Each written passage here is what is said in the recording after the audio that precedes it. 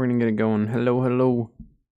It's Wednesday. I don't normally stream on Wednesdays, but as many of us know, Season 4 for New World has begun today. I actually just logged into the server, which it looks like it's crashing. It sounds like there's actually going to be a little bit of downtime, maybe. The servers have been pretty unstable from the sounds of it. So we'll see what happens. Obviously, we're going to... Yeah, world is undergoing maintenance, so they're doing some maintenance, I guess. Dang it. Literally right when I log in, they start doing maintenance. So we'll hang out, and hopefully maintenance doesn't take too long. Let's see here. It doesn't say it's actually under maintenance, though. Let's just see. This world is under maintenance, but it doesn't actually...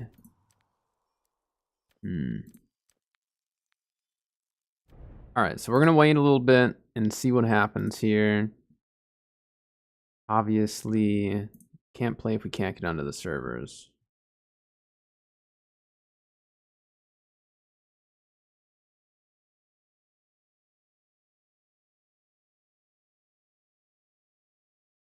But we'll at least be hanging out here for a little bit. We'll wait for hopefully the servers to recover.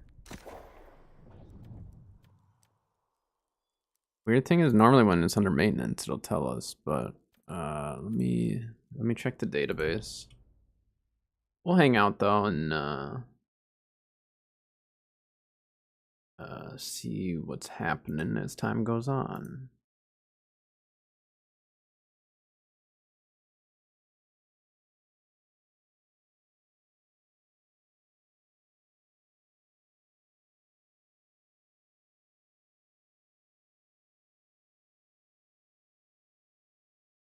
Hopefully they can resolve the issues sooner than later, huh?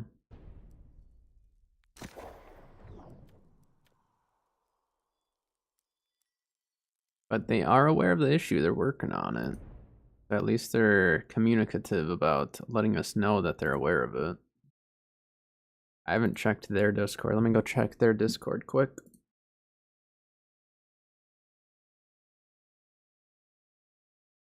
Let's see.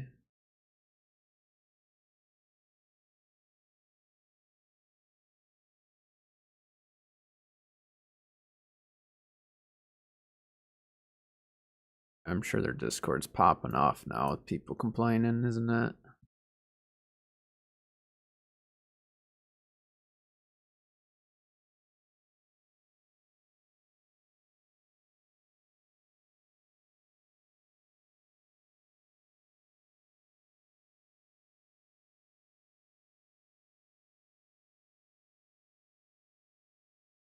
But yeah, we're just waiting for servers to come back up.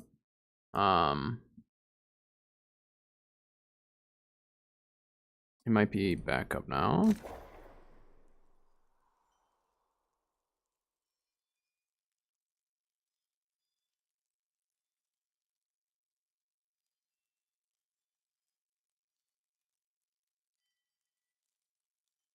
My coffee here. I was up late last night editing my video. I had some really big audio issues and it was a pain. So I'm actually looking into new editing software that I might start using tomorrow.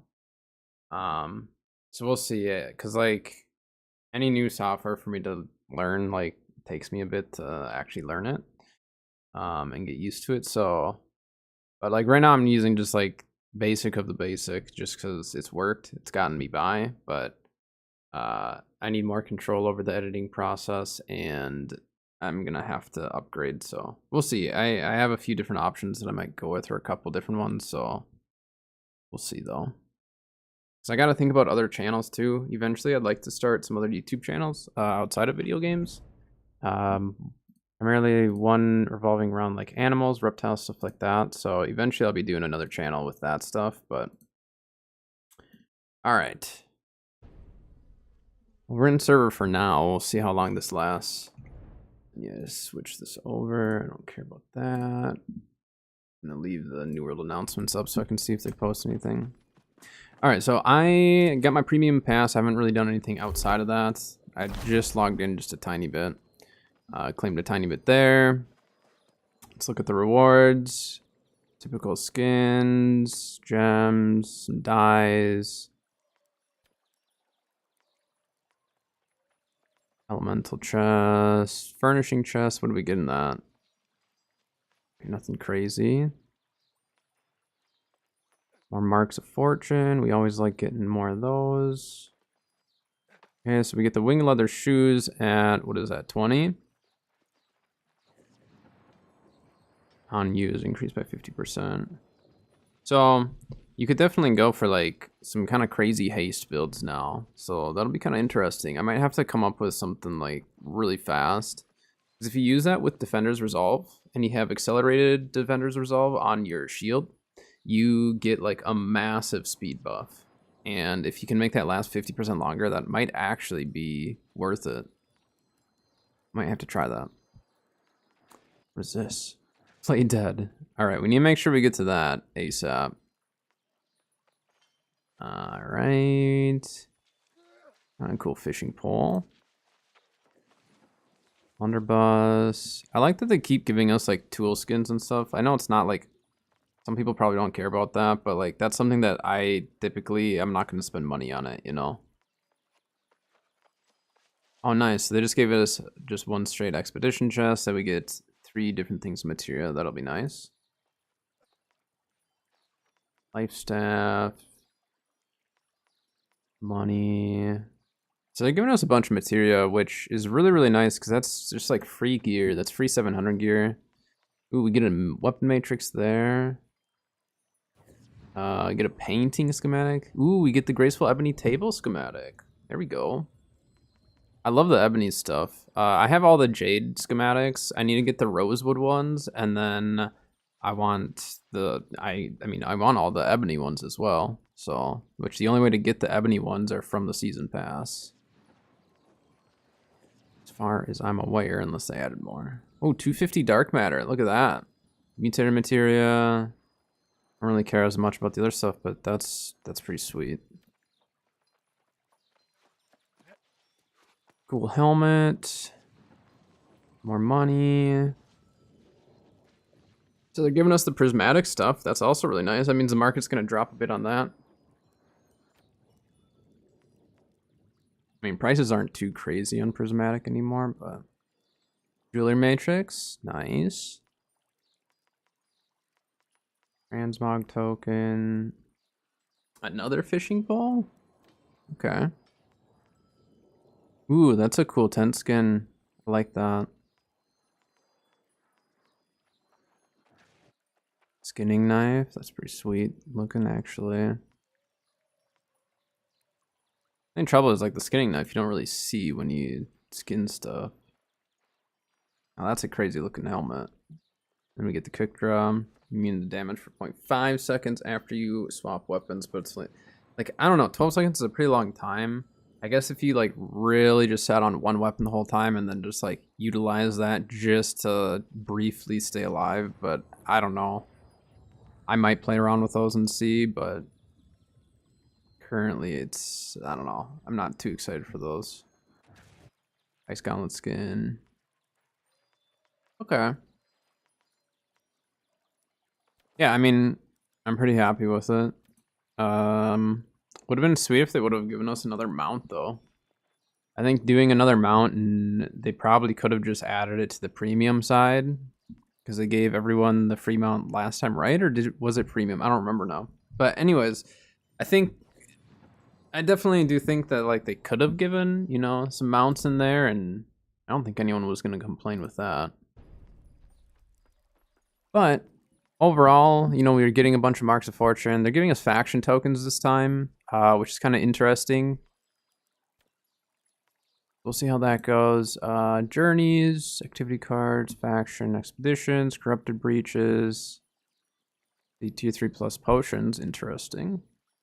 Elite enemies. Named enemies. Duels. Okay, so we can actually knock out quite a few of those. The activity cards are so easy to complete. And weapons, 100 enemies in Great Cleave.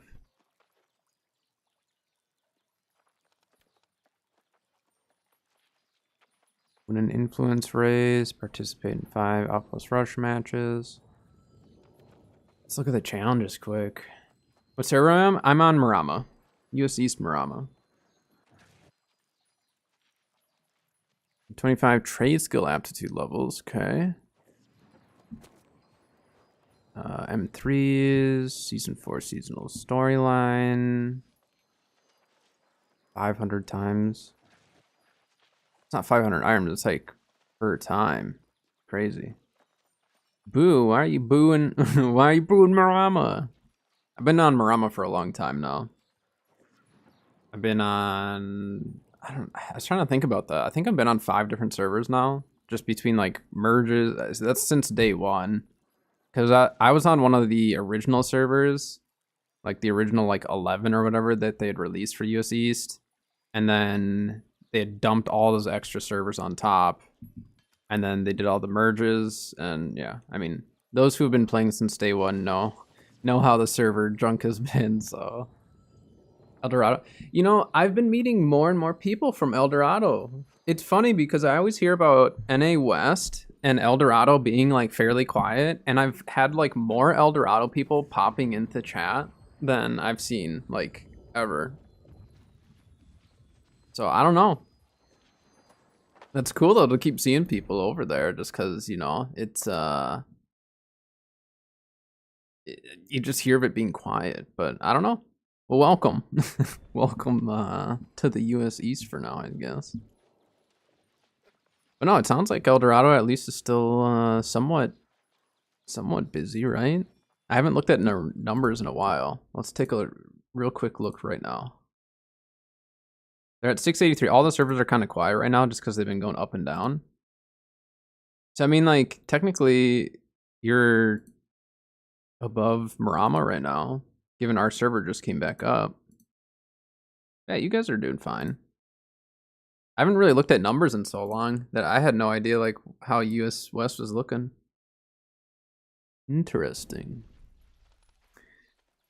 All right, so I mean like this whole season pass seems pretty straightforward this time.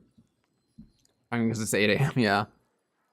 Yeah, that's just it. Is like you guys are like on US West. It is pretty early actually. It's a good point. Cause I live Central Time, right? So like I'm kind of in between, but I get better ping on US East, and obviously just like it's been busier, so I've just stayed over there. But we'll get them knee guards. I have a lot of different stuff that I'm gonna be trying to do. I don't know if I'll rush all of the artifacts immediately personally. I don't really care as much about the fast collection of them, but we'll see. I want to do a lot of loot runs and stuff. That's kind of my big thing is I love loot runs, as some of you may know. And so I want to keep figuring out where we can keep going to be getting all this loot. Should we just rock Lifestaff Flail for today?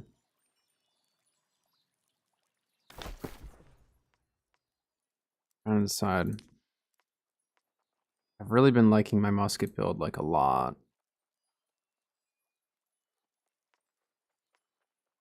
Let me pull it here. I'm gonna do this.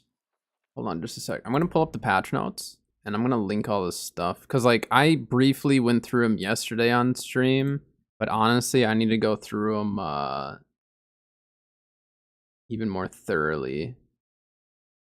Let's see here. Put this in YouTube and Twitch for everyone. So those are like the more in-depth patch notes. In fact, let's just bring them up right away. Why not? We looked at them a bit yesterday, but let's go through them again.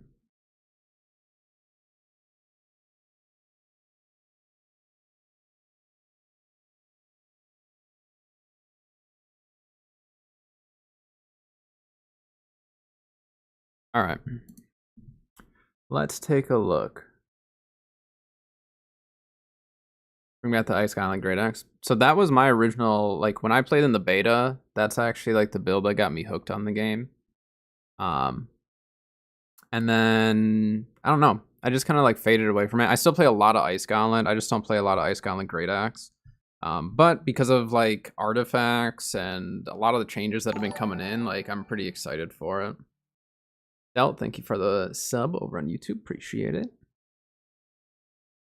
All right. So let's see here. I don't think we're too worried about looking through all the fixes. There were definitely some decent fixes, but we're just not going to worry about that right now.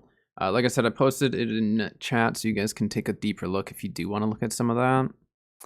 So the combat changes, I really like that they changed acid damage to an elemental damage type. So it should allow our armor to actually mitigate that damage properly. So that'll be nice. That'll be very nice.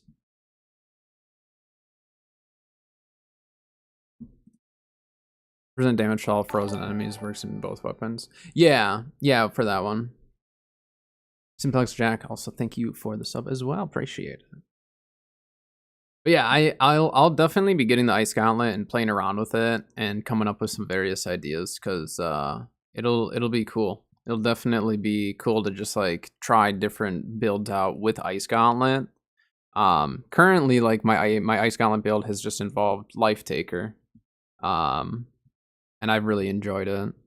The whole build is revolved around my Ice Storm, so it'll be fun to shift like my Ice Gauntlet focus into Wind Chill, because that would be kind of the route I'd go, is just try to stack all my damage into Wind Chill. But currently, all my damage, I stack it into my Ice Storm. So I use Pylon, and the Pylon will apply the Disintegrate from Life Taker. And then with the Ice Storm, I've got full Ice Harnessing with an Ice Ring. And then I put Unending Thought on the Ice Gauntlet. So then if I land Tether, Oblivion, and then do Pylon and Ice Storm, then because I'm in the Pylon Frost area, I get the 20% cooldown reduction on my Ice Storm immediately.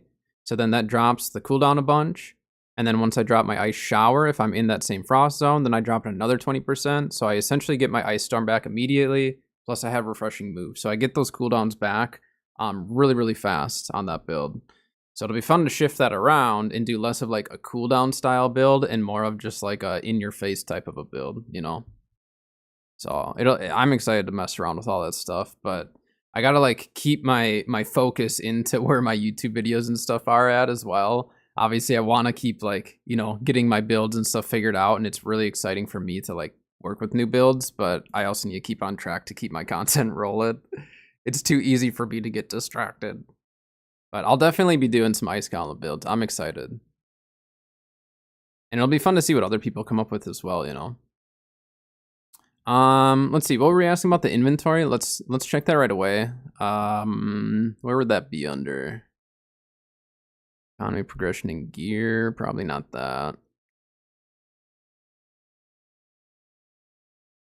I don't know what all were the inventory changes. I don't remember. Like I remember I saw like read or heard them a while back, but I don't like I know they had talked about like the auto salvage or salvage all or whatever, but I don't remember seeing anything in the patch notes for the inventory. You could have one column. Yeah, I don't think that's in this. That might be like a mid-season patch or season 5 type of an update. I don't know. I don't remember anything inventory-wise, or as and not the one column, no.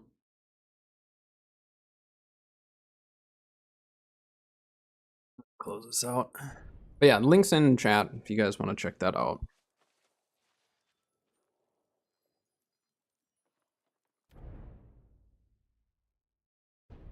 All right, let's open this up really quick.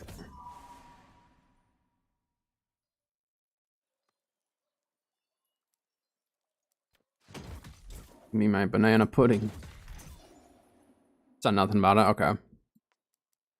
It's so easy for me to like miss stuff in patch notes too. Like I try to, you know, read through it all and try to keep up with it, but it's really easy to miss that stuff too, you know.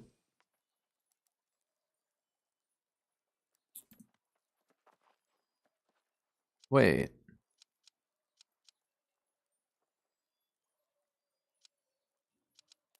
No, you can. See, look, one column. too. It wasn't in the patch notes though. Wait. What, you looked through them too, right? I saw nothing about inventory. Okay, we're not crazy. We're not crazy. They did actually do it. Okay. So then we can actually organize it now. I mean, I don't mind it the way it is. I'm not going to mess with this right now. But just so you guys know, go up to filters next to search. And that allows you to do all this. And then, yeah, you can... Oh no, I don't know what I did. Okay. I'm not going to mess with this right away, but you guys can mess around with it. And then, yeah, we'll see. See how this goes. Look at salvage all. See that? So, should we try just... Here, let's try something quick.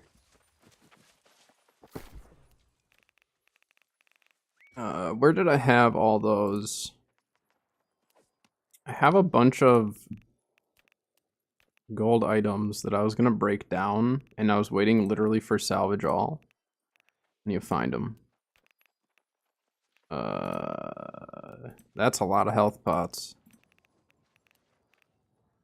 Is it here? Yeah, okay. So let's try this. So let's do this. Ooh. I'm like kind of afraid to do this. Let's try it. Oh my gosh, you guys. Oh my gosh. They did it. They finally did it. Give me all that. Put that all in my inventory. Oh wait, I can salvage all from there. I didn't even notice that.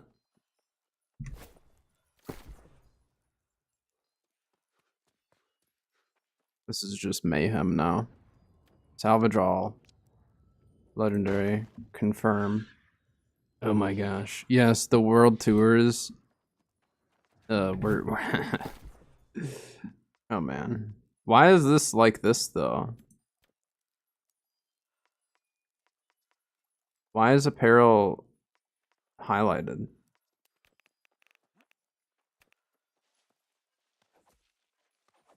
See, it's highlighted here. Oh. You can drag them around, see? I'm just holding left click and like shoving them, but I don't know why it keeps it highlighted. Can I like unlock it?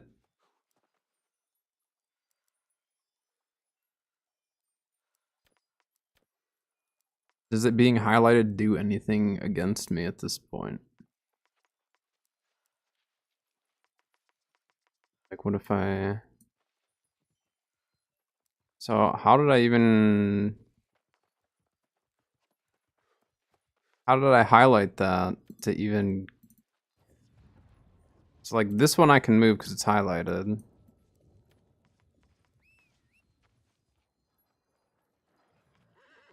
Oh. Okay. Here, I'm gonna break all this down. This is like crazy.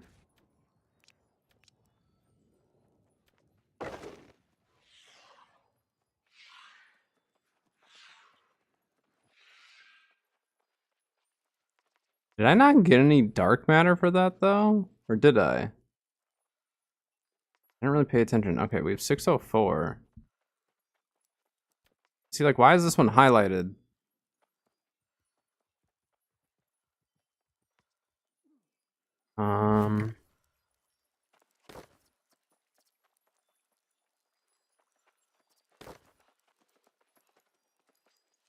Let's see. Did I do something? That is a mystery. I'm just trying to figure out, like, does it mean anything, or is it literally just like it's just bugged? So I'm assuming there's new keybinds, maybe, but it'd be under UI, I would think.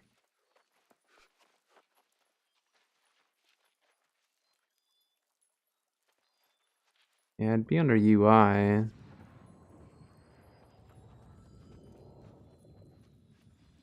I don't know. I mean, it's not hurting anything, I guess. It's just, like, look, it's only apparel.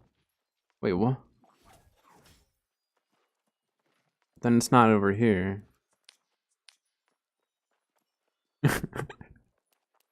I don't know. Okay, so we need to look at, we have 604, because it wasn't showing.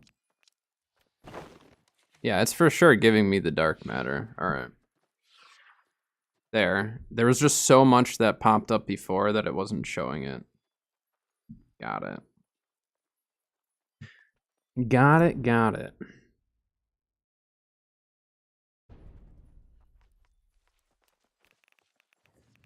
Well, that was easy.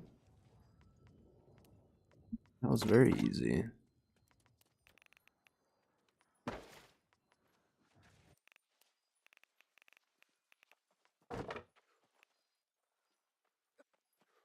To properly scale weapons off focus to actually be able to defend themselves. Yeah, so it's not going to scale as much as like int or whatever, but it should hopefully scale better. So like looking at this here, so this hammer, this is the hammer that I use for healer, right? So for healer hammer, which like I've always ran healer hammer. I've ran healer hammer for a very, very long time. Once flail came out, flail was just working better for me, just because it scaled better. But now with this, you get a 60, so it converts 50% of the damage, and then if focus is high, replace weapon scaling with focus, but at 65% scaling. So we'll have to see what kind of damage output we're actually being able to do as a healer. They definitely they don't want to do too much with that, because the last thing we want is a bunch of healers that are pretty much just DPS, you know what I mean? We've had those moments of people trying to just use a life staff to keep themselves alive, but they're really a DPS. So I'm assuming that's what they're trying to avoid, but also give a little power back to the healers, you know? They nerfed us a little bit, so give us a little bit more defense against the DPS, I guess. So, good changes. It's like bothering me that this stupid thing is highlighted, but we're just gonna ignore it. Where's that my house? Yeah, I heard house stuff was missing. All right, we only need to go to 3 settlements for the event as well. So you don't have to go to every single one anymore. Healer hammer. Yep, I've ran Scorpion Sting with Life Staff. It's very, very fun. I don't like for PvE, but for PvP it's fun.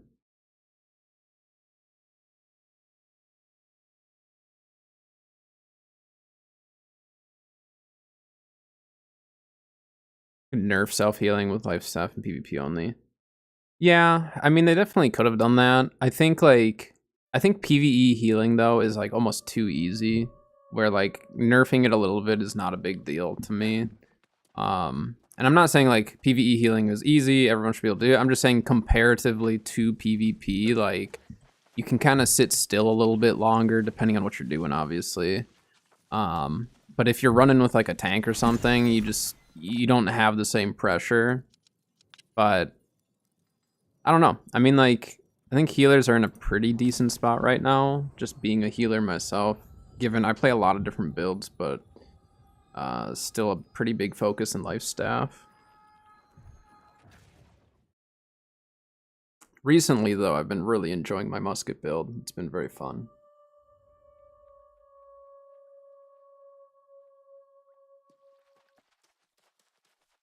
What the heck was that noise?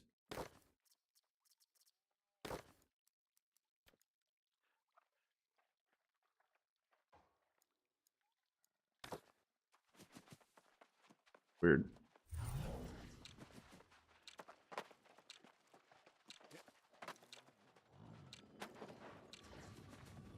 All right. Got all of our gifts for the day. We only had to go to 3 of these. I want to make sure that we get our Winter Warrior. Make sure you guys are doing your Winter Warrior 3 times a day. It's 45 dark matter per day that you can get for free.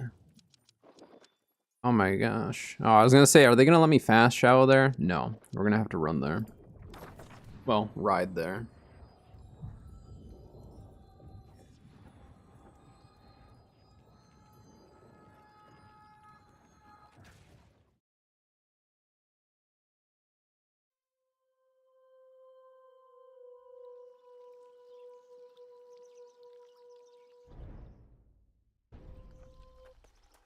Why is there me? Do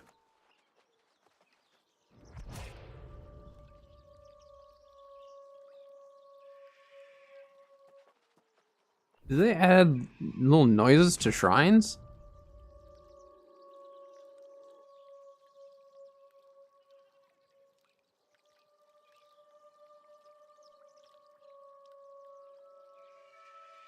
Huh. I don't know about that. I don't know if I like that. I thought there was something wrong with my game for a sec. I just like heard just a faint noise like that. That was weird. I mean, it's not really a huge deal, but strange. Very strange. Wait, was this the fastest way? Wait, why didn't I go up there? What am I doing? Oh my gosh. I'm losing it. Not paying attention. Yeah, I mean, there's gonna be a lot of people farming artifacts. To be honest, on day one, I don't really want to sit and farm artifacts. We might run to some of the areas. I don't even know for sure where they all are. I've also heard from a couple people that, like, by Boltcaster, it's, like, extremely laggy. Because it's just AoEs, it's just so much going on. So I don't mind holding off on some of that stuff. Like, I didn't get my rapier till, I don't know, within the last few weeks. Just went there as a tank, and there were enough people in the area that they didn't mind me just grabbing aggro and sitting in a corner, and then they just beat it up.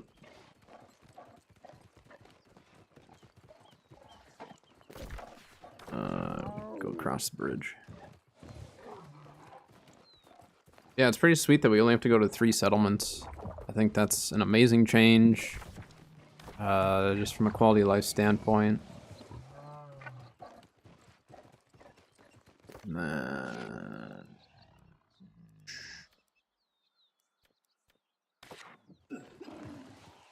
The life staff artifact? I'll have to look it up and see. I'm gonna have to look up each individual one, to see where they all drop, because I didn't do a ton of research into the artifacts prior.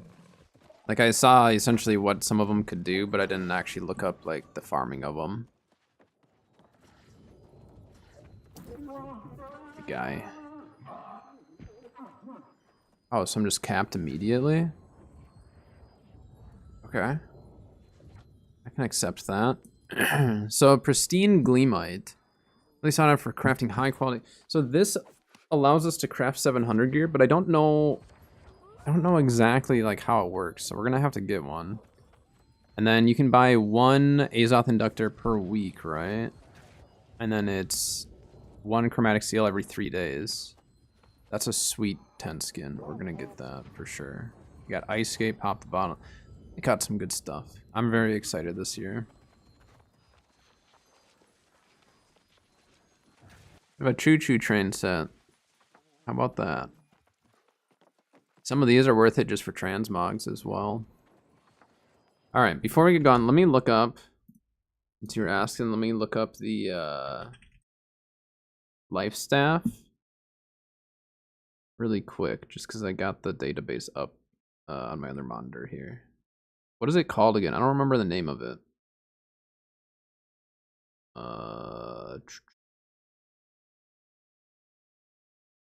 What the heck is it called? There's Boltcaster. Wait, why is it not on this list? Vengeance, there it is. It looks really stupid. It doesn't look like a life staff. Let's see. Oh, it's a PvP track one. PvP track, you only have to be 20 plus.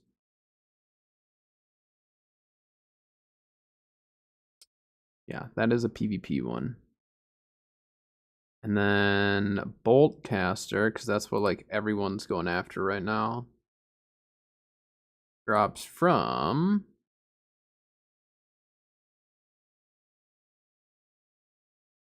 Elysian Wilds. Is it the monkey? I think it's the monkey, the same as one of the monkeys maybe. I'm not sure. But like Boltcaster, I'm not gonna be running it, to be honest. Not right away. I know a lot of people will be. Oh, we lost connection. We're in the waiting room while we're just chilling here. Well, this gives us time to look into the artifacts a little bit. Do any of them drop in the Merc runs? Here, let me pull it up and we can look at it together.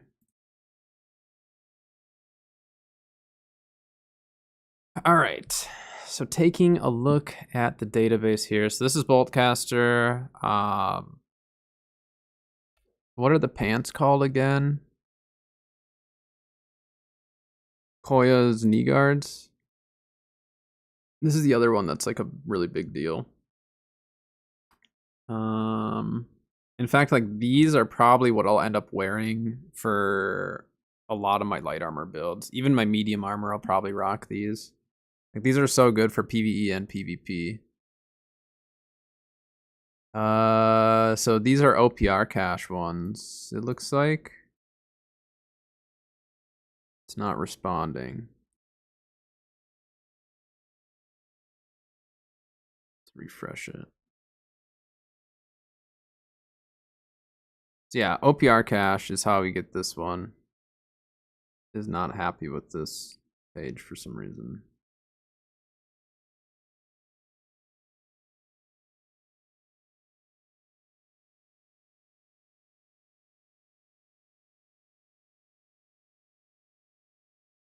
Okay. OPR cache. Here, I don't know why this is having issues right now. Yeah, we need to wait till the server comes back up anyways. Said they're working on it, but yeah, I mean, I don't want to go into OPRs or anything, so we're gonna take it a little slow today. I'll try to pull this back up on the screen if I can get it working again here. All right. So the pants OPR, the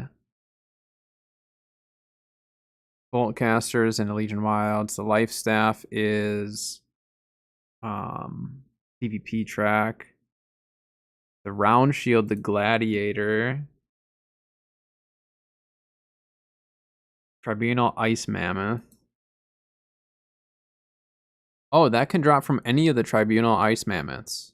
So if you want the here, you gotta seems to be working fine right now. So this for a light shield or a round shield is not too bad.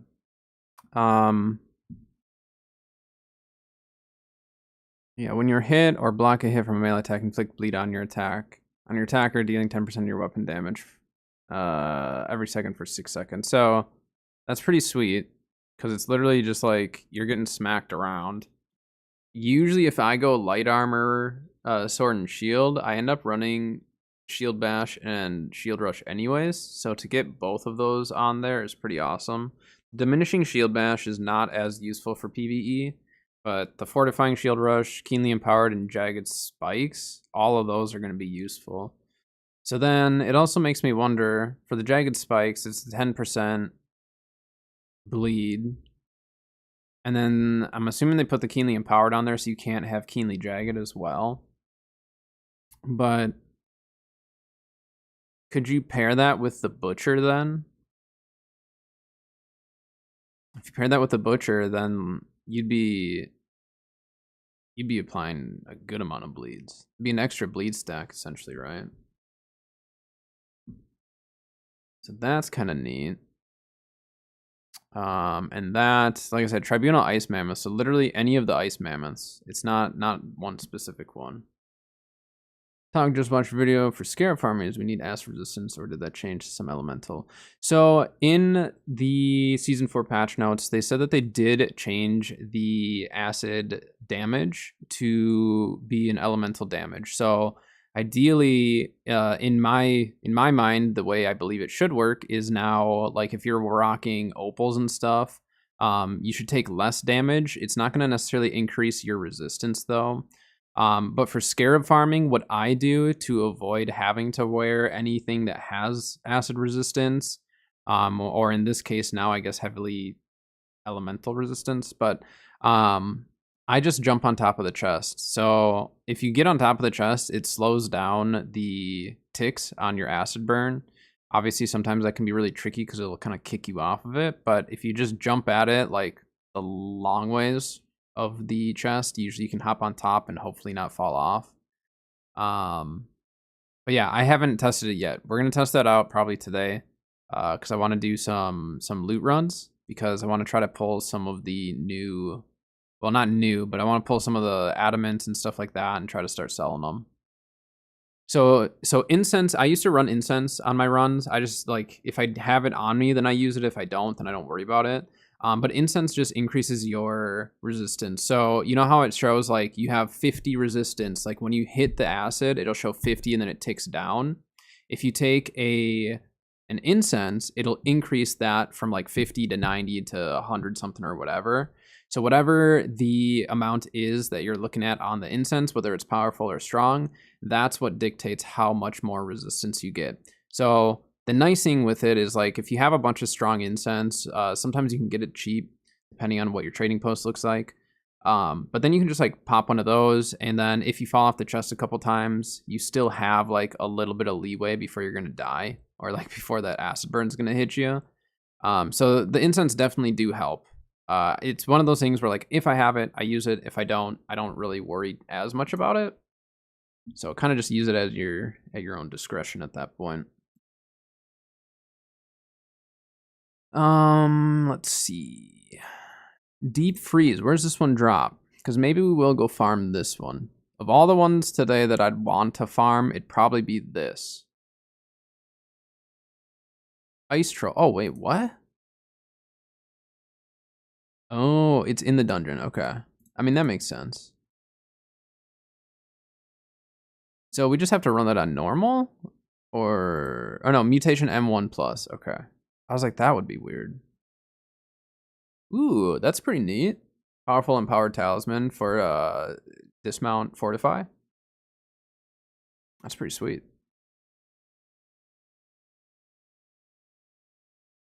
Yeah, so deep freeze, you just have to run the new dungeon on M1 plus, it says.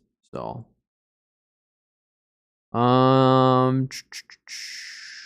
those ones are all kind of the same. Let's look at the winged leather shoes, because we all get these ones for free. Yeah, I mean, as a healer, you could probably use these, to be honest, like, if you wanted. I mean, anything that applies haste to yourself, you could use. Would you imagine if you healed yourself with an accelerated Light's Embrace and you get 50% longer? Like, it's gonna look like people are speed hacking. Like, I've seen people speed hack before, and like for a little bit you just go like, did they just get hit with a Light's Embrace, or did they just pop a Defender's Resolve? And then you see them running for like way longer, and it's like, oh, never mind. They're cheating. The Intuitive Pants we know. Ghoul Gloves, when you hit a foe that is below half health, transfer 1 debuff. This is useful with Hatchet. Because, like, Hatchet, if you're in someone's face and you're just like swinging away, you pop that. I mean, I think with Hatchet that actually would work. I don't know. It's kind of interesting, but it's a transfer of 1 debuff. So then, does that mean if you were to use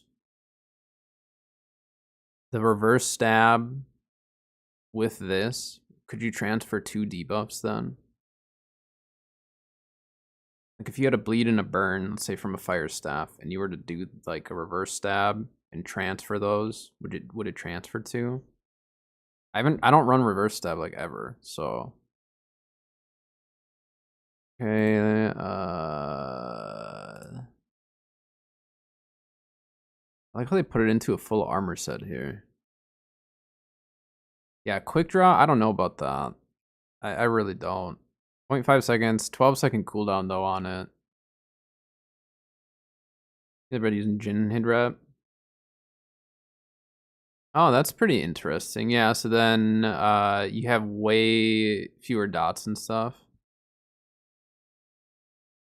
Yeah, the Jin head wrap is definitely one of those where, like, for one, you're like the first person I've heard actually like trying to use it. So that's cool. Let's take a look at that. Jin head wrap. Reduce the base duration of non-crowd controlling debuffs on you by 20%. I mean, from a survivability standpoint, it does make sense to run it. And then, did you throw a health on it, or did you just leave it open for now? I feel like with health, it's an all-around decent helmet with health on it. And yeah, I mean, honestly, like, yeah, I mean, I could see why that could be useful at times. But I also see why a lot of people run other stuff too, you know. I think everyone has like their artifacts that they find their little builds that they really enjoy. Like I love Nimble Coat, right?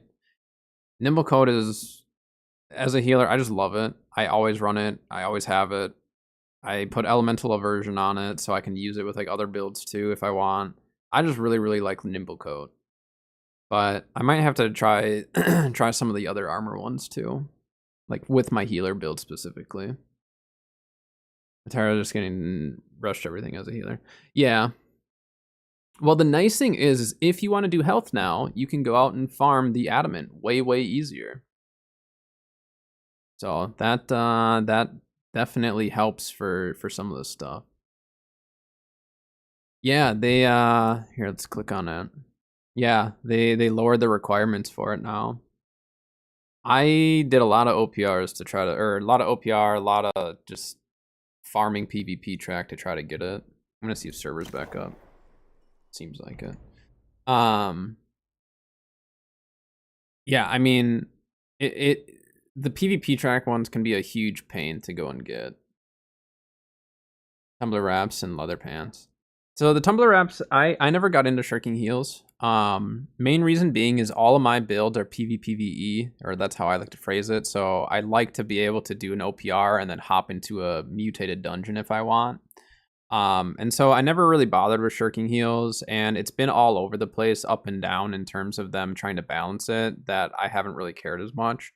But one question I do have, since you've been running them, do the tumbler wraps apply towards PvE? Since it doesn't specify that it's a PvP only, I never really got into it because, again, I wasn't running much shirking heals, so I just didn't worry about it. But I never actually tested it to see. So the tumbler wraps can? Okay.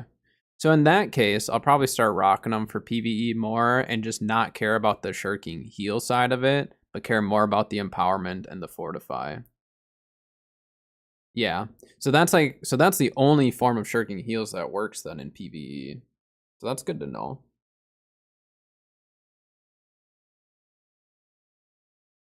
But yeah, for my healer build, it's so hard to give up the cooldown reduction, you know? Trying to remember, but I'm frail. No.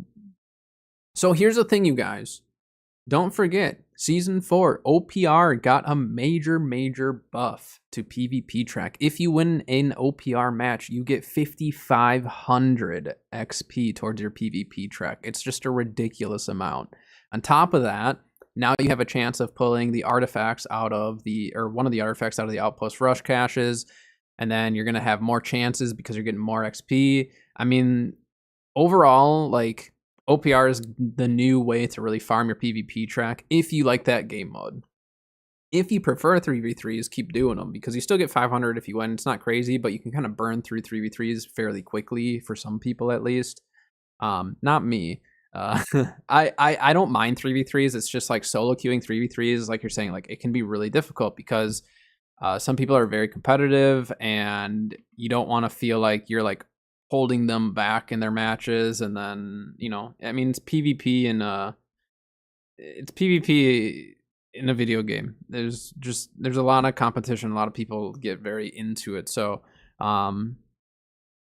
it's hard to not feel bad sometimes because you might be doing bad or you're testing out a new build or something. But it, you know, either turn off your chat, which I've done sometimes. Sometimes I'll literally just turn off all chats. I'll go to my company like console chat or something where it doesn't pop up and I'll just play. Just not worry about my team, not worry about the other team, just play. Just enjoy it. I don't do it all the time, but sometimes it's just needed, you know. There's a reason why I never have global chat on either. All right, we're back in server. Let's get back into it.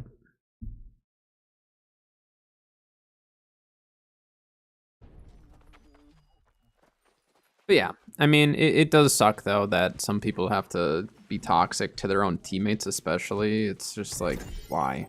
You're not helping anything. All right, where were the other ones? Let's just go to all of them.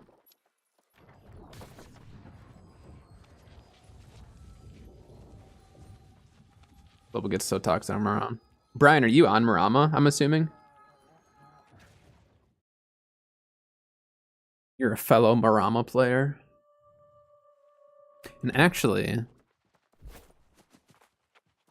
I'm pretty positive I've seen you in game at least. Okay, so I pay attention to when I see like unique healers in terms of what they use for secondaries, right? I've definitely been seeing a healer in some of the OPRs, and I don't remember the name, but I've seen some healers in OPR specifically, or one healer running Lifestaff Spear. And because I only have ever seen a couple other people outside of myself run that, I would assume that was probably you. But I've definitely seen a Lifestaff with Scorpion Sting. And again, I have only maybe seen a couple of other people run it outside of myself.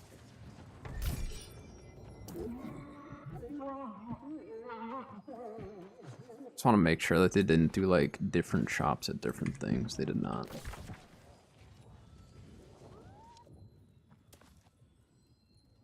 But yeah, OPR is fun. I love OPR.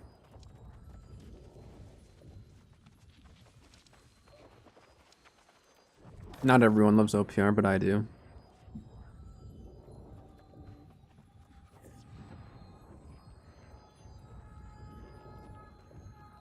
Once we know that the servers are more stable, I'll probably hop into some.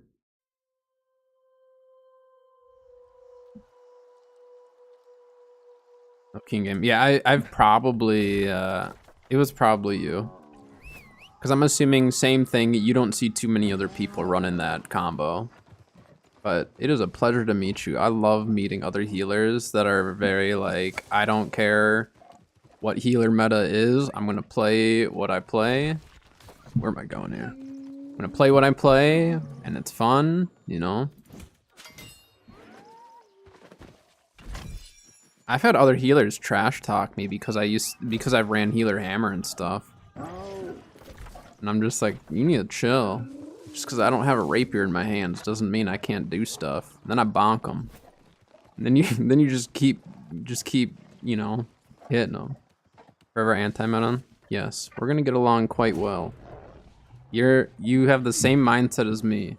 When there's a meta, you don't want to match the meta, you want to counter the meta, right? And I'm assuming your thought process, in terms of at least OPR, is with Scorpion Sting, all the little bow players sitting up top, you can rip them off the top and watch them get just absolutely demolished, and it's hilarious. Yeah, and that's just it, is like, with this game, it's a classless system. So why wouldn't you want to just like play whatever's fun? And for some people, like, meta is fun because they like doing a lot of damage, and I get that. That's fine. Yeah, that's awesome. And then my mod slash buddy Bo, he was a healer and stuff. He doesn't play much anymore, but he was also, same as me, I got him hooked on running like anything but meta weapons for life staff. And then we would just dual heal with dual hammers. And anyone who pushed our back line would just get smoked. And the main reason why I started running healer hammer so heavily is because of all the schizo builds. I was getting tired of having, because that was before cross server and all that, obviously for OPR. I was getting so tired of no one peeling for backline. So I said, I'll just peel for myself from now on. It was great. Servers are going up and down. Some servers will be up for a little bit and then drop. So it's, they're working on it, but there is some instability currently.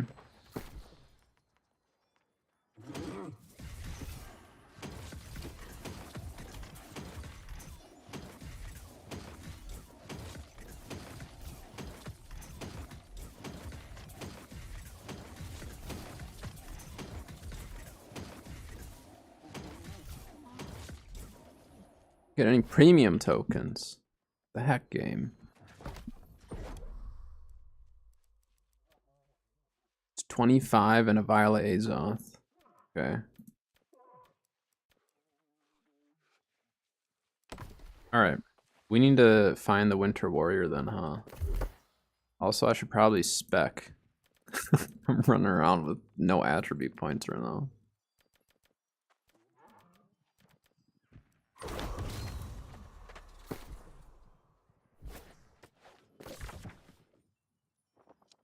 The only trouble with like lifestaff flail is it's semi-meta, just being that flail is good with it, but my initial build was not what a lot of people are running with at the time, and now I'm seeing more people running like trip and all that. I love trip. Flail trip is so funny. I don't know why, I just laugh every time it happens. Winter Warrior, Ebon skill there. I need to keep recruitment on so I can just see. Or in my opinion, people take us seriously, they're willing to attack. Yeah, I mean, and that's just it. Like, I have actually, I used to be really into PvP, like FPS, stuff like that. And it was getting so like toxic and stuff. And I just, as I've gotten older, I just don't care. You know what I mean? I don't care about being the best. I don't care about beating everyone in the game. I honestly, like in New World, I care about helping people out. Like in terms of like the knowledge and stuff. I love playing the game. I love learning about the game, figuring stuff out, figuring out what's fun for me, and then just sharing that with you guys. So, and it's been really cool seeing a lot of you guys who feel, you know, similarly or have similar ways of thinking in terms of your builds or how you like to enjoy the game. It's kind of cool that we have a place where we can get away from some of that toxicity, you know?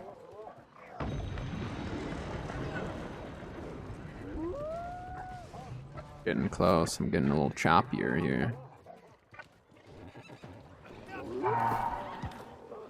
Who the heck is that? I want to see solo-wise how it is getting this. I'm assuming that we can still get credit solo, but let's see how it goes.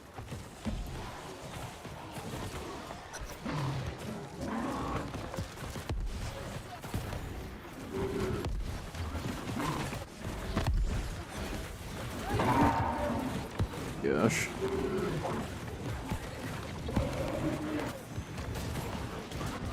Yeah, it's awesome. I mean, I'm really happy with it. This lag is so crazy. There's just so much happening. I know some people were hoping there was more content, but honestly, I'm not overly upset by it. We just got our expansion last season. We don't need every single season to be like a crazy amount of content, you know?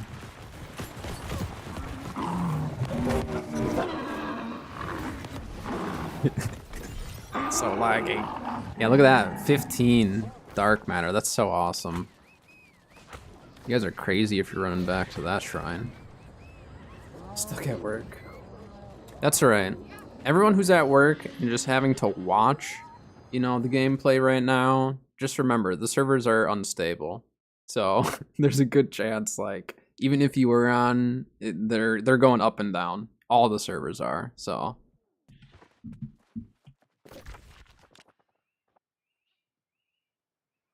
You're stuck updating for 3 hours? It's so weird. So there's like certain people that just have some of those issues. I'm not like an expert in any way on Steam and all that, but I do believe that there's some settings and stuff that people have changed in Steam to make some of the stuff go faster.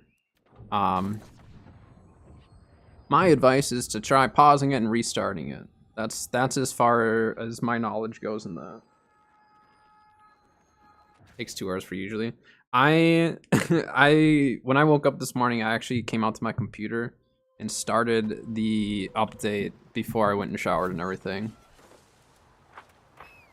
So I was not about to sit at a menu for the first, like, however long of stream today. I hit the snowball. Don't worry, team, I got it.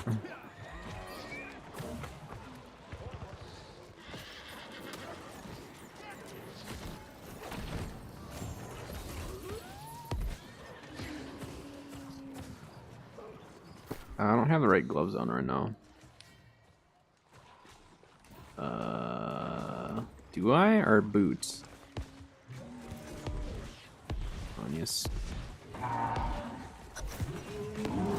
Okay, I'll do it afterwards. I don't have my refreshing divine embrace on right now.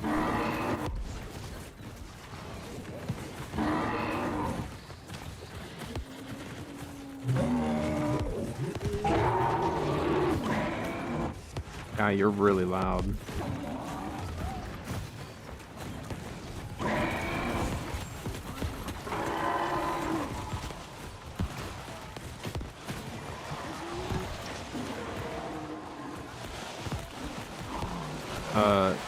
Team. I definitely thought I was gonna die right there. There were a lot of ads on me.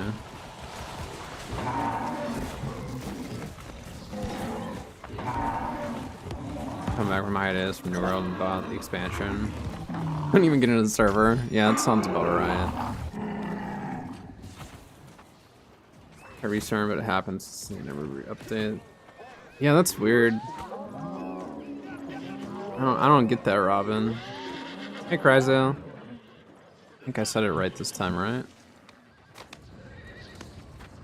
Sorry, before you left for work. That would suck if it didn't. You get back, it's at like 10%.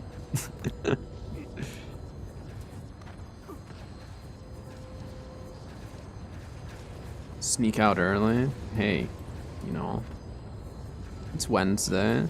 Get through half the week. I think you deserve a little time off, right? Where the heck is it? Hear everyone moving. Shattered Mountain? Oh yeah, look at that. Hey, that's a new location, isn't it? That's the update or new thing. It's good so far. I mean, the server stability is really bad. All the servers are kind of going up and down. But outside of server stability, some really good changes, good quality of life stuff. I like it. Talk me into it. And just let your boss know I approved it, alright? I approved the time off. They'll understand.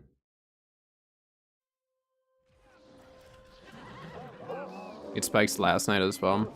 Yeah, tonight or today it's like actual like crashes. You're getting actual crashes.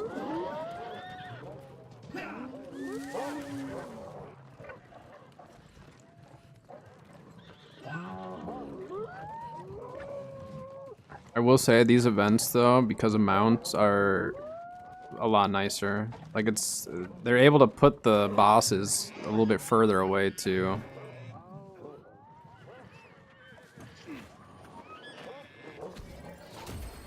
Wrong weapon. It's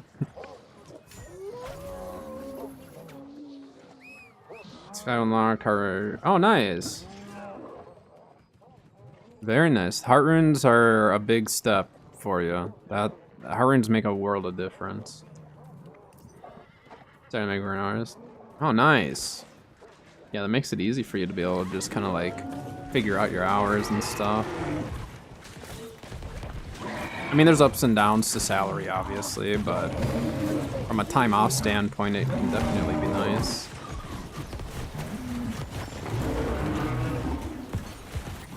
So 15K for your first house. Very nice. My houses are in Brimstone, Evanscale, and currently Everfall. Everfall was my OG house, so it's the main reason why I still have it.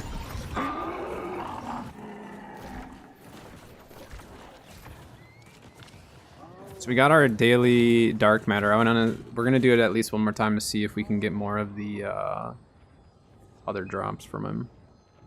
Evanscale is my favorite house. I should have recalled to that house. After this next boss fight, I'll show you my Evanscale house. It's the only house that I've actually put time into furnishing and stuff. Oh wait, you probably won't be able to see it because houses are bugged. I forgot. So never mind. We'll go there after the next fight, but houses have been bugged and you can't really see any of your stuff.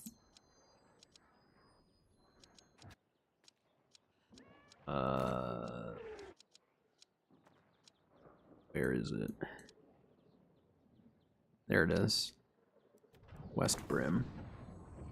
Because I was standing in Brimstone. Nice. I think Brimstone has my new highest standing. I think I'm at like 93 or something. I'm gonna log on and check out the new stuff. Nice. It's worth checking out. There's been some inventory changes, which again we looked in the. Hey, look, there's Manny. It's Manny. You catch him. There was some stuff in like that weren't in the patch notes. I'll wave to him.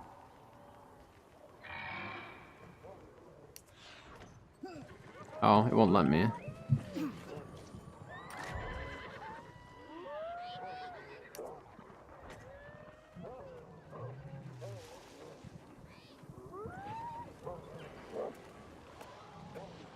Test runs in Brim have helped bring that up. Yeah. Yeah, the standing in general, like, I don't know. I don't go out of my way to obviously get standing. It just kind of happens over time. Why is this guy mad at me? What the heck? I go to the tank. Actually, is Brimstone my highest standing right now? Oh yeah, Brimstone's 93, Everfall is 91. Reekwater is 63 because I do so many loot runs there. Which I am doing a remake of my original YouTube video, which was my Reekwater run video. It's a non-elite solo Reekwater run that I'm gonna do. I will be doing also videos on solo elite runs. I just need to confirm that season 4 that my elite runs still do work solo. Make sure they didn't change them. So I didn't want to like for sure get a video put out during season 3 and then have that change or something. Ow.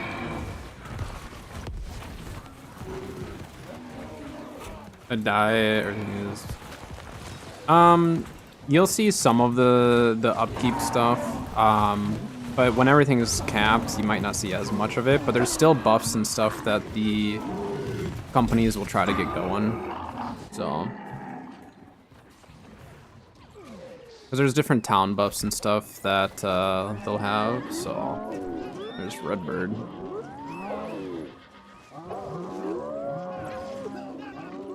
Add a company storage. Yeah, company storage is something that they definitely need to add at some point. Personally, I think they're afraid to touch our personal storage too quickly. Like, they don't... If something goes wrong, you know, our personal inventory, it would be a mess if anything went wrong with it. So, personally, I think they're just, like, a little hesitant. I don't know what all goes into that stuff, but I think anything that involves our personal inventory is a risk for them.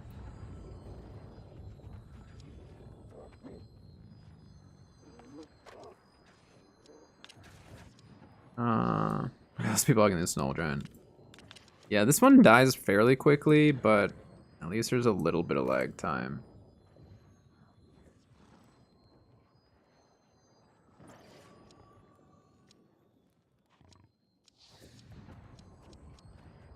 I wonder what the cooldown is on this guy.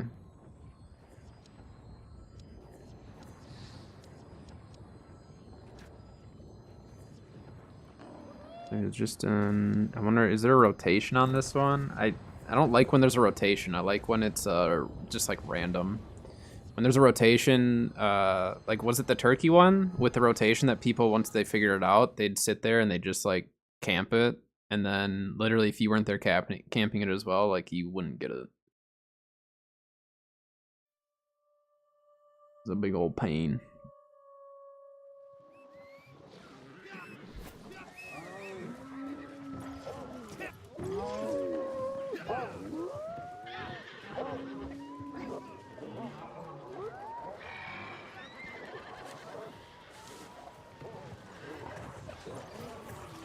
Alright, we're gonna do this one, and then we're gonna go check out what we can get with this. I don't remember the conversion.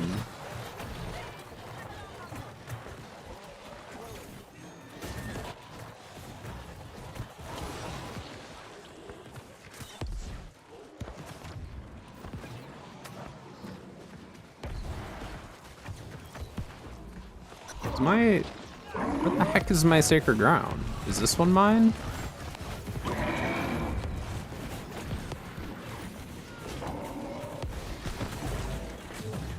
Yeah, I want to do some loot runs to try to farm up adamant today.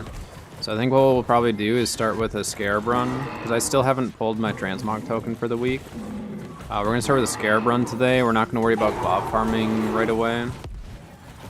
My video today where we talked about how I'm going to be making gold though, definitely is something where you're not going to notice the price changes immediately. You're going to notice it more once people are creating these new builds. So initially, prices on glyphs and globs and stuff probably won't be too crazy.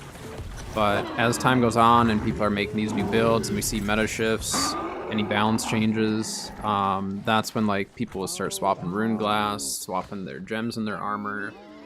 If the gem changes, there is a very good chance though that stuff goes up. There's also a chance that people have been hoarding stuff like crazy, you know? I hoard a lot of stuff and I end up not buying a lot of it. Does luck affect glob drops? Not that I've noticed. I think globs are like fairly low on the drop table that I don't think it actually really does anything. Luck affect nothing. Well, you know, I didn't say it, but I will.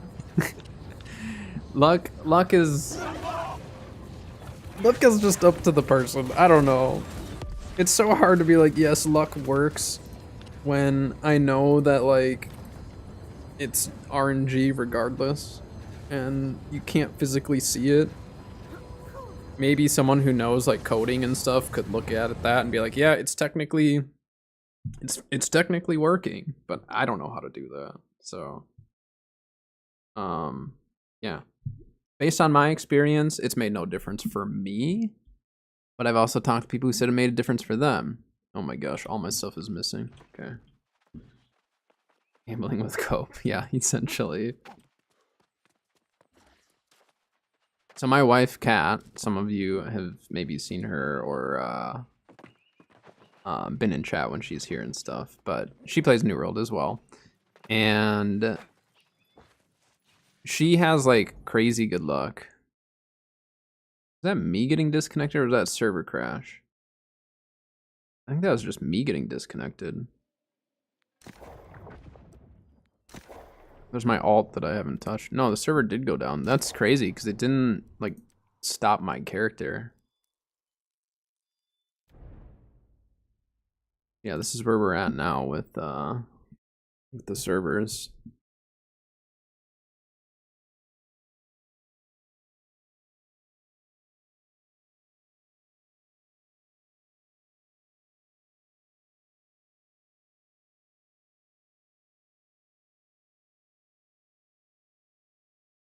Let's pull up the Pull up the database again here. So the knee guards, I think, are going to be one of the more heavily used items. And I mean, it's just from Outpost Rush caches, so just run Outpost and you'll get it. Yeah, all the servers have been going up and down, unfortunately. But yeah, we need to farm up a bunch of adamant, because if I'm gonna start running like knee guards or the tumbler feet wraps, any of those, I want to have health on it. Health is just so hard. Just from Frost guy, from the event guy, daily you can get 45 dark matter. So you want to make sure that you kill the boss at least 3 times a day. You can continue to farm him afterwards, and you get those, what are they called? Ice shards or whatever they are. And then those you can turn into premium tokens. Now, I definitely do recommend everyone to farm the event, because they are actually giving us Azoth inductors as well as the chromatic seals. So for free, just for running the boss. So people are going to be running this boss quite frequently in order to try to stack that. They also gave us a bunch more rewards for it. So like in the event shop.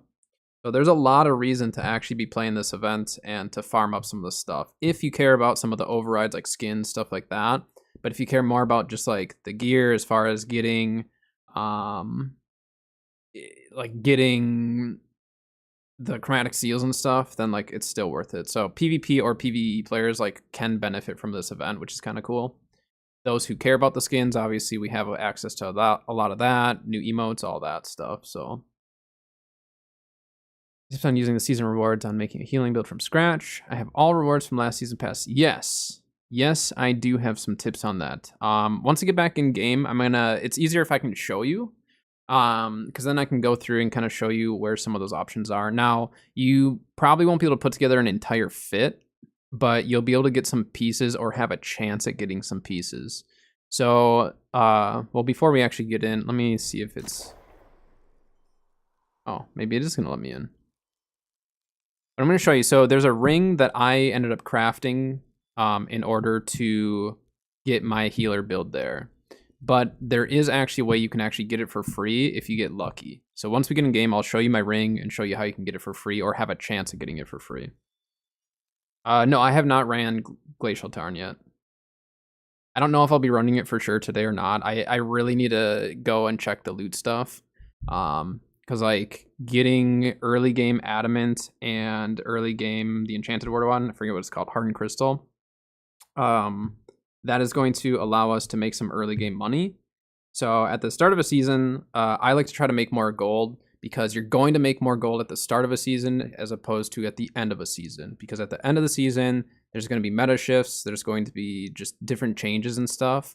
And so a good chunk of the money that I make is at the start of a season, and then I just kind of like make my money here and there as I'm doing, the stuff that I enjoy, and that kind of keeps me rolling. This year specifically ran the winter event to farm staff food because it was so much cheaper. Yeah, yep. I should show you my foods. I went a little excessive with it.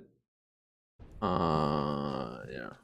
Here, let me show you the food really quick so you can just see my hoarding methods, and then I'm gonna show you that ring. I'll show you that ring, Robin, once we I need to see. I think I still have a bunch of them. Brightwood then. Oh yeah. So these are from 2021 technically. But yeah, I got plenty. But I don't run them anymore. Like all these 33 attribute foods, I don't run anymore because I run the 48 attribute now. So I just craft them.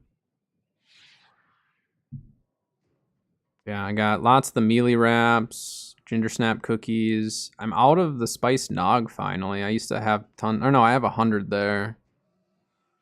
So never mind. Okay. Yeah. I got lots of foods here.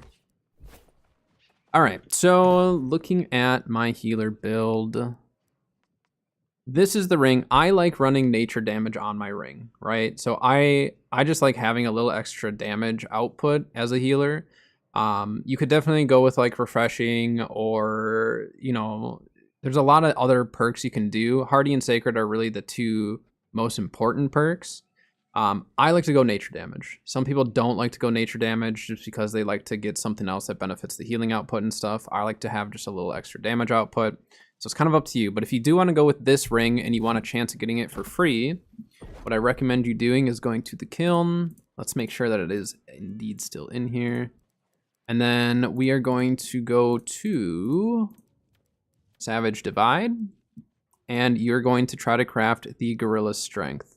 Because the Gorilla Strength, you get Hardy and Nature damage as the two perks. Sacred has a very high percentage chance of dropping. It's not a guarantee that you're going to get Sacred on it, but your chances of getting Sacred are very, very high. In fact, I can tell you what those percentages are.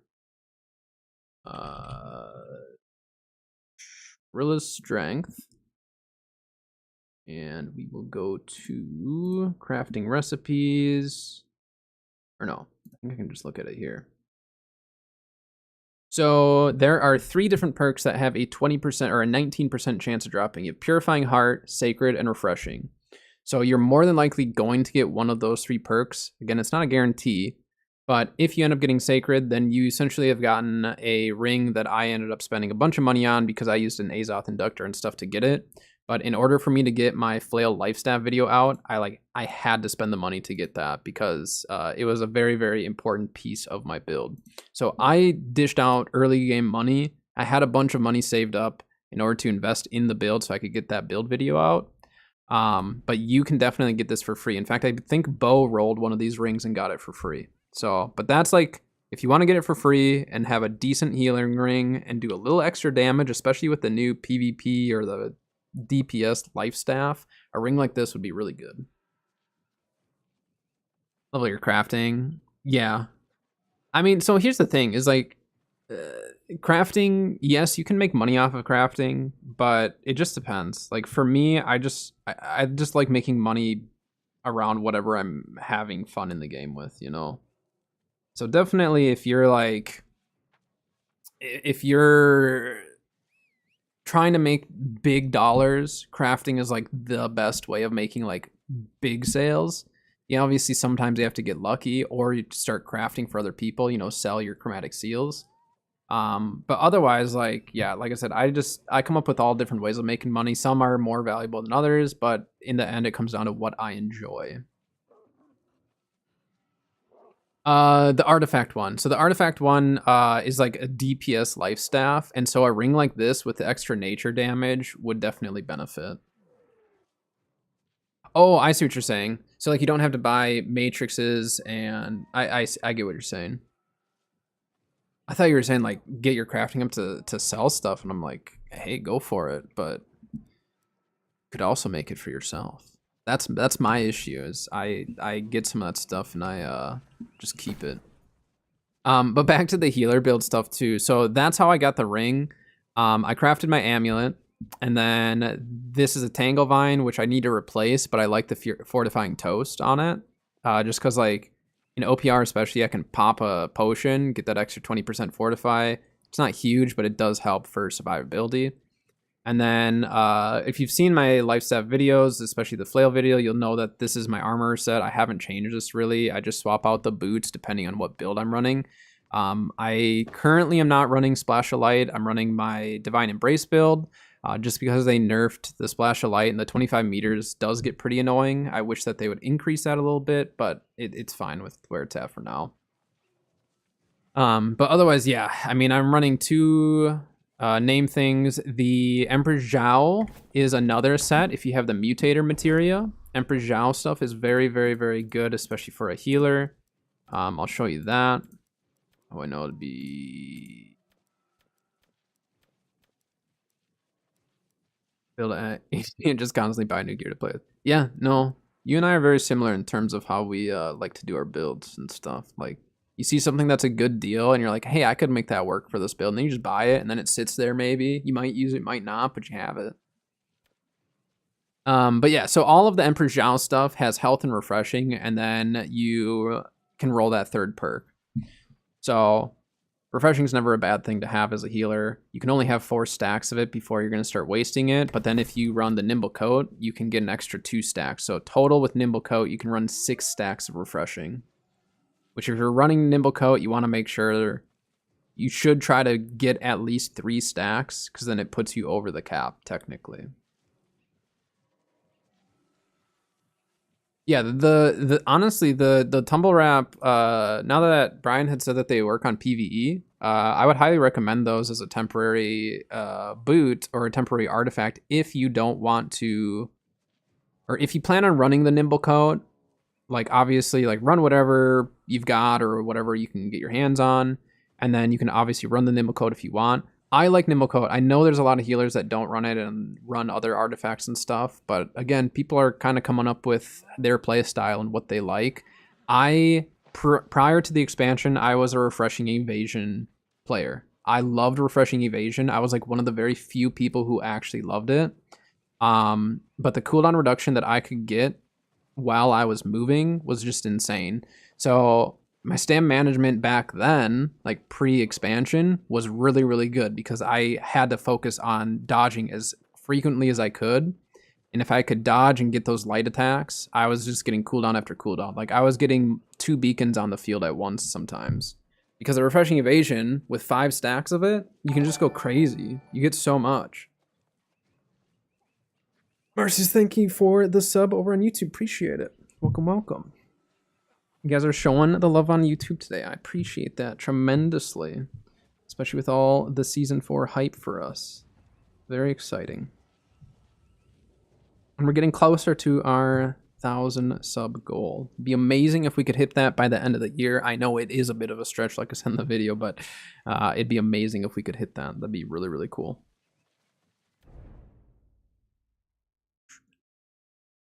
Did I change anything for Season 4? The only thing I changed for Season 4 was literally my life staff build itself. So I still have the same life staff. This is by far my favorite life staff. I don't think I'll ever change this unless they like nerfed Purifying Breeze or something like that. But this is, I won't ever change my life staff until like some major changes come in.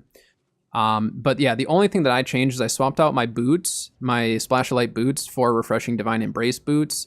I crafted these as a 2-perker. I got Arcane Harnessing, which wasn't huge, but with Flail, it works fine.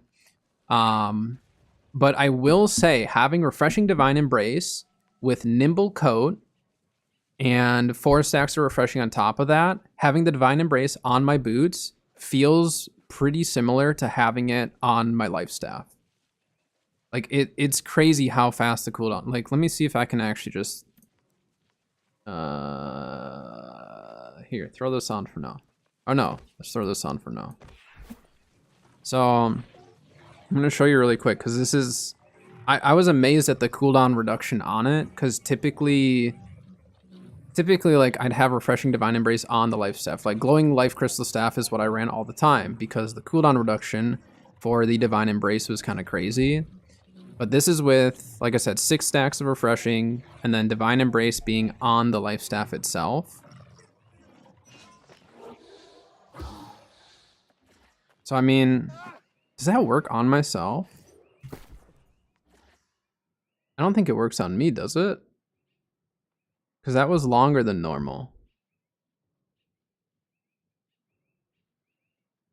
I'll have to try it on another player. Because that was definitely a longer cooldown than before. Let me double check it. Yeah, it's a 4.3 second cooldown, and it was 4 second cooldown there. I don't think it actually triggered it there. So, yeah, I mean, you can definitely run an artifact for your secondary. I don't always run artifacts. Artifacts are good, don't get me wrong. I think if you can have a build that runs, you know, the full amount of artifacts that you can, I think that's definitely a good route to go. Just for me, I don't worry as much about getting an artifact in every single build. Yeah, it's not giving me the cooldown. Because it's a 45% cooldown reduction, and currently the cooldown's 4 seconds, so it should be dropping it to about 2 seconds. So for some reason, it's not working right now. That's interesting. We're gonna have to do more testing and playing around with that because that seems it should apply towards myself. I'm wondering if maybe because we're in settlement. I'm not sure. We need to go to the winter festival though. I'm gonna fast travel. I need to go get more coffee though real quick, so I'll be right back.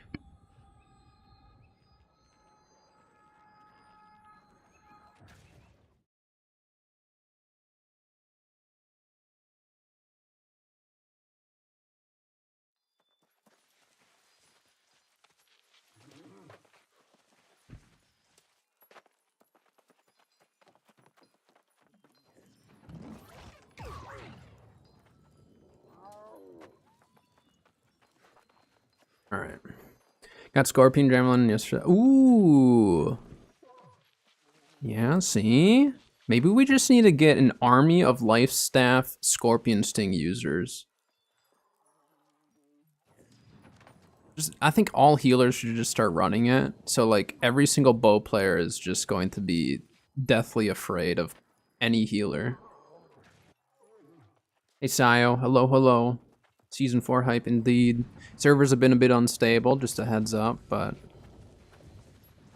Wait, didn't we already collect this?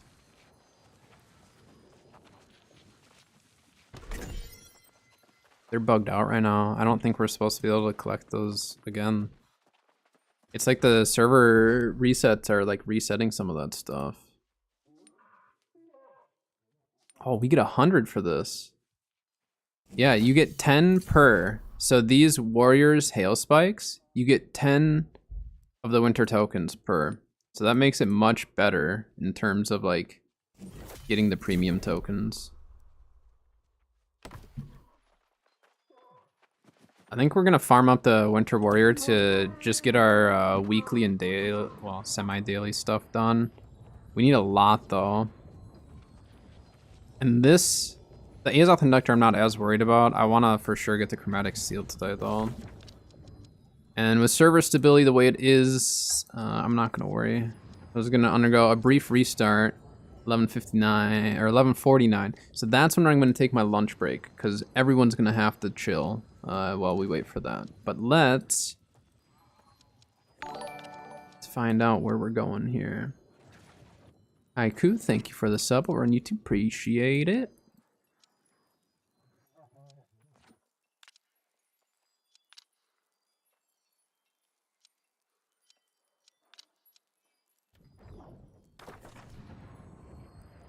Yeah, like 9 minutes. I mean, it was just a matter of time before they were gonna manually like shut stuff down for a little bit, but that's fine. It's like lunchtime for me, so drops are still enabled on Twitch as well. So make sure you guys have your accounts connected on Twitch in order to get those drops.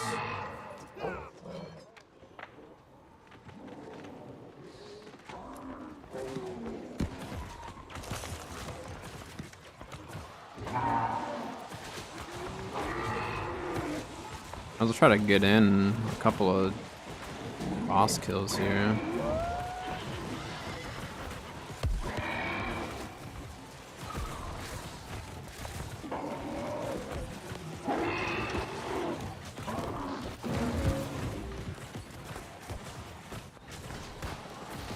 That Manny flagged in there? I saw it flagged yellow and a flagged green.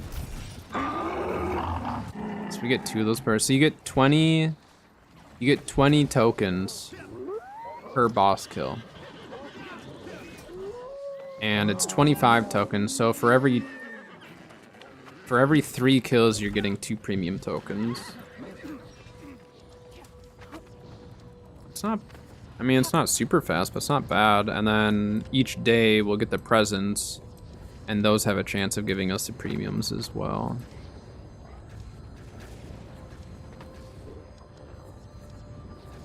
Or is it? I'm so bad at finding these stupid things.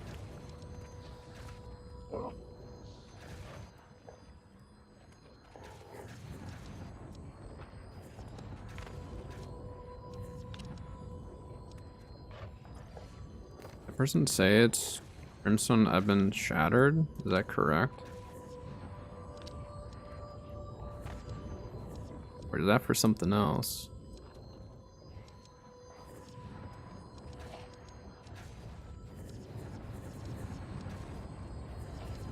It must have popped up because a bunch more people are moving now.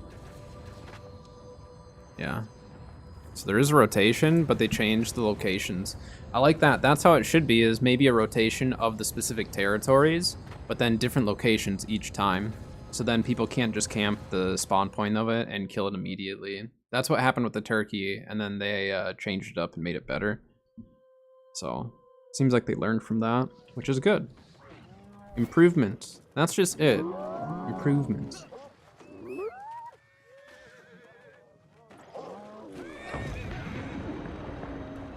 Yeah, we'll see what happens with Boltcaster. I'm glad they changed it, though. Boltcaster with the stun was ridiculous. I saw some clips of people literally keeping someone, like, just completely stunned. Because, like, it was crazy.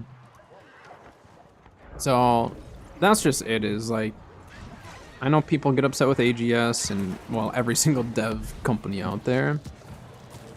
But AGS really has done a lot to make changes and try to listen to the players, and you know, they do community Q&As that they publicly will talk about and stuff.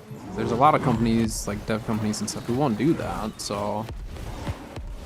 And AGS is still trying to figure stuff out as a company for like a game like New World.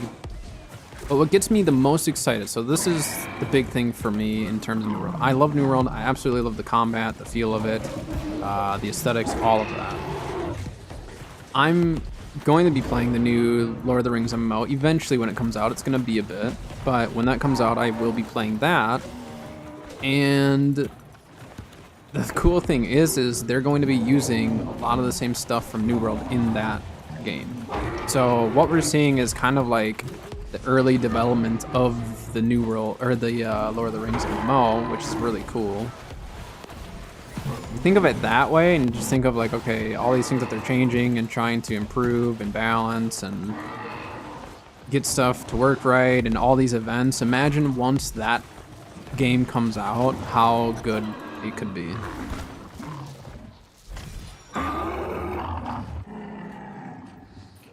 That's how I kind of look at it. Playing the early development of Lord of the Rings in some ways. Obviously, it'll still be different, but... Did you have that scene? No, so I'm not a big MMO player, right? I've played other games. I've played a lot of Ark. Ark has one of like the worst dev teams, to be honest. Like, it's been a mess, right? Those of you who've played Ark or know about Wildcard and Snail Games and all that know that it's just been a mess. But AGS, their communication typically is pretty good. They have moments where it's not great, but, you know, that's understandable. But honestly, they've made such good improvements to the game. Everything that went down before and during the betas, yep. Yeah, I mean, the release of the game really screwed them over. No Man's Sky, you're the second person that's like talked about it in chat. I need to check it out sometime. I play Star Citizen sometimes, which I know a lot of people have very mixed feelings on Star Citizen as well. But I love Star Citizen, just the scope of the game, the immersion of it, I just absolutely love. In fact, my buddy, he doesn't want to like stream seriously or anything, just kind of for fun. So I might try to do some weekend Star Citizen streams with him here and there, if he's down. So if you guys do like space games or Star Citizen specifically, I might start doing some of that. Turn into a lot to Atlas. Atlas was a train wreck. So here's the thing. For those of you who have played, Ark, you know that rafts are terrible, right? The raft, like, they don't work great. The movement of it, just rafts in general are kind of a mess, right? So why does a company who can make rafts that bad try to make a game with ships? Like, That's what I like. Just was the big turnoff. I'm just like, I don't know. I've heard bad things about Atlas. I never even bothered playing it because everyone kind of told me just don't bother. You're just gonna end up going back and playing Ark anyways. And yeah. Or No Man's Sky, I love the exploration. See, I love flying in Star Citizen because it feels like more realistic. Like I'm not as much of a car guy as I used to be. I was a really big car guy for a long time. I still do love cars and stuff. But I love like driving sims and flying and stuff like that. It is fun. I've got an old steering wheel. I've got a G27. It's pretty old, but it works fine for the most part. And then I've got a T16000, just a cheap flight stick that I use for Star Citizen, but I do want to get a second flight stick eventually. But that's like I'm casually going to spend money on that someday. That's very low on the priority list of things that I need. But I just like the mechanics of like flying and feeling the physics within a game and all that.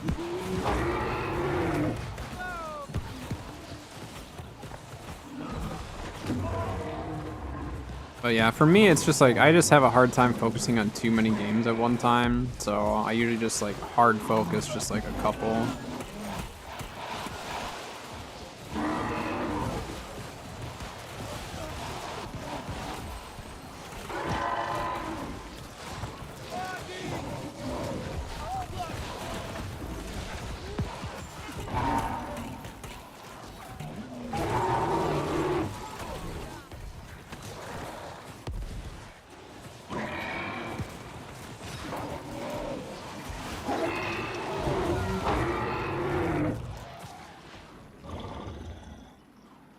Dang it. I thought we could get one more in. Servers are down.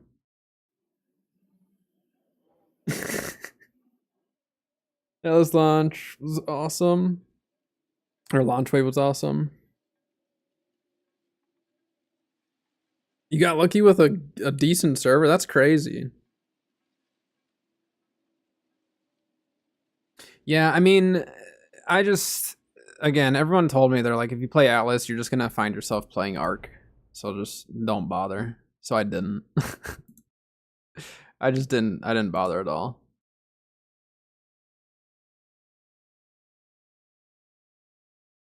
And that's just it, is like, so here's the thing. We'll talk about wildcard and Ark and stuff a little bit. So with Ark, there's no competition for it.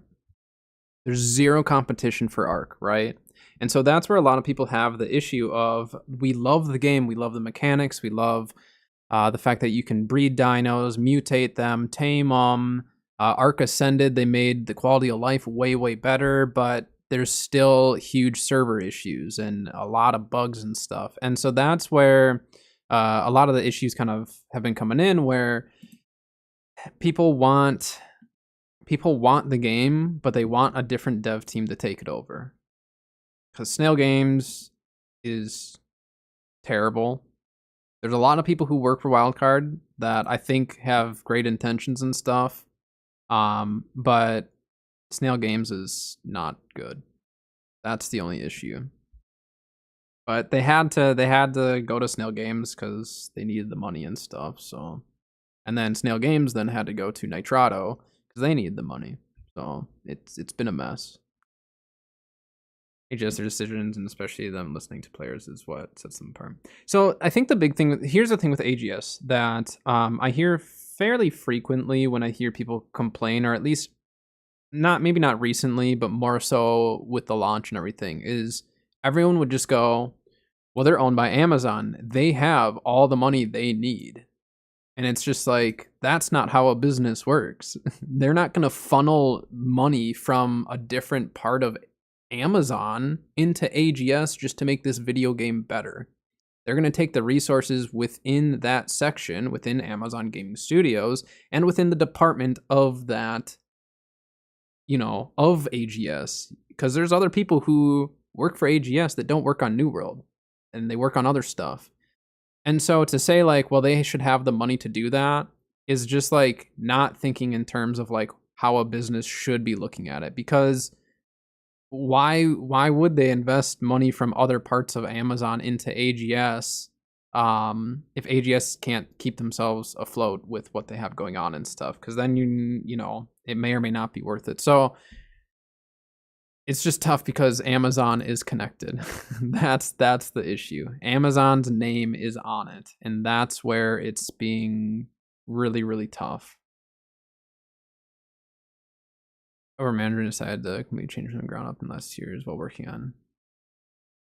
Yeah, I mean, like, if we, I think in the end we just need to look at like where was AGS in New World in the beta and day one, and where's AGS now, and have they learned from their mistakes? Because there are a lot of times where they will blatantly say, "We know that we did this, and we are trying to avoid that." And I think people miss that. They don't catch the fact that AGS is owning up to the fact that they've made mistakes and balance changes. They've overtuned stuff. They've overly nerfed, like, they have openly admitted that they have been wrong. How many dev teams openly admit in videos with their face showing that they were in the wrong on stuff without trying to make some excuse of like why they did it? They're just like, we were wrong. We overtuned this. We know we shouldn't have done that. Like we were hesitant on it. And same with Boltcaster. They openly admitted we were hesitant on releasing Boltcaster the way it was. You guys shared that you didn't like it, so we changed it. I mean, that's it's like rare to have that, I feel, from not just a game developer, but from any company. It's very not Jeff Bezos, you know, as people would maybe try to point it out. But it's good to see their communication. Obviously, there's always gonna be times where there's going to be a lack of communication. That just happens. But overall, I think they've been doing a pretty good job. Hello, welcome. I'm gonna, while we're waiting for the maintenance, because it's gonna be like a half hour in maintenance, I might as well go get some lunch going really quick. So I'm just gonna get some lunch put together, and then we'll keep chatting and stuff and just hang out. So I will be back in just a few minutes. So if you need to get up, go get something to drink, snacks, anything like that, I will be right back.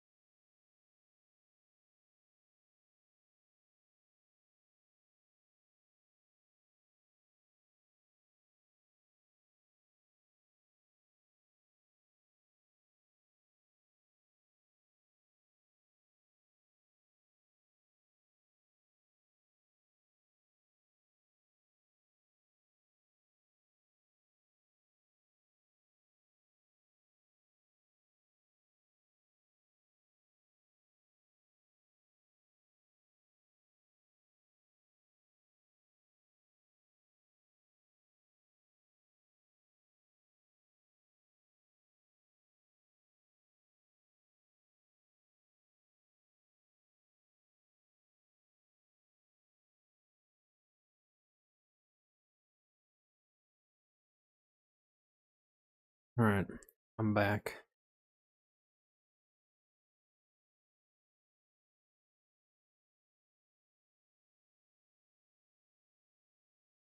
And there's going to make a thing about MMO after playing the early PvP off of this.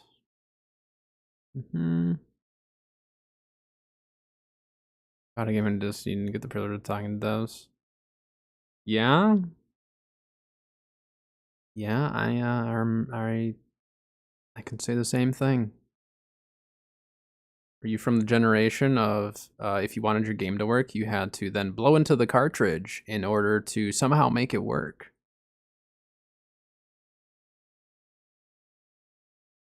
Actually made games out of passion. Yeah, and I mean there's definitely like indie producers out there, and I think there's people within these dev companies that that do want to make, you know, the best games they can. It's just hard to make a difference for some people in some of these bigger companies. Yeah, I got lunch together. I totally forgot my wife had bought some salads for me to just have a quick easy lunch. So since we're chilling, it's a salad kind of day. We're eating healthy. Kind of healthy.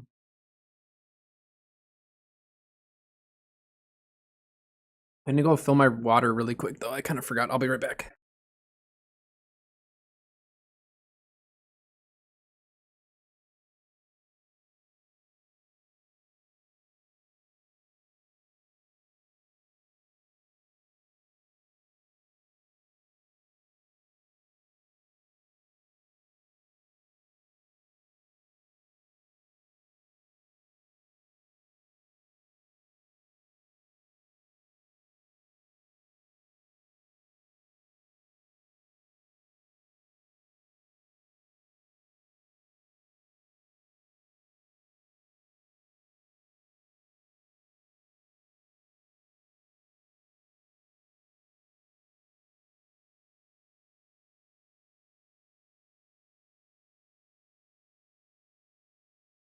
All right. Water has been acquired. You still have your Super Nintendo? I have. Oh no, I sold my N64. I forgot. I have a PS4 that is somewhere. I used to be a strictly console gamer for a very long time. I didn't get into PC gaming until pretty late.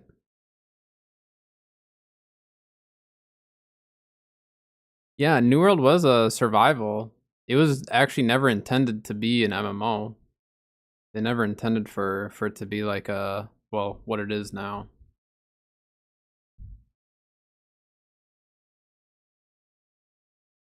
Yeah, it's like so like I've only played, as far as MMOs go, I never got hooked on any of them. I tried ESO for a little bit just because obviously I loved Elder Scrolls and stuff. I played a lot of Skyrim, but uh, I just never could get into the MMOs. My buddy tried to get me into Final Fantasy. I've had people try to get me into WoW, and like for one, the subscription model is an immediate turnoff. Like, there's not really a game out there that I would pay a subscription for at this point, because I just don't like it. I don't like subscription models to play a game to be able to play with my friends and stuff. It's same with why like console gaming. Like I didn't like the fact that I had to pay for the live membership and stuff. You know, I did for a long time and then just kind of got old. And it's like, oh, on PC, like I'm literally just able to play. I don't need a membership. I don't need subscription, anything like that. So that was a huge turnoff for me. But then New World, I tried the beta because I saw a lot of ARC people playing, and I started playing it, and I was like, man, this combat feels amazing. Like, this is awesome. And then before long, I just started loving it. I loved the combat so much.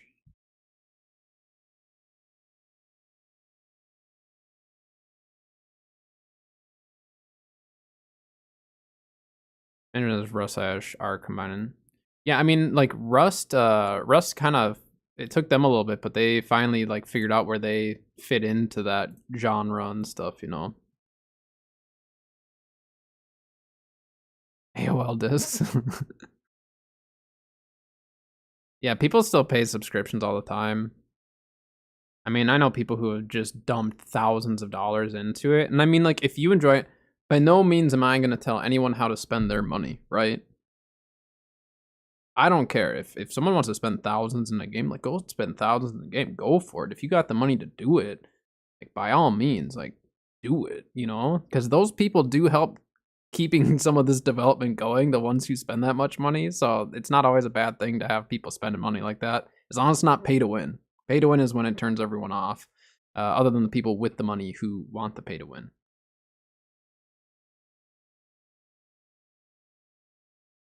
Yeah, Blizzard's gone downhill a bit, huh? Yeah, I mean, like I know people who will buy every single skin or every single whatever, and like good for them, go for it. I can't do that. I'm sure if I had the money to buy all the skins and stuff, I would, but I just I don't. Adds up.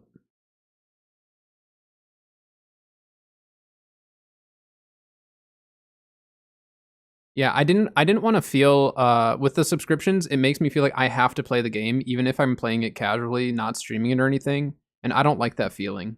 Like New World, there are times where I feel like I have to play it just because of content. But then I start like brainstorming content and it starts getting me excited, and then all of a sudden my excitement's back into the game because I just start thinking about different things, start thinking outside the box, and stuff like that.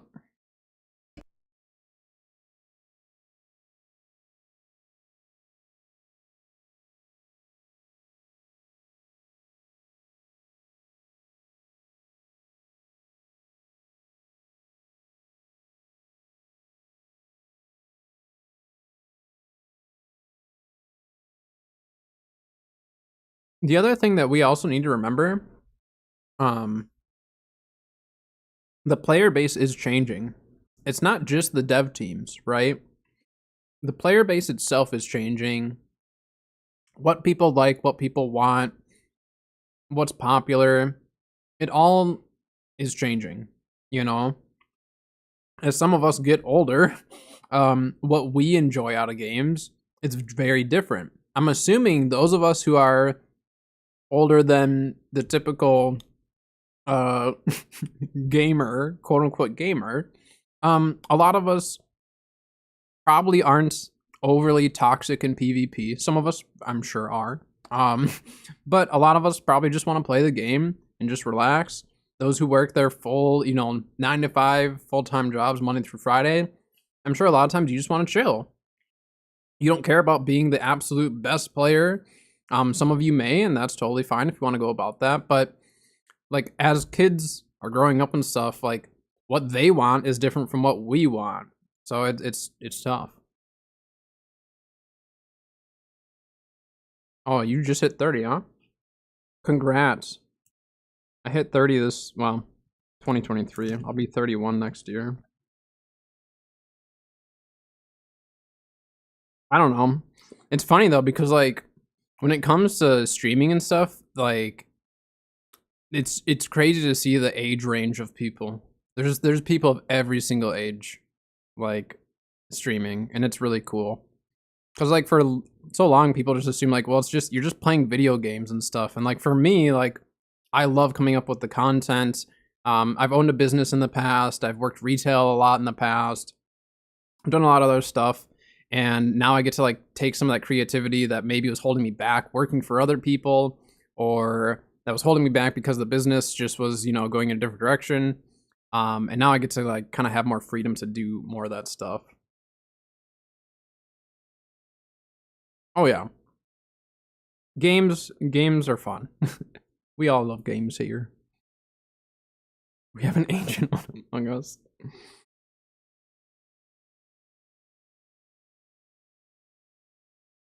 We, I mean, it's cool seeing that we have like different age groups in chat and everything, and I don't know. I try to keep it pretty chill so then anyone of any age can hang out here, and then when I stream Arc, I definitely get a younger audience for sure.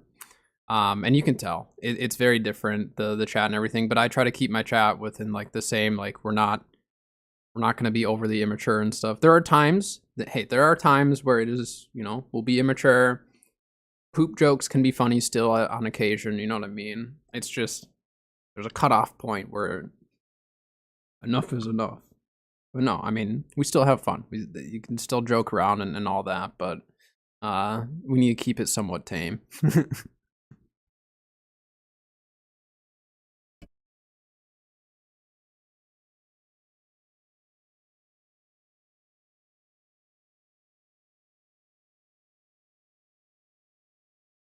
You're 22, Sile. So that means I met you. I met you when you were like 20.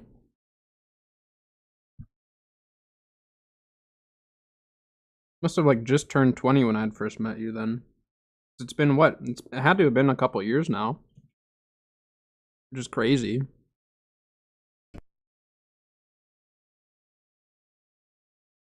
What? I didn't say that. What are you talking about? I'm talking about Brian. You said poop.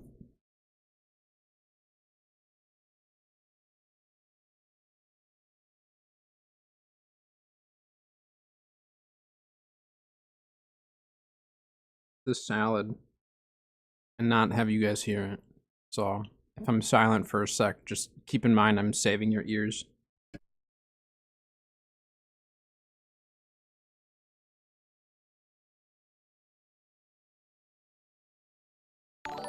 Your inner voice is still Beavis and Butthead. Glenn, thank you for the sub over on YouTube. Appreciate it. It's funny that you say Beavis and Butthead because literally in Ark, me and Bo named our frogs Beavis and Butthead. I can guarantee you half the kids that we've like come up on and killed with our frogs, they have no idea what that means or who Beavis and Butthead are. Or like the thing with our group, like with Bo and Kat and anyone else who ends up gaming with us, like off stream and stuff, we like to quote unquote pretend like we know what the kids are saying these days, you know, keeping up with the lingo, because we definitely just being in content creation in general, like I hear things, I'm just like I don't know what that means. Like I literally have to like look some stuff up because I'm just like I need to make sure this isn't bad. I don't know what they're saying to me. That's when I knew I was out of touch with anything young, cause yeah, I'm that guy being like what do you mean?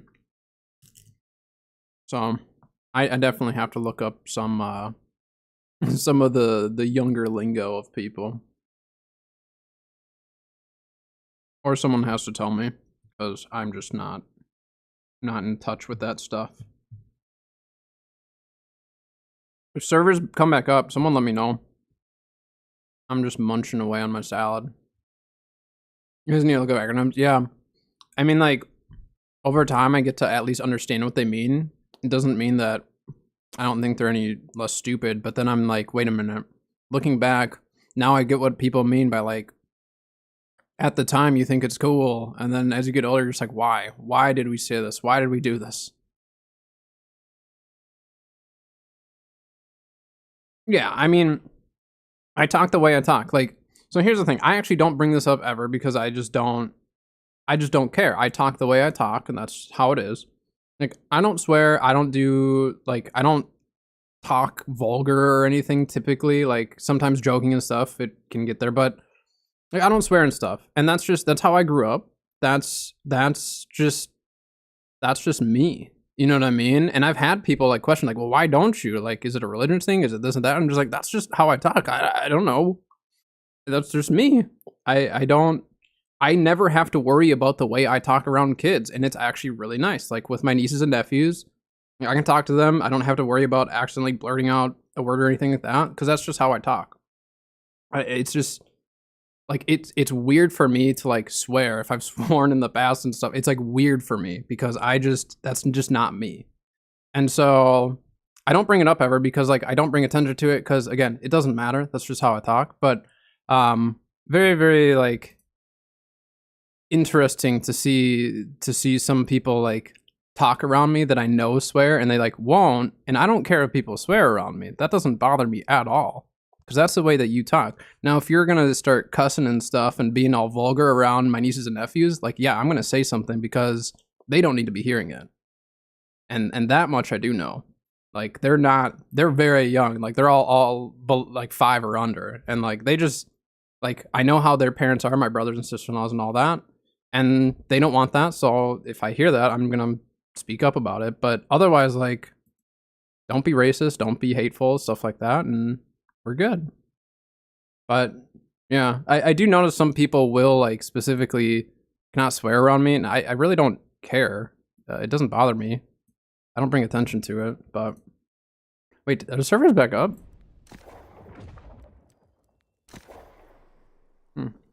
I'm still eating my lunch here. I'm gonna try to power down some of the salad quick.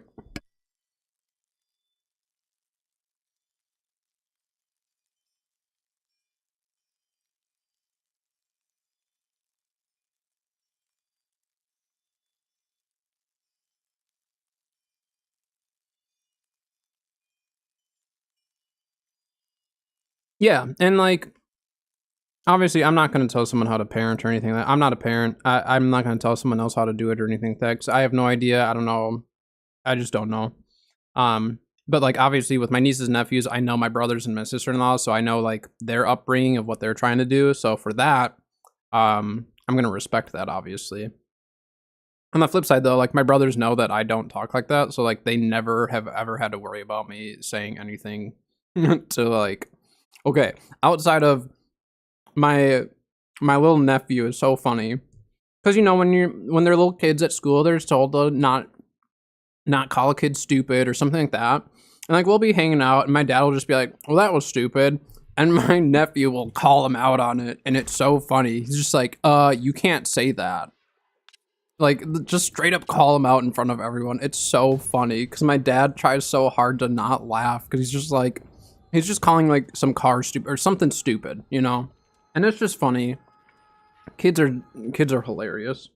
I don't know if we'll ever have kids. I don't know if it's for us.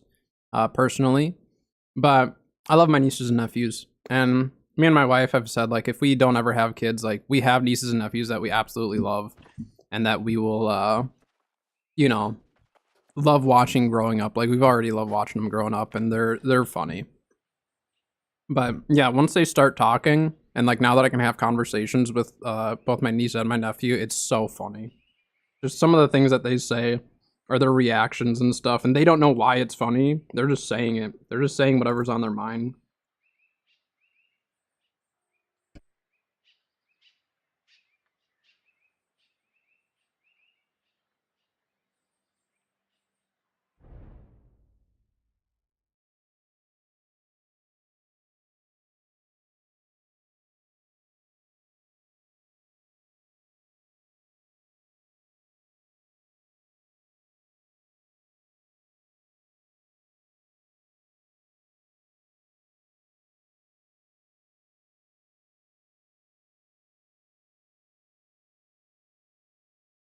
You know, naming Overwatch characters. I saw. I don't know if it was Overwatch. I might have seen something like that. I don't think I've seen the exact one that you're talking about though. I think I might have seen one that was like Pokemon or something. Um, I don't remember though. I'm sure that's hilarious.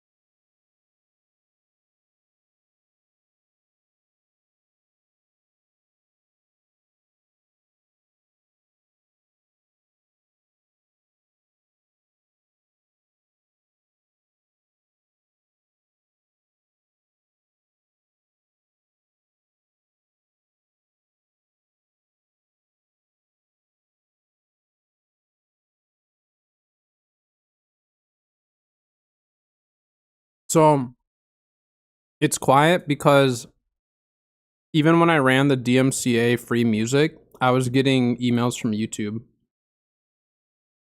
YouTube was still catching stuff that shouldn't have been caught and all that, and it was getting like almost every single time I was doing it. But if you guys have seen my YouTube videos, my intro and outro, the guy who did that is one of my buddies, and so I need to talk to him, and we're gonna try to figure out what we can do for just like a looped song that we could just loop for like 20 minutes, you know what I mean? Just a little lo-fi mix that would just loop behind. And then since he would be making it, I wouldn't have to worry about it at all. And I would have like rights to be able to play it. But I need to talk to him about that. But yeah, for now it's such a pain to have to deal with the stupid UMCA garbage. Like for Twitch is different. Twitch I can get away with it. Unless I get a live strike.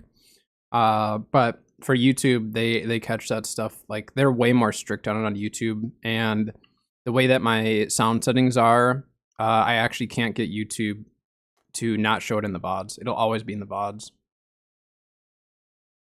Yep. Which Twitch, if you watch Twitch streamers that are only on Twitch, they can get away with it. Stream Beats is what I've been getting flagged with. That's exactly what I was using, and I was getting flagged. There were certain stuff, something in one of the lo-fi albums was getting flagged for me. I couldn't figure out what it was though. But that's what I've used, and I just stopped for now because I didn't want to deal with it, you know what I mean? But I'll try to figure out a playlist of sorts. It was such a pain that I just decided to not deal with it for now. Yeah, it was really weird. I don't know why.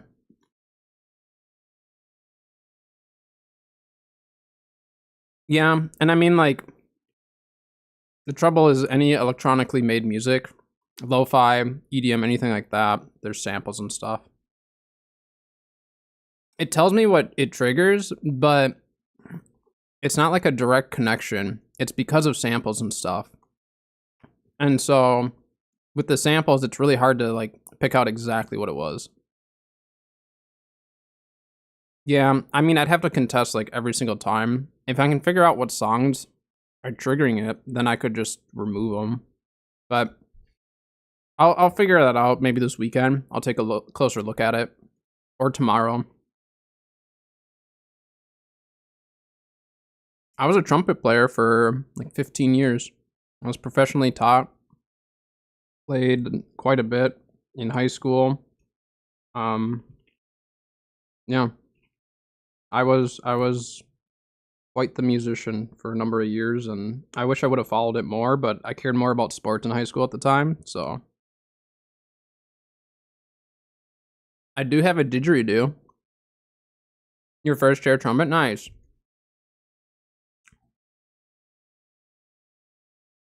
Yeah, I was professionally trained. My trumpet teacher was a great guy. He lives in Vegas now. He plays out in Vegas. He's fairly retired, I guess. Like him and his wife just kind of live in Vegas. He plays shows. They just live Vegas life, I guess. But it was cool learning under him. I mean, he like played for a lot. Like he played I think he played with Prince's band for a little bit. Or not for like a bit, but like he would play here and there and all that. Yeah. I don't play my dig in my apartment. That's the only thing. I do have one though. It's not a wooden dig. There's actually these local people who make they make PVC diges, and they sound surprisingly very good. But I do have a dig. I mean, trumpet player playing a dig, obviously a little bit different, but airflow and everything is very similar. Air control. Nice. Yeah, I played violin when I was in like elementary school, and I didn't like it. Yeah, they take the PVC and they like heat it up, and then they can like change the shape of it and stuff. And they sound surprisingly really good, and they're really inexpensive, and then you don't have to like you can still wax the mouthpiece and everything. But you don't have to. Like you can literally just pick it up and play it, and then it's not wood or anything, so you don't have to treat it. It literally just sits in my corner of my room.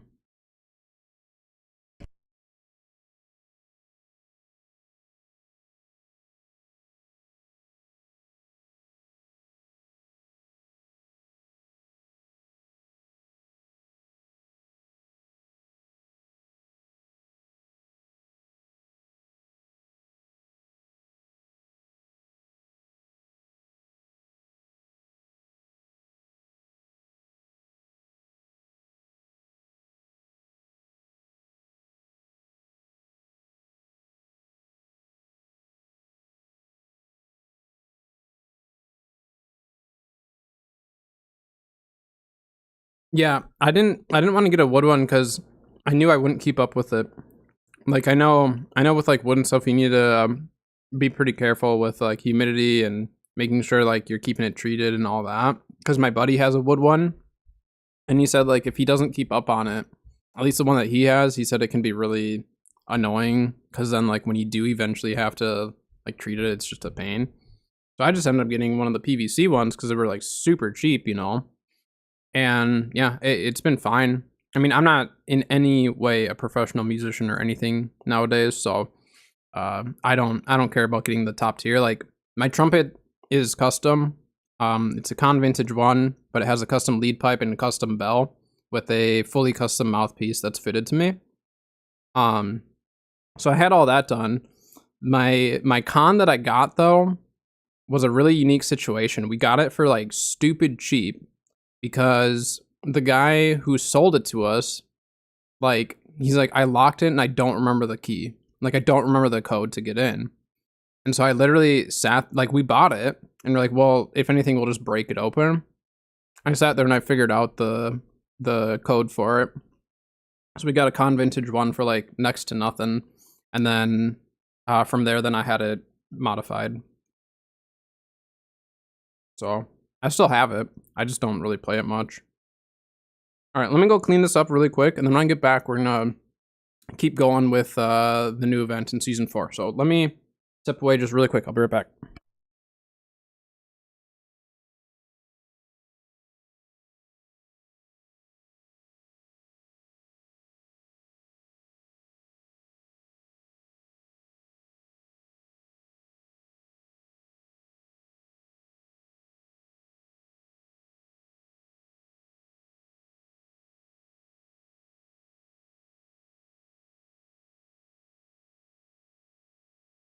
I have a Biz trumpet. It's very nice. It's a very nice trumpet. I need to go through it, clean it all up. I'd probably have to take it in. Eventually, if I get back into playing trumpet and stuff, which someday, if we move into a house or something, I'll probably get back into it. I still remember all this stuff. Like I remember how to read. Like this is surprising. I haven't played trumpet in years, but I still remember how to like read it. I still remember the notes, what buttons to do for what notes, all that. Like when you play for long enough, it just gets ingrained in your mind, you know.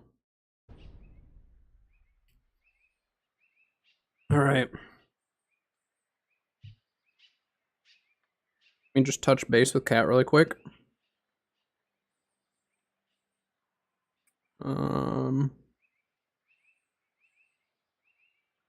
just double checking to see when she's off. I think she's off at like 4.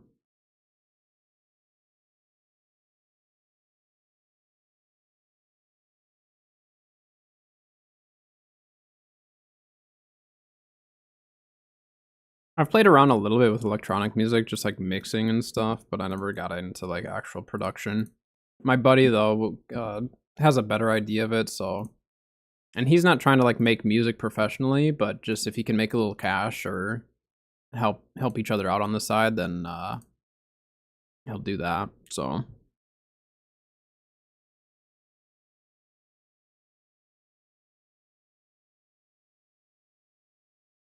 all right. Alright, alright, alright.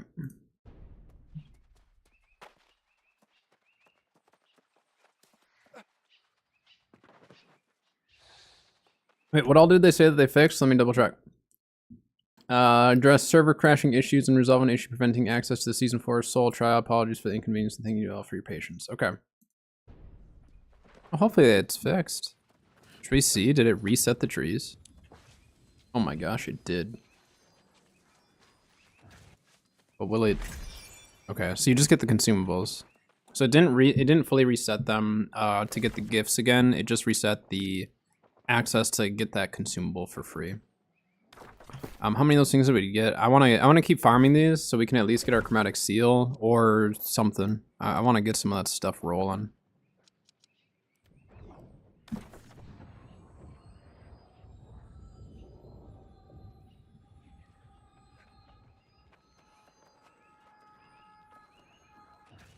Yeah, I used to be a musician, pretty much in high school, near end of high school. I wish I would have done more with it. I really do. I just, you know, when you're in high school, you have different intentions sometimes and different priorities, and yeah. But it is what it is. I'm here today, and I still have that knowledge, obviously. So I really enjoy that. But then out of high school, worked retail for a bit, and then I ended up starting a business where I sold aquarium supplies. So higher end aquarium supplies for planted aquariums, aquascaping, if you guys know what that is. And yeah, that was what I did for a couple years. The business grew. It got to a point where I had to decide, was I going to invest in a pretty big business loan, or was I going to, you know, step away from it? And at the time I was working retail as well. And I was pretty much working like 100+ hours every single week in order to keep the business going. I had to meet with customers. I didn't have an actual storefront. I just had an office that I worked out of, but I was essentially a retail store. And the business was growing. The business was growing great. And I just was so sick of not having time. I couldn't spend time with my now wife, at the time girlfriend, slash fiance, I suppose, at that time as well. And I hated it. I didn't hate the business. I hated that my priorities had to go towards work and only work, and anything outside of work I was too tired for to do anything. And then eventually I got to the point with my retail job as well that I couldn't take it. So yeah. But I've really been enjoying YouTube. Trying to understand YouTube, the way it works, coming up with the content, coming up with potential future channel ideas and stuff as well. If any of you are into animals like aquatics and reptiles, I do plan on eventually doing a channel for that. Also, outside of streaming stuff, there is a project that I'm working on. I can't say much because of NDAs and stuff, but there is a project that is correlated to the reptile trade that is pretty massive if we can make it work. So if any of you are into reptiles and stuff, I do keep geckos myself. My dad's got like, I don't know, probably close to 100 snakes at this point, just because he just had babies hatch. Well, not just had them hatch, but he's still sitting on some babies. I really want to do like an animal YouTube of sorts. I used to have one for like aquatic stuff when I was in high school or no, that was when I was in college. Like very start of college into high school. But I want to get something together eventually. I just need to plan it out, figure out what kind of content I'll be doing and all that. What kind of reptiles do you keep, Brian?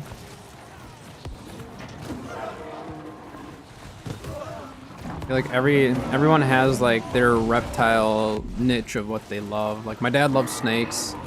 specifically Drymarchons. So he keeps, he has a whole bunch of Eastern Indigos, Crebos,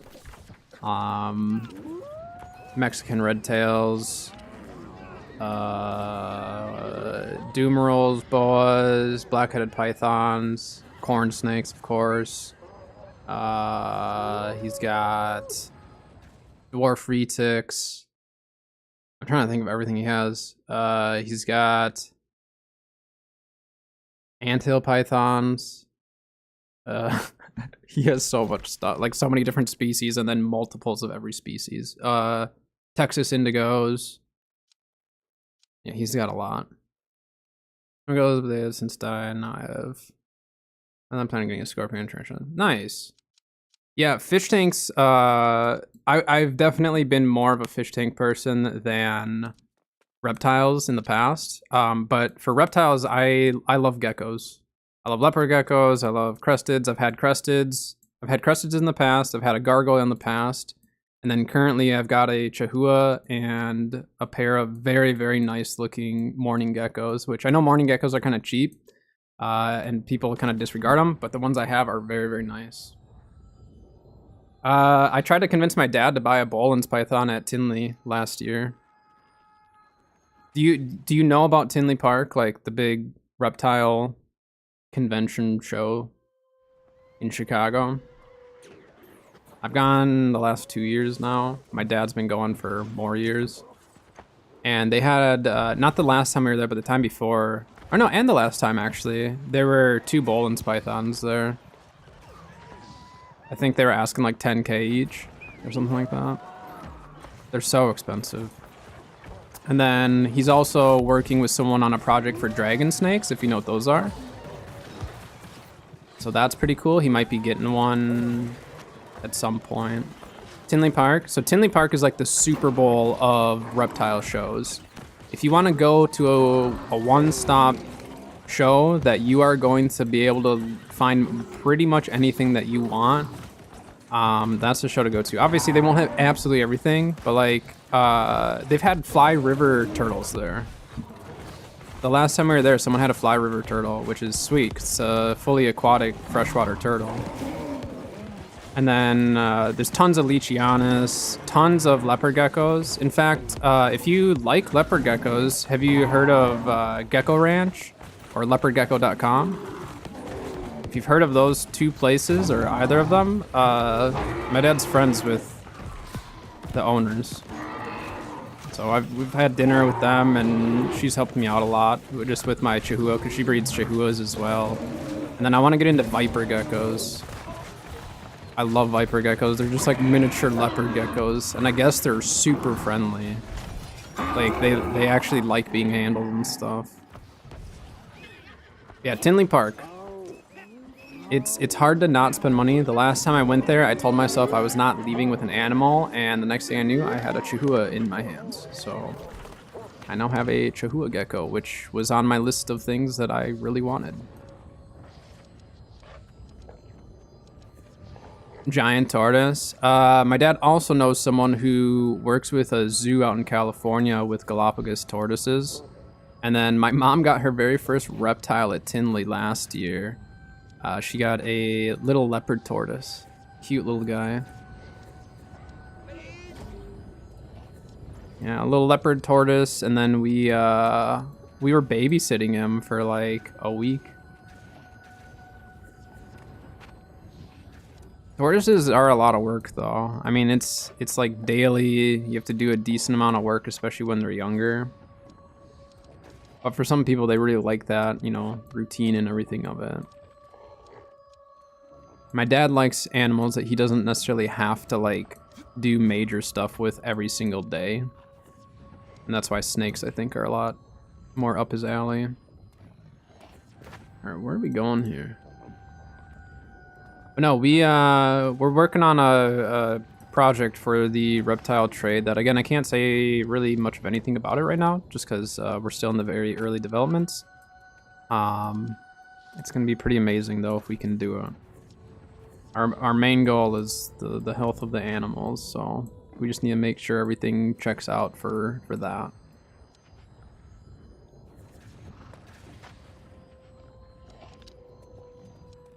My dad's definitely way more into reptiles. When it comes to aquatic stuff, I mean, I still have a good amount of knowledge. My main knowledge, though, is in aquarium design. As far as like how to set up aquariums, how to place plants in a way that they'll grow a certain way and stuff, trim them in a certain way so they'll grow thicker or, you know, anything like that. Yeah. Yeah, lower maintenance is really nice, but tortoises definitely can be not necessarily high maintenance, but definitely more maintenance than like a snake or a gecko. And that's actually where like leopard geckos are pretty sweet because they're just insectivores. Insects are easy. New Caledonian species are a little bit trickier just in the sense of you gotta feed them more of a variety, but I'd love to get a leopard gecko, but at the same time, the viper geckos are so cute. I want one. Or a small group.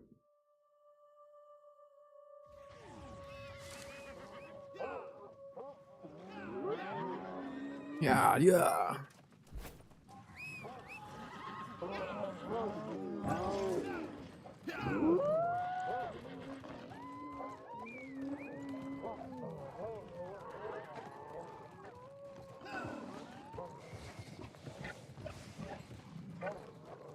Saltwater. So saltwater is a lot of work to get it established. I will say though, with saltwater, the more money you spend, the easier it is. I've done saltwater in the past. I've done budget saltwater in the past, okay? 20 gallon high. I did a DIY overflow system. Like I had, or not an overflow system, but it was like a cheap overflow type of a setup, kind of. But it was successful. I was growing corals and stuff. I just did all soft corals. Saltwater though is, I want saltwater again so bad. But I will say like freshwater in terms of cost can be cheaper or it can be more expensive if you buy the right stuff. It's hard to beat the aesthetics of looking at a saltwater tank. It is so hard to beat that. Colors, the movement, the fish and everything swim differently just because like with salinity and all that, it does kind of change the flow of the animals. Seeing, I used to have pistol shrimp with a goby, a watchman goby, and so that's a symbiotic relationship between them. So the shrimp and the fish work together to live inside like a little cave hole underneath rocks and stuff. They take care of each other. It's really, really cool. Very entertaining to watch. Whereas in like freshwater though, it's all, for me, it's all about the design of the plants and the hardscape, the animals. Definitely I want to make sure they're well taken care of, but the animals just kind of help make the hardscape and everything look better. I wonder if I have any old pictures of my fish tanks. I'll try to post them in Discord for those of you who are in the Discord, which if you do want to join the Discord, and share some of your animals especially. We like seeing animals. But exclamation point Discord. Here, I'll toss it up there even because I got them second. If you guys do want to join, hop on over there. The bot is a little bit slow sometimes on posting it. But we have a pet section there, so if you guys do want to share your pets or even just look at some pets, the more people, the merrier. The Discord's been a little slow. I haven't really put as much focus into growing the Discord, so any additions helps. And yeah, it's fun to see some of the stuff outside of the games.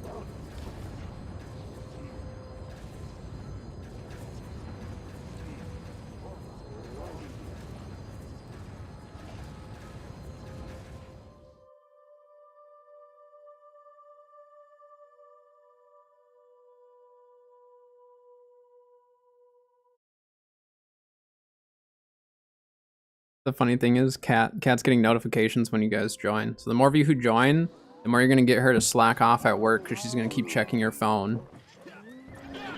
Every time I see one of you guys join, like I see her, she'll pop up, and I know she's on her phone. She works at a dental office, and so she doesn't always have patients every single day. She's like the office manager, but they don't always have patients. So today is non-patient day, so I think she's just kind of chilling and stuff. So that's why she keeps checking in.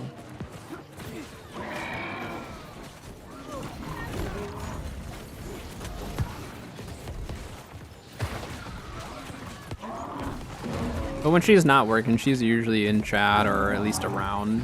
But obviously dayside when she's at work. She's not in chat unless it's a really slow day at work, and then she's just slacking.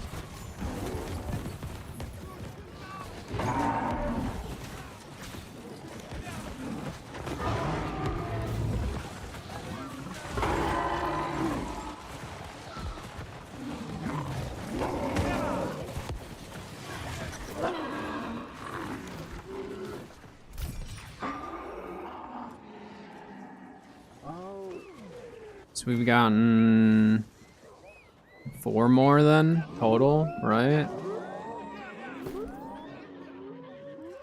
What was the conversion? 100, so we have 120. Or so yeah, we have 4 premium tokens right now worth. So then it should be, is it Evan scale next? Yeah. Yeah.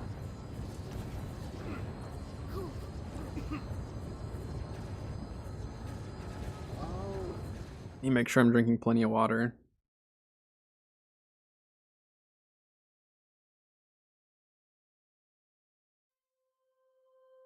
For those who weren't here last week, I had a kidney stone. It was the most pain I've ever been in. And surprisingly not when it actually fully passed, it was when it left my kidney. It was the absolute worst pain I've ever been in, and I could take pain meds and stuff, but there were days where it actually didn't even help. It was awful. So we concluded that it was probably because I was dehydrated. Because I typically drink a decent amount of coffee, especially when I'm streaming, and it's really easy for me to just stream and not drink enough water, especially if I'm drinking coffee. So now I need to make sure I drink plenty of water. Which I was gonna set up a channel rewards thing on Twitch for that. I should still do that. Unless I did, I don't think I did. I think I just thought about it.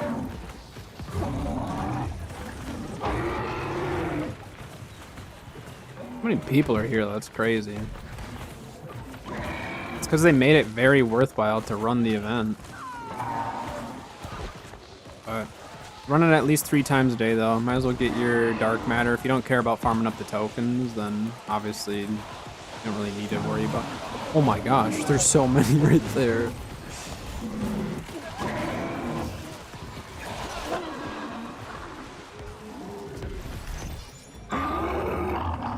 So laggy.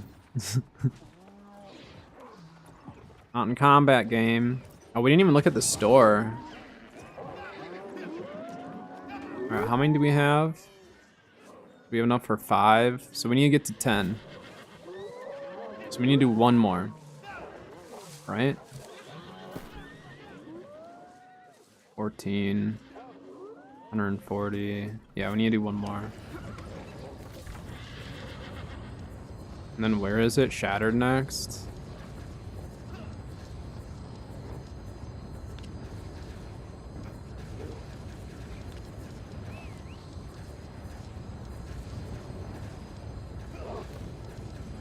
Oh, Great Cleave?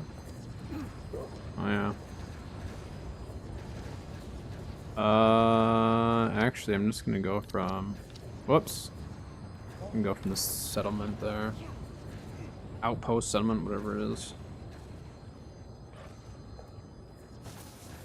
Alright, this is gonna be the last time that we're gonna kill this thing, and then we're moving on with our day. We're gonna start going on a Scarab run to see what we are looking at in terms of the adamant drops, because adamant can drop in brimstone and weak water. Those are the 2 zones that I will be farming.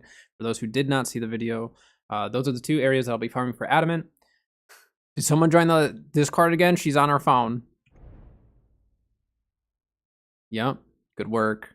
Keep her slacking. She has no idea we're even talking about her. Look at her slack.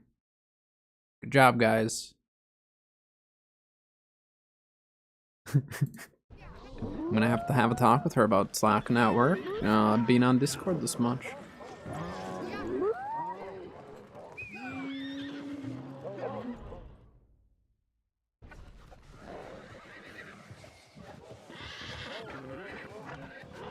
We're gonna do this last one, and then we're gonna go to the winter convergence, turn in our tokens, see what we can buy with our tokens, probably get our chromatic seal immediately. Since it's a week long on the Azoth inductor, I'm not gonna worry about getting that right away. And I would assume that these are on a global cooldown, so every 3 days we can get the chromatic seal, but I'm assuming that that means that, like, we can only get them, like, if I pull it, it doesn't start the timer then. It should be on a global cooldown, I hope. We'll see. Are what bound to us? Which part?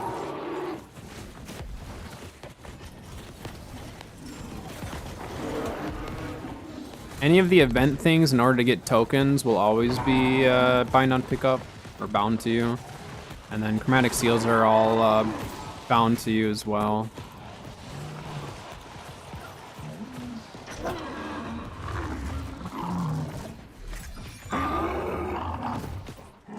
Yeah, so all of these, bind on pickup, chromatic seals. Let me just make sure they didn't change that. Yeah, chromatic seals still bind on pickup, and then Azoth inductors have always been as well. Prismatic scarabs are not. But again, everyone's getting these prismatic scarabs, so there is a chance that scarabs do see a little jump in price. We'll see. We'll definitely see.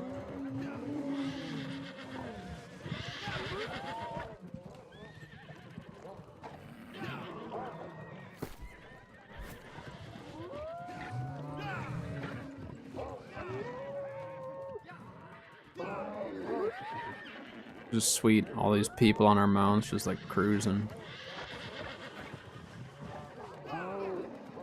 It's real buggy on the stand bar though, isn't it?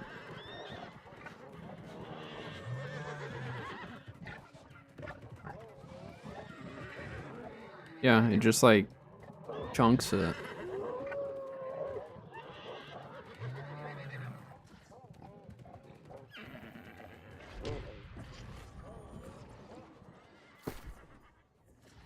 All right, let's go to the convergence deal. Turn these in, see if we can get our seal, move on with our day.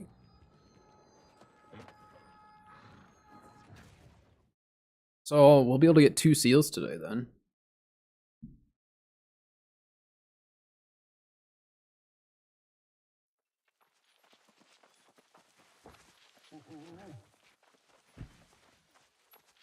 Look at the free foods, I guess. I don't really know what I'm gonna do with all those foods now.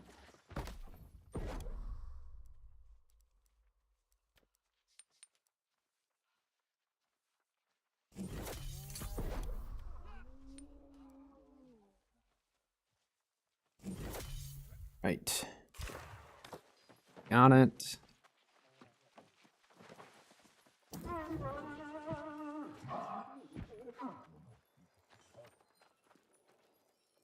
Igloo skin is pretty sweet. But this is the only one that's like on a daily thing. No, I'm terrible with pronunciations.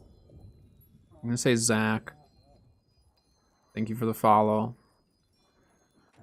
I'm so bad with pronunciations. Please let me know how to say your name if you want me to say it a specific way.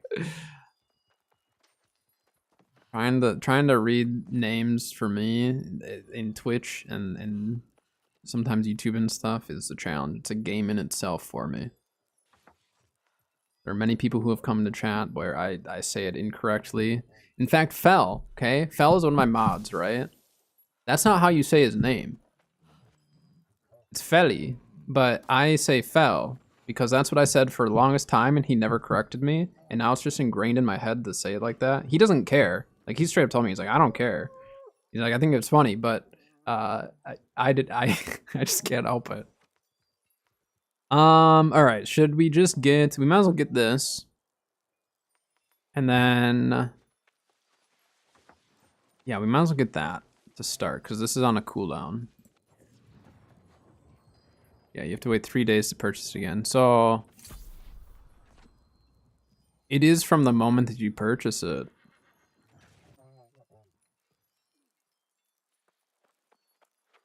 Is this on a global?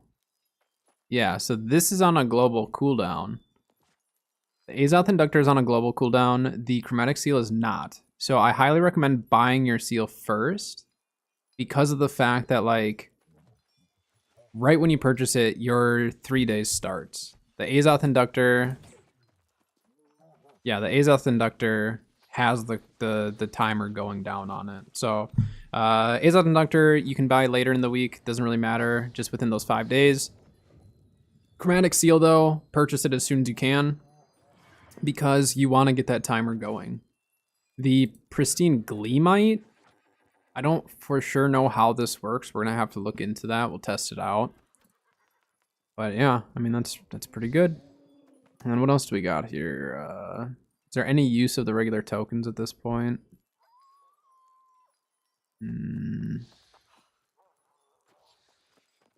Doesn't look like it. We might table light. That's kind of cool.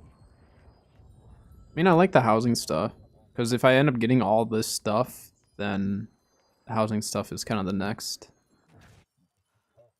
All right, cool. We at least got our Chromatic Seal, our free Chromatic Seal. We'll take it.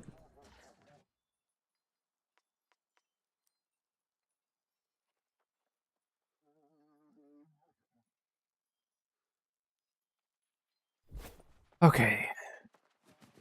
Shall we go do a Scarab run to see if we can pull some Adamant? I'm not going to do globs right now. I'm not going to worry about globs at the moment.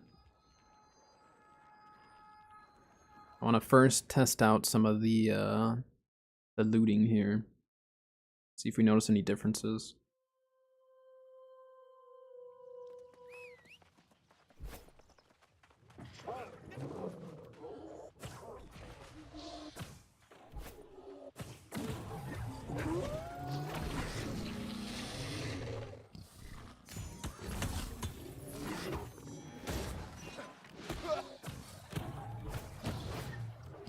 Are there 2 beacons on him? See that?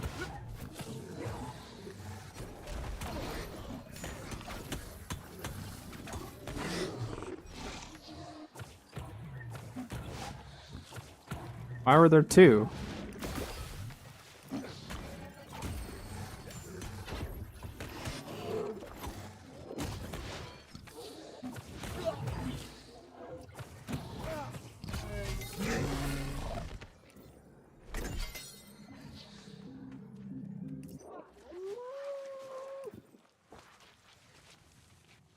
What? Why is there a wolf? See anyone on their mounts right here?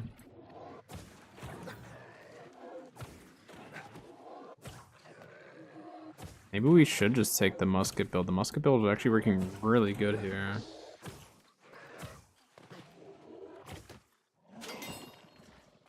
Yeah, I might switch off the old life staff for this run.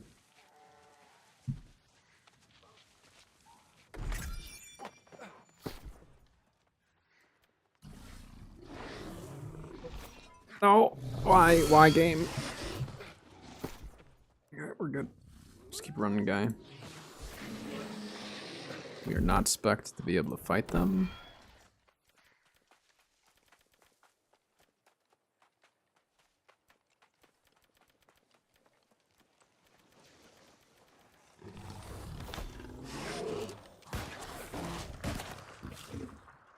Or retreat anyways.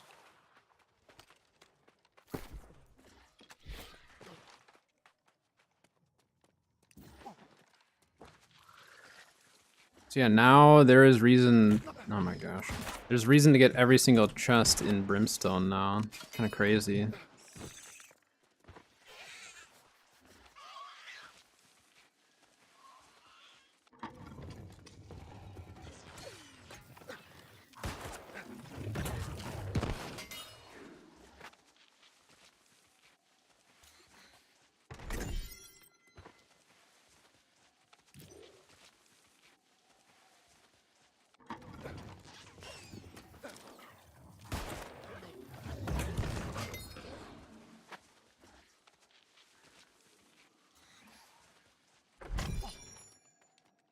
Dude list. I don't need that. I need adamant.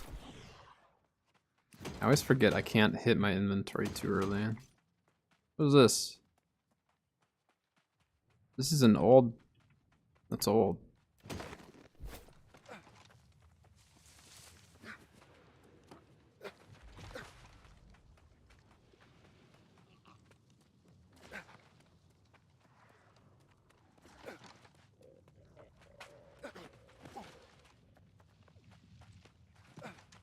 I mean, like, if the servers are stable, like, if we play for a little bit and the servers seem pretty stable, I'll probably do some OPR. Just because I do want to try to get some of the artifacts that way.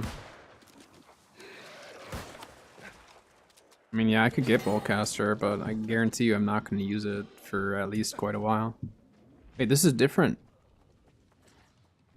This is different. This wall was never here.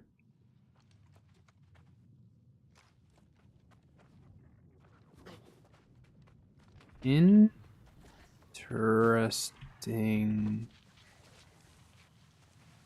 Yeah, that wall was never there. That's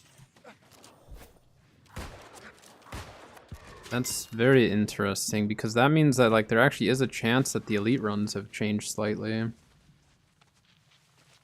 So if we start noticing, like, some changes like this, there is a chance that...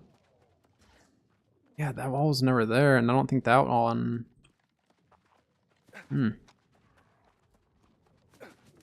Very odd.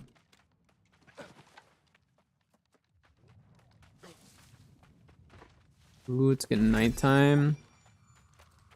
Be able to farm the Gleamite. They did say that they increased the Gleamite spawns, right? So we should be seeing more of it. Because, like, that's one of the coolest things about this event, is seeing the Gleamite fallen in.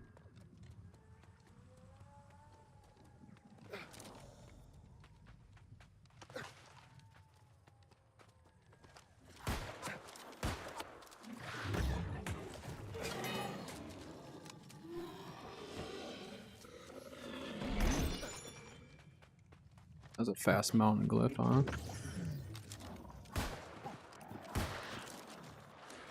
Aim too high to hit the one in the back.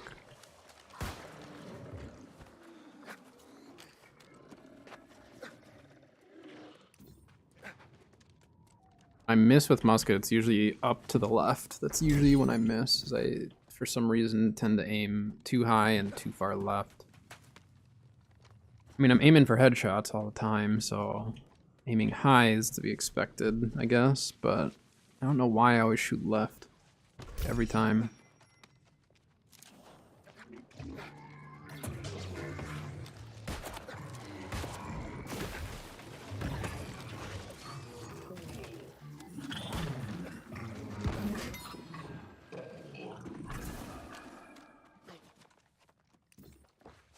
I don't know, this is like the first time I've thoroughly enjoyed PvE musket.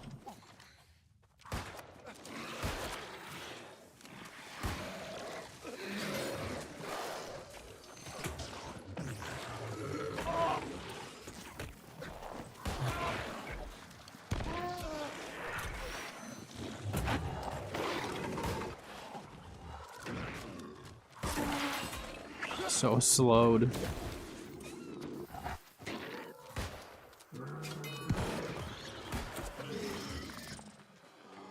Single bag. Get away from me. You're not gonna drop me anything. I don't care about actually getting loot from the ads. We just need to keep farming chests.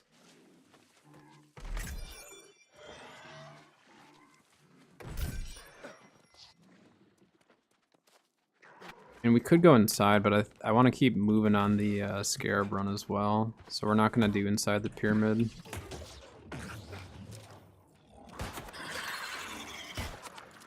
Tried to line that up.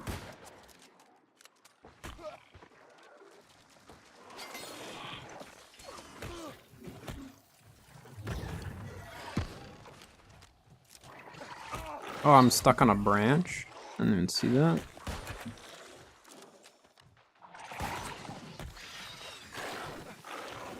Hey guy, not cool.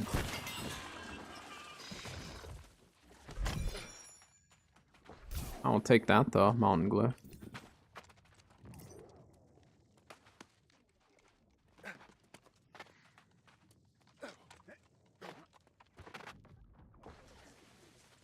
Right.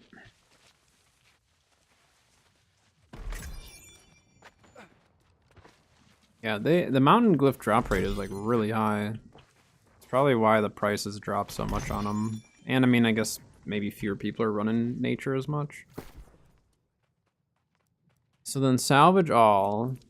You can literally just do that. Look at that. That's amazing. Now, like, I'm excited to go on a chest run and just be able to clear everything that easily.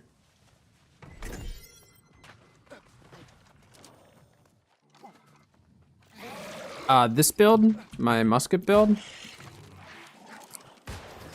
this one's still a little bit of a work in progress. I've ran it for almost a week now. It's pretty solid. I don't know what all I'll change on it. I've just kind of been enjoying the build. Yeah, I can share this one, unless there's a different build you were wondering about.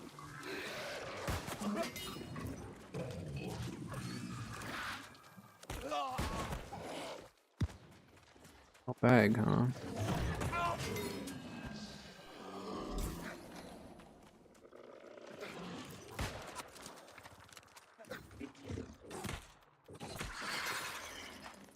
Let me clear this area, and then I can show you it.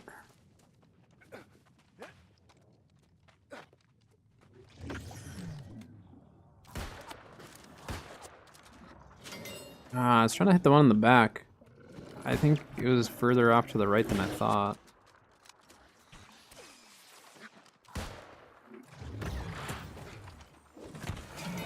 Yeah, they did convert that to void, that's right. I forgot. It's actually beneficial to me, because then I get the extra... Well, it's 10... Is it 10% now on that? Let me double check. Yeah, so they reduced that from 15 to 10% on the elemental damage increase for 150 int. A little bit of a nerf, but it still doesn't seem too bad. Alright, once we get over here, I can walk through the build real quick and at least see where it's currently at. There's a chance I don't change anything more on it, but I do want to just keep playing it before I, for sure, I'm like, this is the build for me. So let's start with the armor here. So I'm running a lot of thrust conditioning, partially because that's just what I happen to be getting. Either it was a good deal to buy or I was pulling stuff that had it. So I just went with it because why not? I mean, thrust damage kills me a lot. Spears, rapiers, blunderbuss, muskets, bows. Obviously with boltcaster, we're going to see more elemental damage, but in general, like, the thrust conditioning is still very, very useful. So I've got full nature harnessing on everything. With I think I have health on everything as well. Gloves are not great because I crafted these, was hoping I was going to get health. Instead, I got refreshing, which I'd prefer health, but I do have the crippling powder burn. Pants, same deal. Health, thrust conditioning, nature harnessing, same deal on the boot. So the thrust conditioning has definitely saved my life though, because then I added on top of the thrust protection.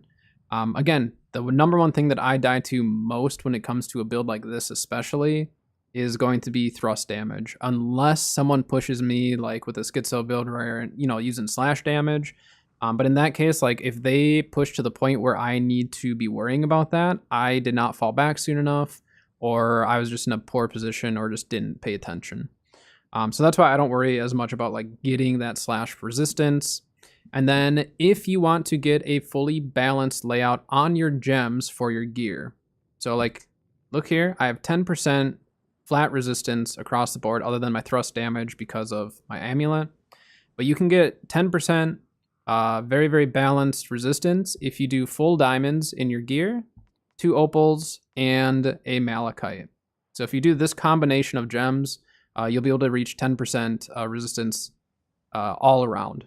So that is why I run that on almost every single build, healer build, any of them. I just like the flat resistance because whether it's PvP or PvE, I'm covered. And then from there, if I want to get higher resistance in one specific damage type, then I can swap out my amulet. So overall, I really, really like it. You know, for M3s, obviously, you might want to go higher on the elemental resistance and go very specific on that resistance itself for that specific mutation. But I've ran M2s with the 10% flat with no extra resistance other than like thrust and been fine. That's for DPS, healer, and tank. I think I go a little bit different. Oh no, tank I do have the same. So yeah, flat 10%. But yeah, so for gear, a lot of thrust conditioning, nature harnessing all around was the most important part because then that gives me the 10% here, and then I wear a nature ring, which gives me another like 7%. So I'm up to like 17% nature damage all the time.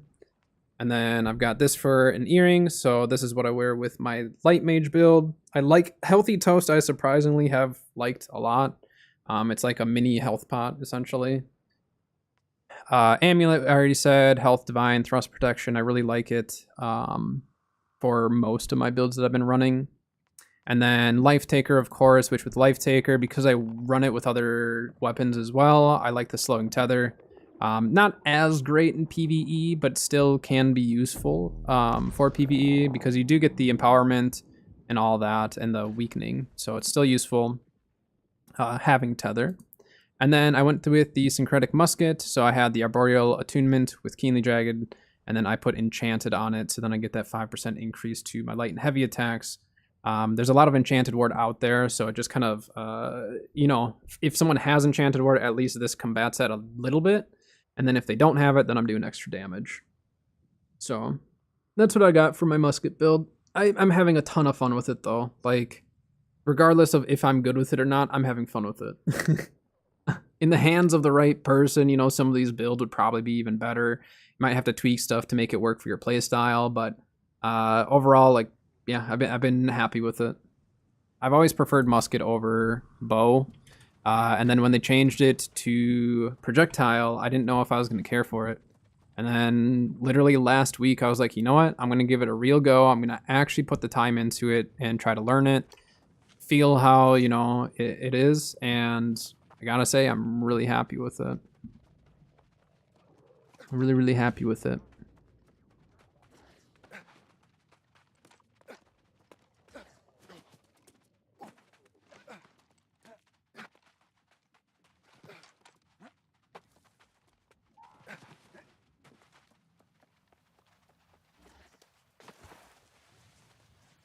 But I've actually used this build more for PvE than PvP so far.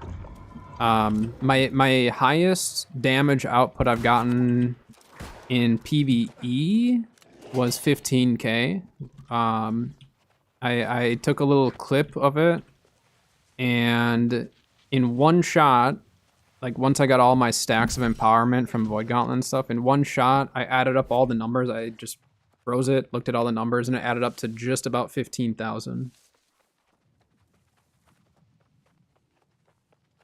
I see a lot of blunders. Blunderbuss has been in a really weird state.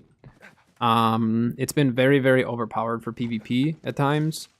And then they've nerfed it and stuff. So what you'll find for PvP in this game, and a lot of games, but what I see in New World is you're going to find that obviously there's a meta. And usually it's a meta for a reason because something's either overtuned or there's a certain combination that you can do with it. And Blunderbuss was one of those that definitely had its moments. And then they actually ended up nerfing Scorpion Sting a little bit as well, increase the cooldown. But what a lot of people were doing is they were taking Scorpion Sting and they were pulling people with that because it rips them back to them, and then they just shrapnel blast them. It was awful. Luckily for me, because I have so much thrust protection, I actually can take a little bit of that depending on my build, but it still hurts pretty bad. Like, if they miss the shrapnel blast, I'm alive. If they hit it, it's like a probably 20% chance that I'll live, if that. We're just gonna do a quick glob run through here.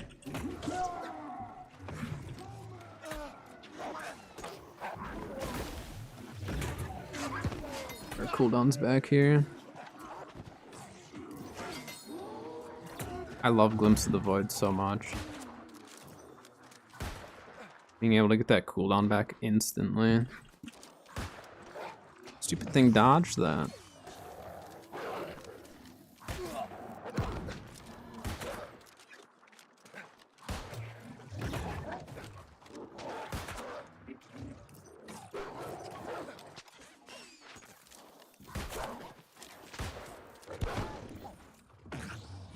Hate these stupid elite dogs that spawn in.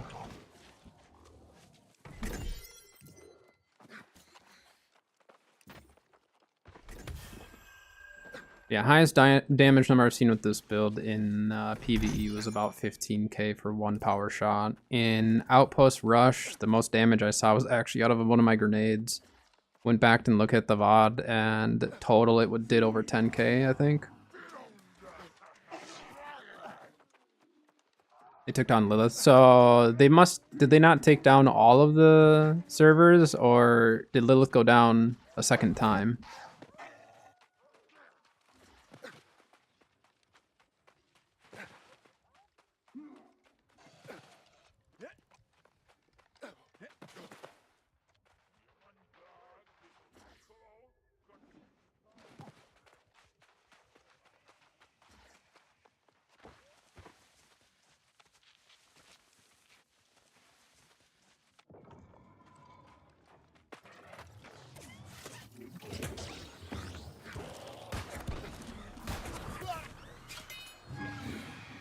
Says Rollman's. Yeah, did they take it down like when Marama was down, when I was eating lunch and stuff? Did Lilith go down as well? I thought they would have taken all of them down, but maybe they staggered them.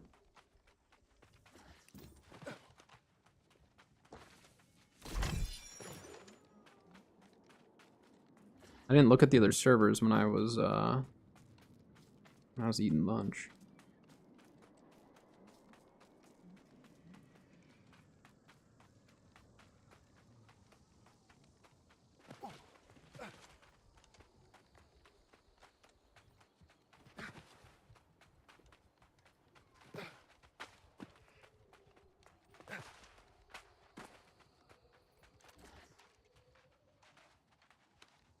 Down. So there must be an issue with Lilith specifically. Hold on.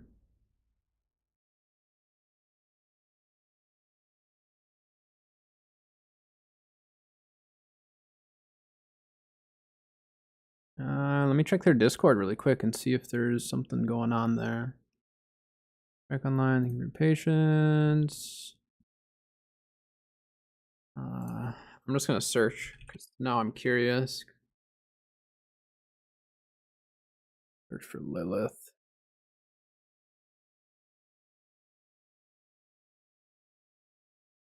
No one said anything recently, so I don't know.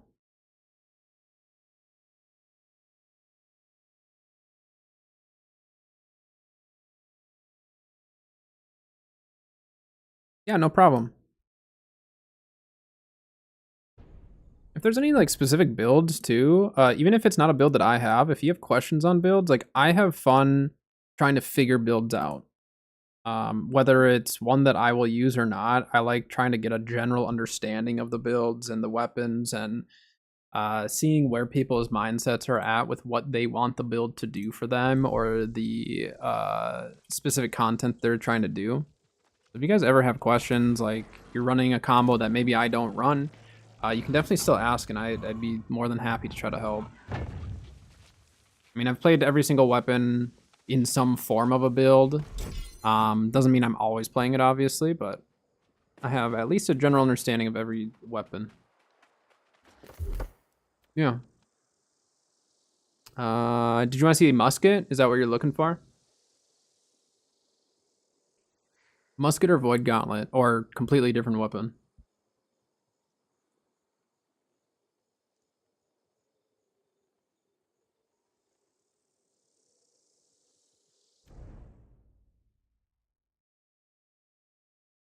Thank you for all the likes on the video, by the way, guys. I appreciate that. That helps me out a lot.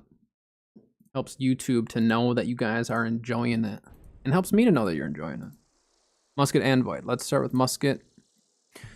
So this is the musket build that I have come up with. I've been very, very happy with it. There is one thing, if you're gonna go more PvE heavy with it, the one perk that I would try to work in would be the Shell Shock, just to have an extra weekend to help your group out. So what I would maybe do is, if I were PvE specific, I would maybe consider dropping... you could potentially drop this or this. You'd probably want to drop one of these two and then put this on. Yeah, because you're going to want the damage output from both of those. So I would drop one of these two and then replace it with that. If you're going PvE heavy, if you're going to be more of a blend or more PvP heavy, this setup has worked really well. Since I do both, I didn't want to go with the weekend. Again, you still could, though, for PvP, and it'd still be beneficial. It's just landing the headshots in PvP consistently is a lot harder. And so getting a 10% weekend compared to, like, this one is a 10% empowerment for us. So, like, that one's, like, extra bonus empowerment, so I don't mind running it there. But for a 10% weekend, it's kind of up to you. I mean, you could just flip-flop these as well, but at that point, I'd rather drop this. I know it's a more consistent damage output, but if you land a headshot, because either way, this relies on a headshot, right? So if you land a headshot, you're applying a weekend to the enemy and applying an empowerment to yourself. So that's why I would probably drop... Yeah, I mean, it's tough to say. I've talked to people who actually run one or the other and have been really happy. So those are the perks that... It's kind of up in there, however you want to do it. But this is what I got for it. Let me show you the Void Gauntlet. And then this is what I run for Void Gauntlet. So I will say this build is a little bit, I don't want to say like more advanced, but it is one that, like, if you're new to Void Gauntlet, it's going to be a little trickier for you to have an understanding of how to use it. Obviously, you can use it really simply. You can just go circle, tether, use your orb, and just leave it as simple as that. But I always run Glimpse of the Void. Glimpse of the Void is a fantastic ability, or perk, or however you want to say it. So essentially, if you can apply 4 or more stacks of the, what is it, the Disintegrator, the Void Essence, I mean, then you get your cooldowns back on all your abilities. So what I'll do is, like, if... It's kind of hard to explain, but if there's like a big group in OPR or like a big group of ads, I'll throw my tether, circle, and then orb, and then land a heavy attack. And when you land that heavy, all of your Void Gauntlet cooldowns will come back and you'll be ready to go. And you can literally just throw out another circle, another orb. Your tether, you can only apply to one player. So once you throw another tether, that will then break the other one. But essentially what you can do is, let's say you see one person, you tether them, you get your cooldowns back, you could tether them again, and they'll receive the slowing tether here. So they'll get 42% slowed for 3 seconds, and then another 42% for 3 seconds. So it's really, really nice. Would she go first for Void as far as leveling it? I mean, I would try to get your abilities for sure. The nice thing is Oblivion, you can apply a weaken if they're standing it, so that, like, if someone pushes me, I try to tether them. If I can't get away, I'm going to drop that circle, that Oblivion circle, and keep the tether on, because then they're weakened, I take less damage. It can be tricky. If you get pushed by a melee with this build, it's very, very dicey. I had one moment where I got really lucky. I tethered, circled, and threw a sticky bomb, and that's when I did like 10k damage because I was at full empowerment stacks. When you hit full stacks of empowerment, the damage output is just like kind of nuts. Very, very fun though.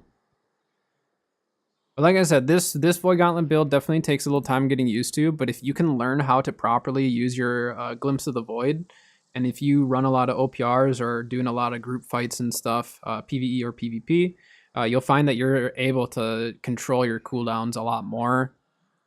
And it is really, really nice. But it took me a while to actually get used to like remembering like, okay, after I burn through my abilities, I need to try to land that heavy attack before I switch to my musket, unless it's just like an instance where I have to switch immediately.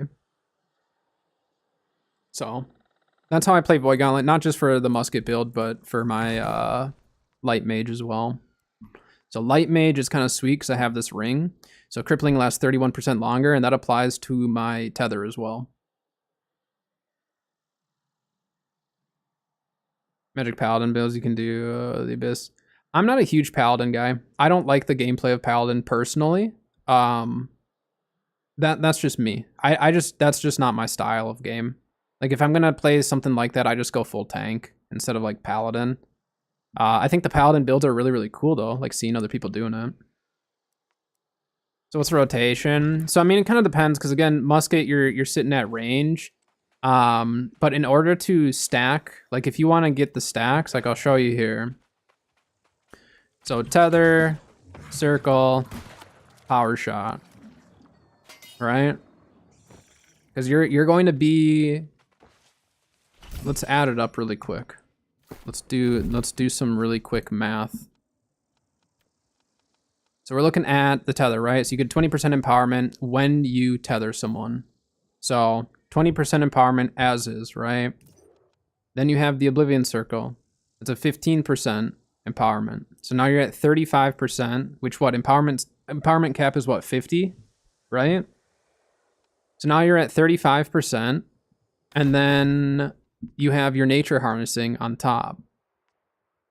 So you have all of that stacked, and then let's say you're getting weakened and all that. You have your various empowerments that you're going to be gaining through your musket. So if you land a tether and a circle and you have free reign to start shooting whoever it is, or if you are landing hits, whether it's sticky bomb or whatever, you're going to be doing boatloads of damage for that time. Even if they weaken you, you're going to be over empowerment cap. And there's definitely benefits to being over empowerment cap because there's different times on some of those empowerments. There's just a lot, that can benefit from actually being over cap at times.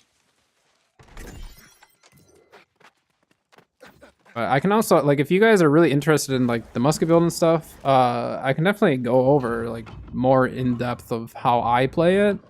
I play musket a little bit differently than some people. At least it seems like it.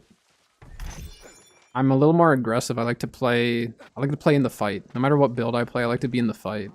I don't play musket builds that I sit back. There's times where I'll sit back, but I can't help it. I gotta press W. My finger gets twitchy if I don't press W enough. It's the same reason why, as a healer, I'm just in their face. I'm the healer that likes to sit with the bruisers while I'm in my light armor. There are just times where it's a really big mistake, but hey, keeps it fun.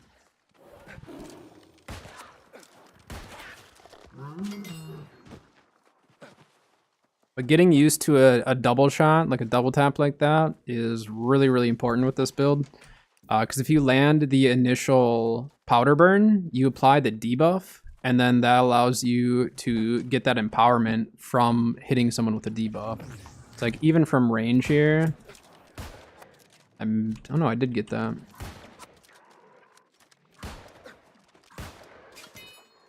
So a lot of it is trying to side strafe, trying to get used to that reticle, because obviously if you sit still, reticle is really small. The bloom gets bigger as you go. But honestly, like, If you get good at quick scoping, you can definitely get them. How do I get like my transmog or the actual armor itself? My transmog is just a mess of different stuff. See, I aimed up to the right on that one, so to the left, and that ended up landing. The actual armor, I think, is from all over the place. That one, this one I purchased. Believe it or not, I got this for $450. I don't know why someone sold it so cheap, but $450. This one I either pulled or bought. This one I crafted, either pulled or bought, and then pulled or bought. I buy a lot of armor because there's builds that I run that like might not seem great for other people's builds. So definitely check the marketplace. Some people will sell stuff really, really cheap, either because they don't know what it's worth or they've tried selling it for higher and they just want to get rid of it at that point. So definitely check your local trading post. Let's see how much this grenade does on this. And I don't have my ammo equipped either. Yeah, that was over 10k on that nade. You like to be aggressive right from the mix? Yeah, I mean, like, just because you're a healer doesn't mean you need to sit back and only heal the team. Like, I want to bring more value to the team in form of let me stab them or let me bonk them or something. The only issue is, and I'm assuming you've ran into this in the past, Brian, is that there are times where you get a little DPS brained and you get a little excited chasing someone. And yeah, it it can get you killed, but hey, it's fun. Play support, not healer. Yeah, I mean, like there's definitely more support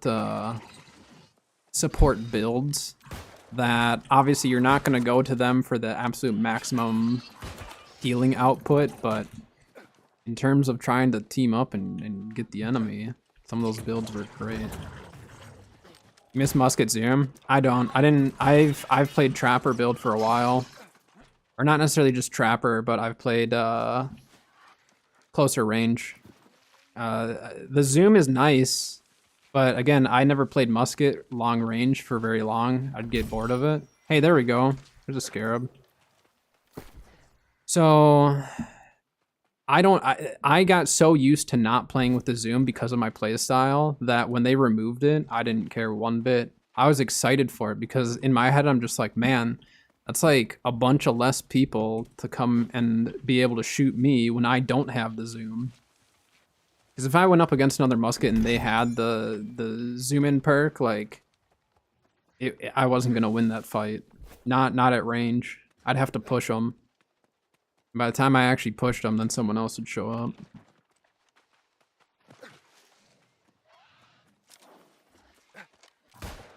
Nope. See, I told you. I always miss to the left every time. Maybe not always high, but I always miss to the left. It's really strange. So we're just gonna start with Scarab Run here as far as the loot in Brimstone. Brimstone does have use of every single supply cache. See, like right there, I should have done my tether first. I messed up that combo. Gonna blow up.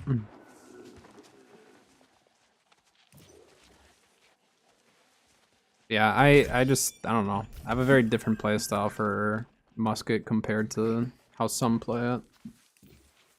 I don't really run Trapper. I'm not running a Trapper build, but I'm playing it like a Trapper build. One's looking for Boltcaster. Where is it? Where is the bow? I did get my first double in OPR. It's pretty sweet.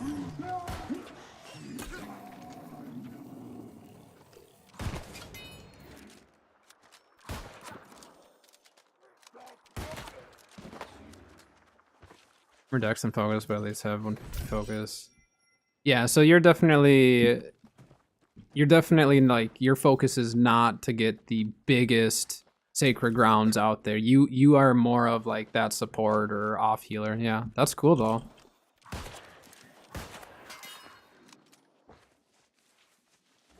You reset perks on items. So when you roll like a artifact, you can you can redo the perk that you choose, but it's going to cost you the same amount. So you really want to make sure that you're spending your dark matter wisely when it comes to that. And same thing for like we'll use the spore light stuff as an example, because this you can go and pull in a Legion Wilds super easily. So I put refreshing on mine, but same deal. I could go and re-roll that. Honestly, though, I wouldn't suggest re-rolling this type of armor, because you could go out and farm another one of the exact same thing with just the 2 physical version and health, and just roll another piece of armor that has a different perk, and then you've got 2. Although yes, they're both Sporelight masks, they would have 2 different perks. So instead of re-rolling something like this, I would just craft a new one. But then for artifacts, you have no choice but to re-roll it. But on crafted items or like stuff you buy off the trading post, you cannot re-roll any of that. Those are set. You cannot do anything with them. They'll run everything on this particular and do this much damage to them. Yeah, I mean, that's where like, so with hammer, right? My hammer build, this is the hammer that I run, so I have Sunder and Clear Out, so that's a 25% rend.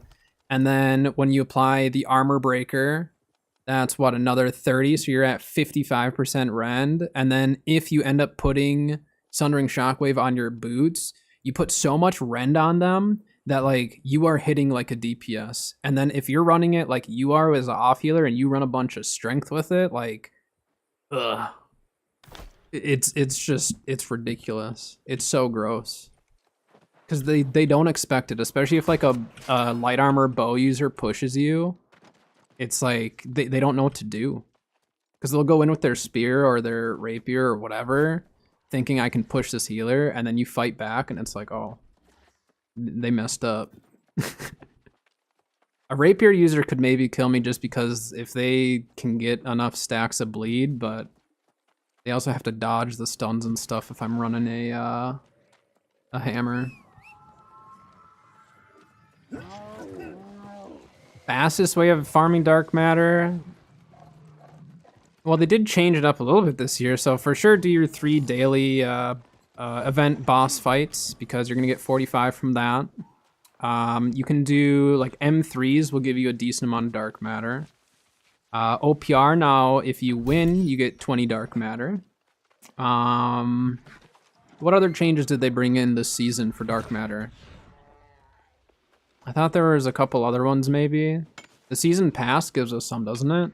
I need to double check. We only looked at it at like the start and I don't remember.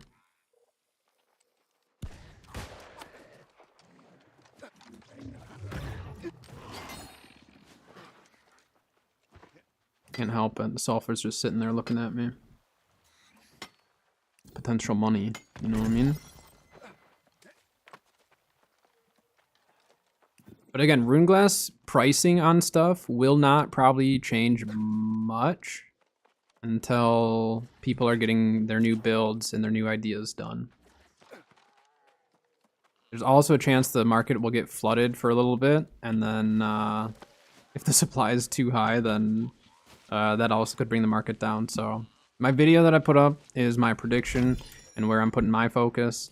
That's why we're out farming for the Adamant, because Adamant is going to sell higher right now than it will in a week. Whereas in the Runeglass stuff, very well might sell more for more in a week as opposed to now. But we'll just see, because again, with some of the loot changes and stuff, and like, what is it? You can now like get gem caches from platinum and gold and stuff like that. I need to look into how that works.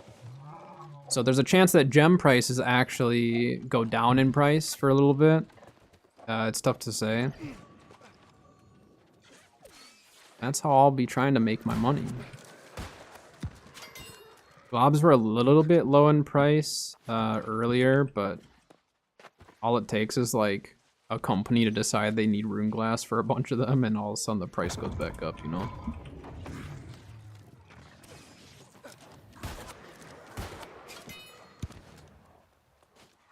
Quick scopes. Uh-oh. Wait, what?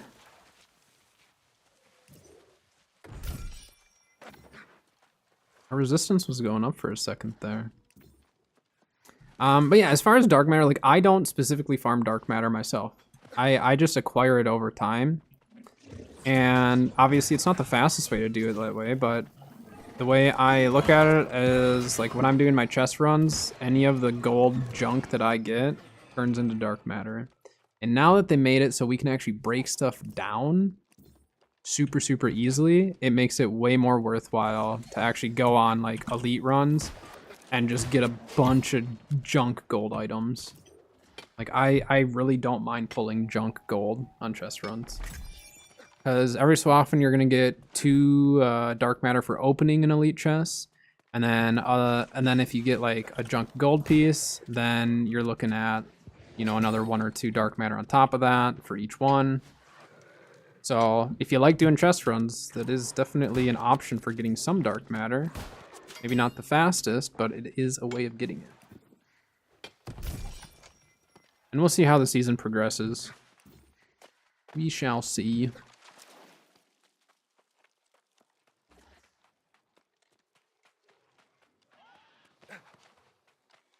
So tomorrow is going to be a video day for me. Normally Wednesdays I actually take to work on video stuff, but because they delayed the season and event, I decided to go live today. Got my video stuff done last night. I was up super late trying to get the editing stuff figured out because I was having some audio issues.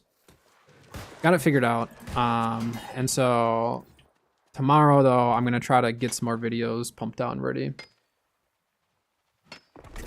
So the health perk right here. So health plus 2.4% max health.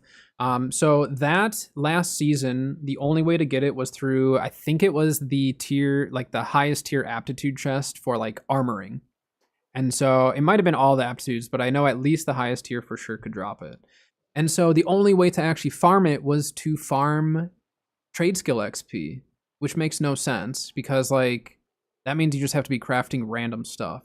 So in season 4, they actually changed it. So now we have access to go out and specifically farm that craft mod. And so anyone, if we can farm them early on, then we'll be able to sell them for a higher price because as time goes on, now that they're more readily available, the supply is going to go up. So if you have adamant or if you pull any and you aren't going to be using it anytime soon, I highly would recommend selling it sooner than later because the price I don't believe is going to go up on them. Maybe if the drop rate's just absolutely atrocious.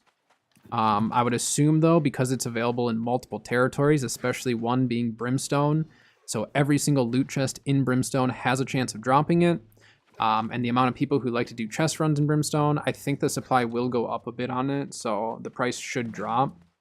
On the flip side, if you're trying to craft something, also keep in mind there's a very high chance of getting health on an item that's crafted or, you know, leveled up or whatever with the named stuff, so I mean not.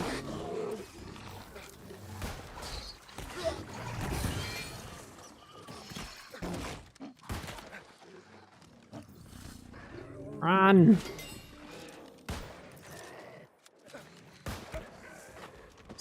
Oh, I hit him. I thought I missed. I thought I aimed too far to the left. We're good. That was a little bit of RNG on that shot. I definitely thought I was off. There's like no one running these right now. It's kind of nice. Like if you guys actually do want a fairly quiet chest run or loot run where you're able to go and collect sulfur and all this stuff, now is the time to do it because everyone's busy doing other stuff. So it is a good time to be farming some of this stuff.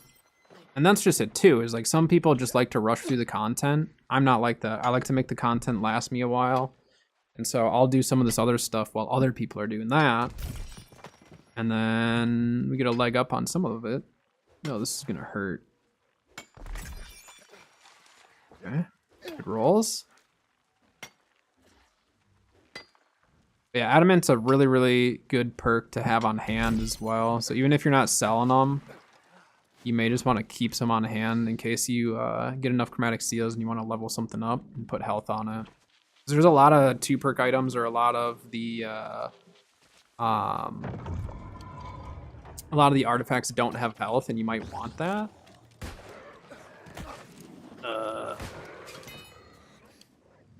Okay, we're gonna try really hard to not die here. Fine. Oh yeah, they did make Azoth 2500, didn't they?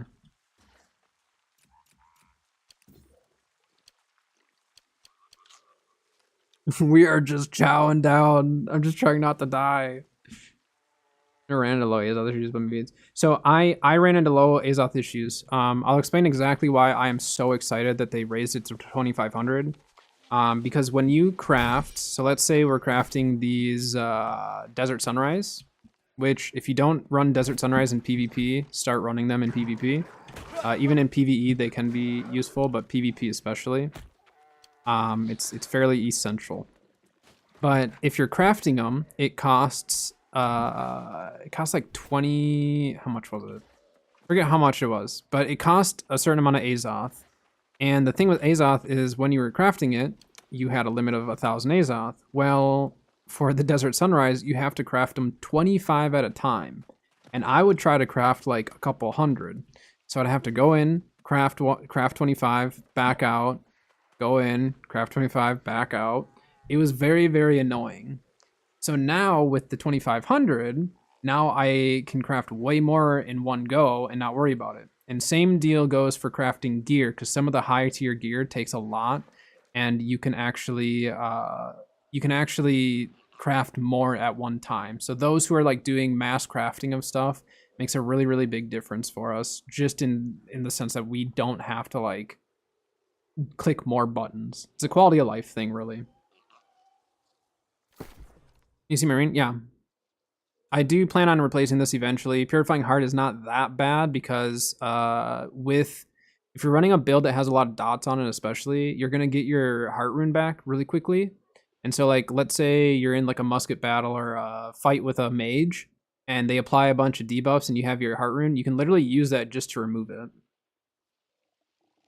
You put Bleeding Sweep on Scorpion Sting. I don't believe you can put any other weapon. I don't even have it on me right now. You can't put any other weapon perks on Scorpion Sting because it has Sundering Javelin on it.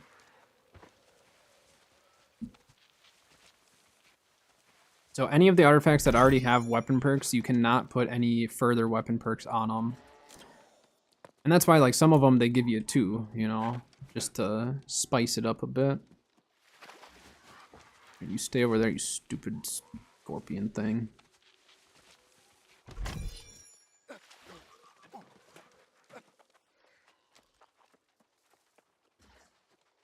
And change to what perk? Nothing specific.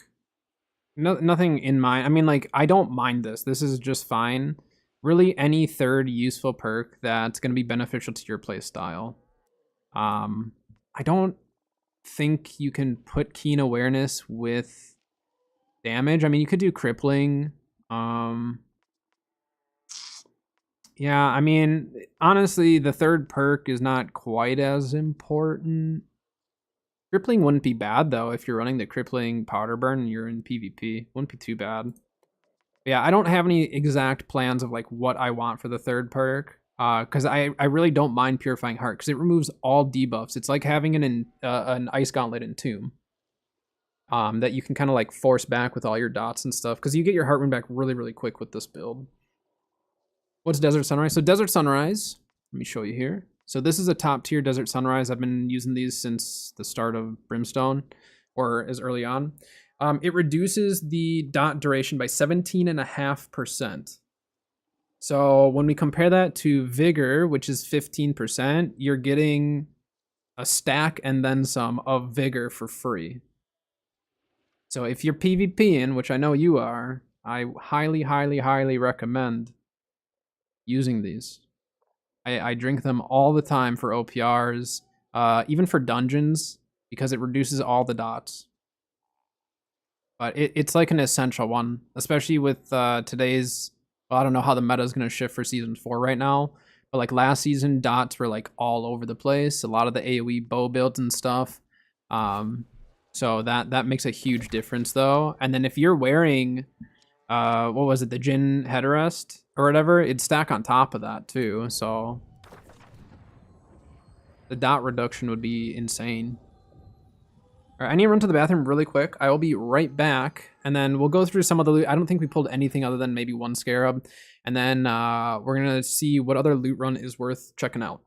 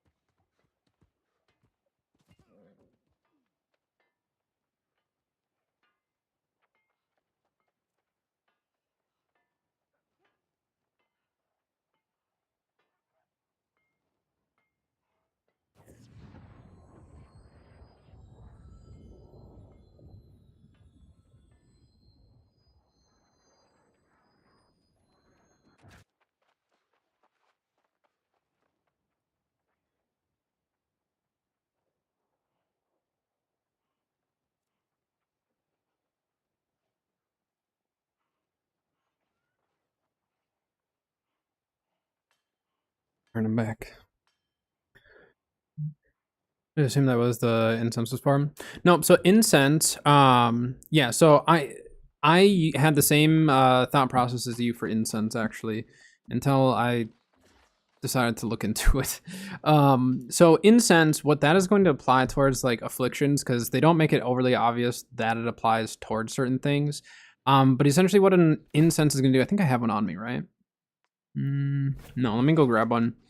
So when you look at like, you know, when you, let's say you're in a corrupt area and you start getting like corrupt resistance or your blight resistance or acid resistance, right? And usually it's going to be at a default level, it's going to be, what, 50? Then when you take an incense where it says afflictions by 40 for 20 minutes, so that turns that 50 resistance up to 90 resistance. And then if you take a powerful, turns that 50 into 100. So it essentially is just doubling the amount of time it takes for you to be affected by that specific affliction. But they don't really make it overly obvious by just saying increase resistance to all afflictions by 50 for 30 minutes. It's a very broad statement because like I didn't know what afflictions meant. I had to look it up and stuff and figure out exactly what all it applied towards. So I was burning through incense for no good reason. I literally was just like taking them. I mean, I was leveling up. I was leveling up my furnishing, or I think that's furnishing, right? And so I had a ton of strong incense, so I didn't really care. But yeah, so incense, if you're doing your Scarab runs, like acid pool runs in Brimstone, really, really helpful. If you're doing like Genesis runs, like let's say you're just spamming Genesis runs and you just want to make it a little bit easier, just pop a strong incense before you go do the frog boss, because then you can stand in his like blight junk for quite a while without being affected by it. So then you're just able to kind of cruise through it a little bit quicker. And your healer will thank you if you're not blighted. I have tried healing blighted people, and it got to the point where I told my group, if you guys are blighted, I'm letting you die. They kept getting blighted so much, and I was just like, I you know what? Stop. And it was just like a static group, so I knew everyone. It was just funny.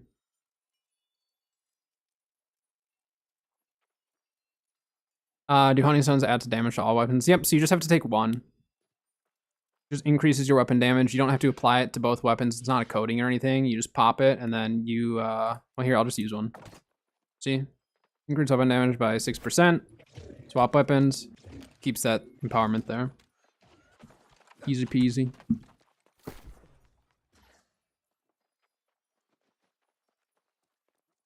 All right, should we clean up inventory and head off to the next testing area, which is going to be Reek Water? Okay, so we have no valuable golds here. Oh my gosh. Look at that.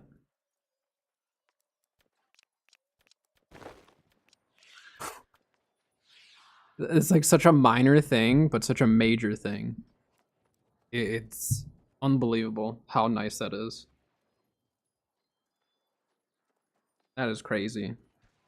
It's like something that so many of us have wanted, but have just kind of like dealt with not having. Now we don't have to deal with not having it.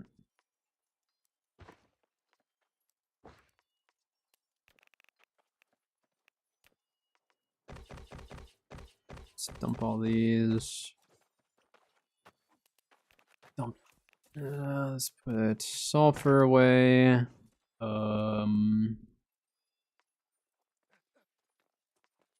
That's all that needs to go there.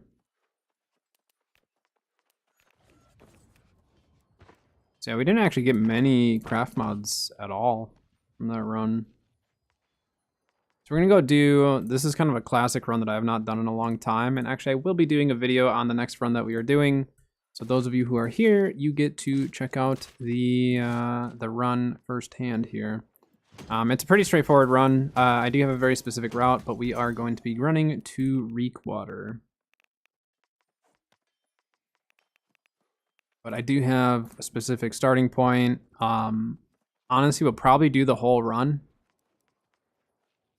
I'm kind of thinking. Let me open these presents quick. Oh, I know, we have to turn those in. That's right, those ones you don't open. So for Reek Water, we're gonna go over here. And again, I will be doing a video on this, so you guys will be able to follow it in case you do not remember exactly where I was going. I'm Covenant. I've been in all the factions, but we ended up on Covenant at the end here, and just I haven't really bothered changing. It's a lot of work. Actually, it's not that bad anymore, but it's a lot of work. I'm gonna turn off recruitment because I'm not trying to join any chest runs or anything. We're just doing testing.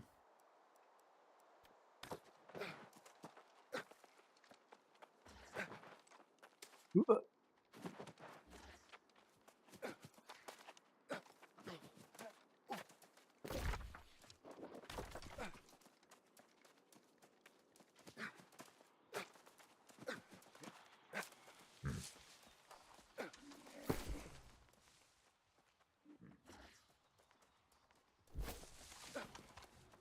Actually, should we go Healer Hammer?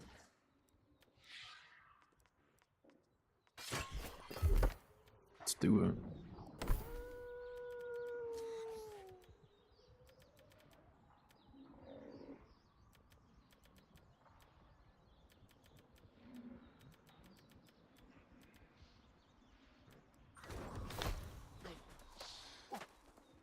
I love Healer Hammer.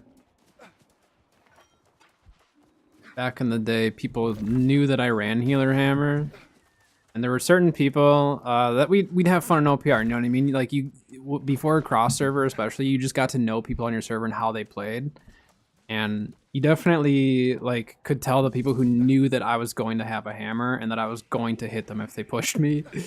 So they'd keep their distance and stuff. And obviously, I can't push very hard, but it was fun. There was definitely some moments of the non-crossover being fun, just kind of seeing some of the same people, but man, did it get old. Ooh, I'm lagging.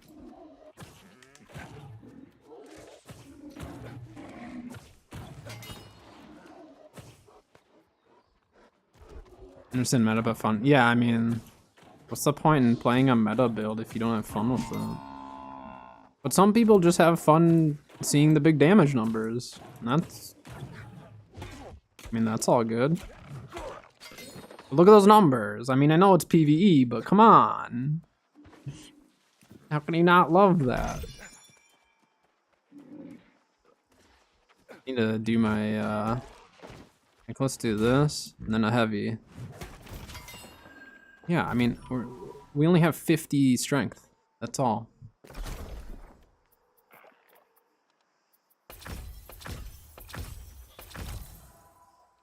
Oh yeah, and then we get the stamps. That's right. Wild stamps.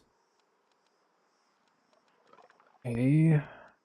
So we can probably do that, but what is... let's reroll that.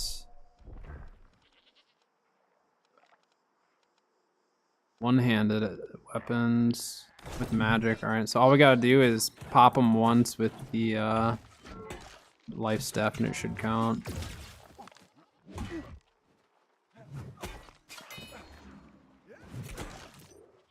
I mean, when you're doing upwards of 5k and a heavy as a healer, it feels really, really good. Again, it is, you know, we're fighting against stuff that we're doing extra damage against, but see the difference though when we don't have that rend applied? It's a huge difference. Like, the rend is everything for this build.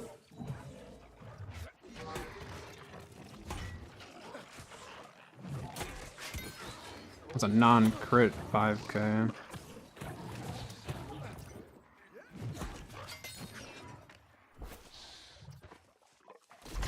Yeah, I mean, if I get the DPS life staff, I'm probably gonna have to put together like an off-heal build with healer hammer or something. I don't know, something crazy.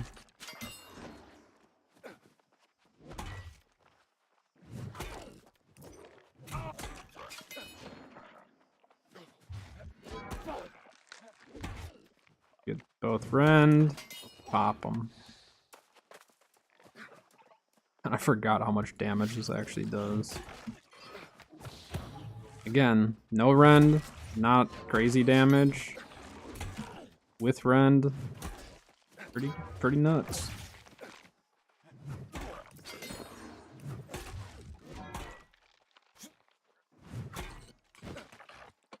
That one's gonna come back to life.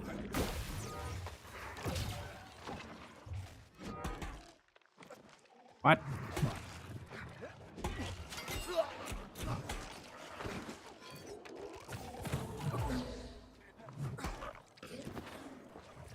There we go. Guess we don't have to kill all this stuff, do we? Wait, is this silver or platinum? This is platinum. I want to farm this to see if there's anything different with it. I don't know how those caches work. Is that something that we craft, or is it something that we actually get from farming it? That's what I don't know.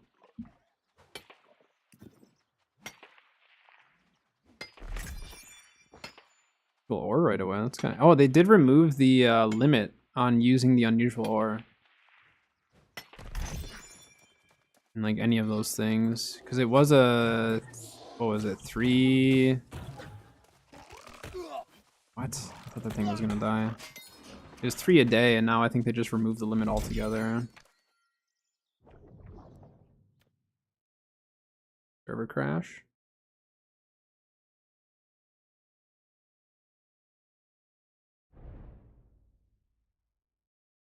New World announcement. Team has continued to investigate additional server crashes. Apologies for any inconvenience. Yeah, that's fine. Server was up for a long time there, though. Now we get to hang out.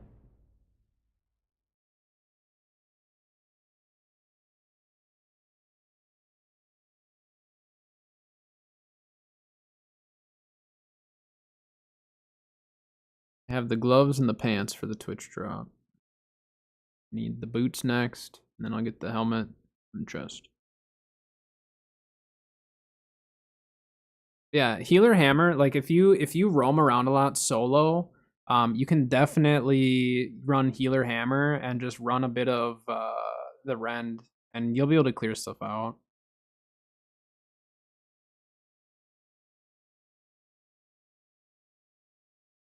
Does your hammer with an amber in season 4?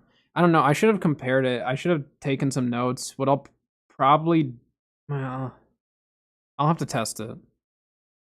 Cause like trying it on ancient stuff, the trouble is the strike damage is getting a bonus. and so I end up actually not doing or I end up doing more than what it seems.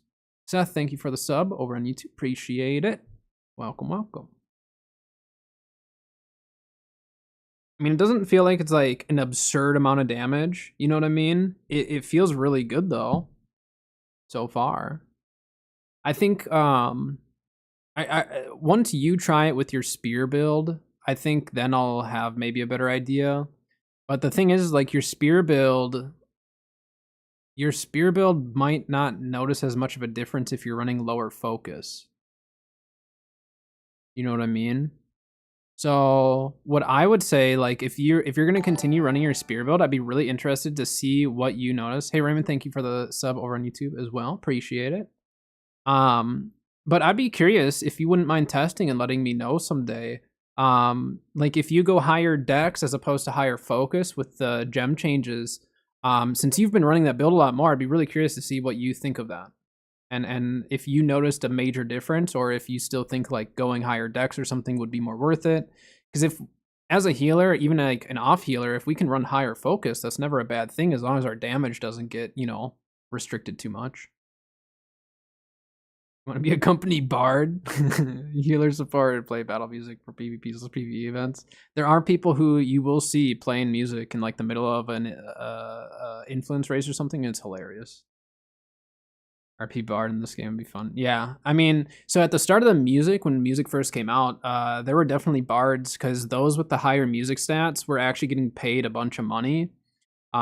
Mainly just because they'd sit there and play the songs and people would just give them tips to try to get the bonuses. But then once everyone got their level higher in music, then that went away.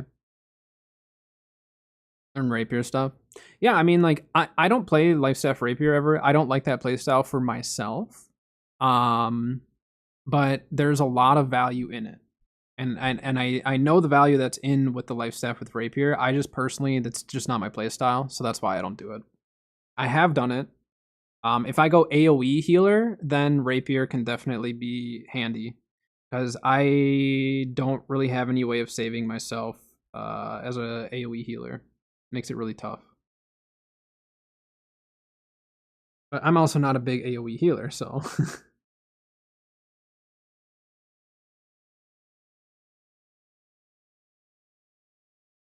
Rapier is survivability. There are some people who will try to do some Rapier builds as a healer, to try to like do some engagement and stuff in terms of like helping fight and all that, but your damage output is really low. It may be different now with the gem changes, so maybe I'll try it again and try to do a bleed build or something. But in general, it's gonna be more stay alive type of a deal. Kind of respec mostly focus with changes. Yeah, definitely let me know because I'd be curious from someone who's been playing kind of the opposite of what I've been doing. Like I'm already heavy focus with all of my healer builds with maybe a little strength here and there. So I'd be curious to hear from like your point of view and your side of like you've ran that a bunch and how you notice the changes and the differences. Because you'll have a lot better idea of like the comparison. Whereas in for me that I've been running focus this whole time, like I'm not noticing a huge difference right away, but I also like at the end of the season I wasn't playing much healer. I was playing a lot of other stuff. So I don't remember exactly like where my numbers were at.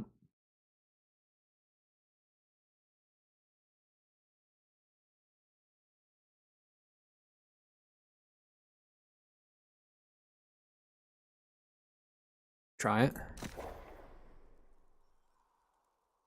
Servers are coming back up pretty fast, so they're doing a great job of bringing them back up right away. I would expect another downtime though at some point, or they'll do an overnight if they can just like kind of put a band-aid on it to get through the day, and then do a update tonight. That'd be good.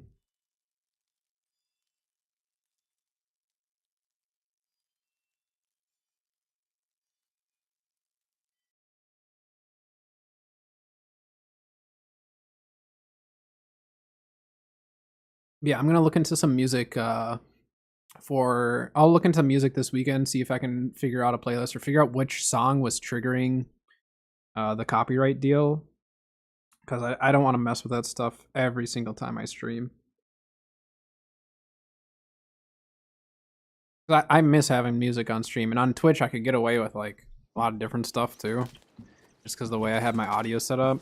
But YouTube, I can't do that.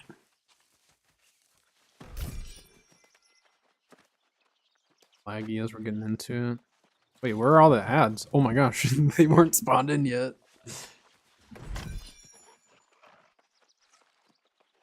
Your guy.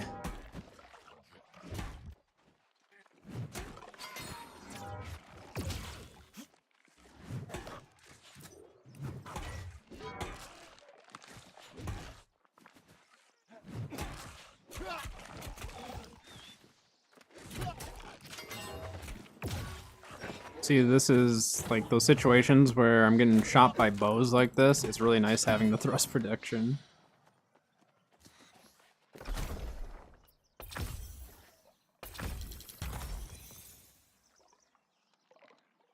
Let's try finishing this card. I feel like they give less XP for the cards now, but the journeys seem like they're not as bad. Oh, we just need to complete 3 cards, so let's burn through 3 cards really fast. Yeah, let's just burn through 3 cards if we can. 2-hand melee, we can do that. Whoops. That was a finger flub.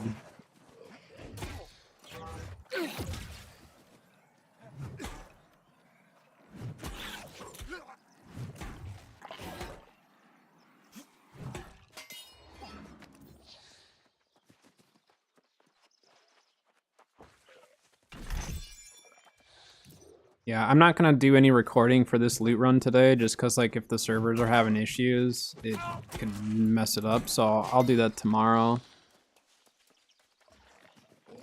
I wanted to wait to do my loot run videos though, because I was going to actually record them yesterday as well, you know, and just kind of get them ready to go, so then just have more time. But then I was thinking about it, and like, especially after we saw the difference in the Scarab run on the one spot, there is a chance that some stuff has changed, so probably good. We'll get an idea of if anything has changed, then I can change it up in the video right away.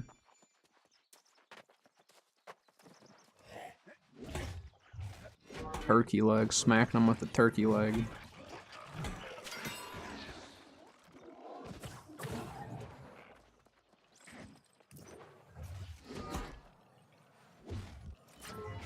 Oh, I whiffed it.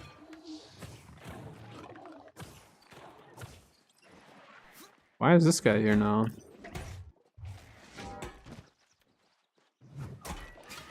Out of here, guy.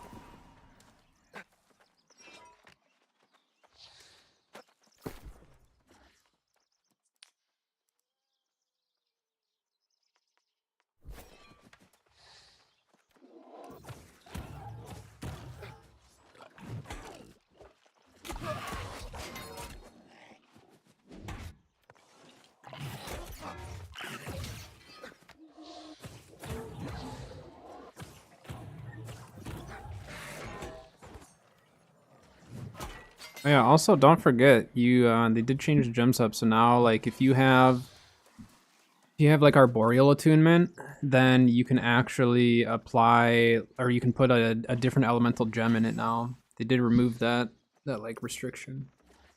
There she is, she's slacking. Guys, she's here.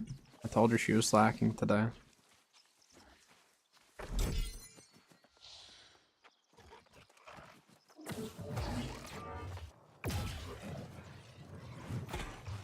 Season so far? The season itself has been fine. It's the server stability that's been suffering.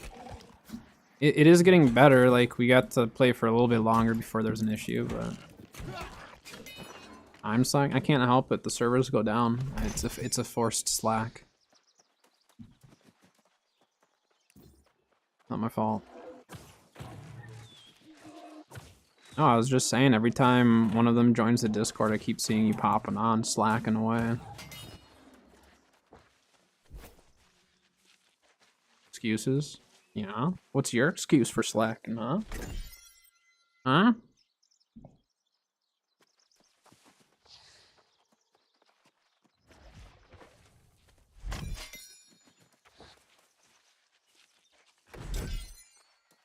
Oh, hello. Keeps coming around. Yeah, I know. I know it is. Every single time I'd see it, I was just like, I bet she'll be logging in or like getting on her phone to check it out.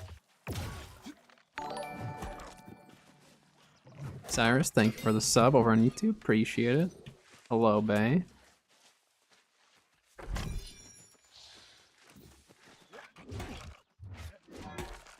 There are actually people here farming this? That's crazy. What am I up to? I'm doing loot runs currently. See if we can pull some adamant mods. We haven't pulled any yet, but they are supposed to be able to drop in Brimstone and Reek Water, so we're doing a Reek run quick. Just to see if we could pull one. With the server stability the way it's been, I've been a little hesitant on doing like OPRs and stuff, so figured we'd do some loot running first. Going back to work, sounds good. See you in a few hours.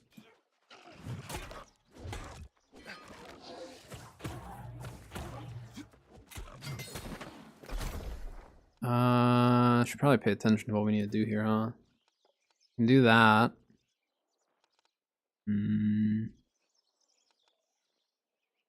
Ancient elementals. That would be brimstone, right? Maybe?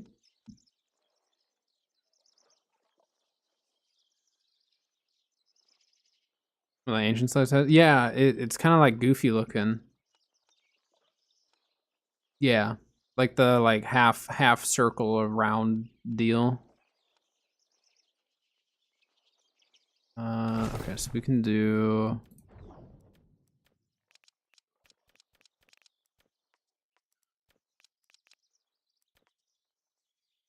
Oh, it's only a 597. Yeah. Okay, let's re-roll this.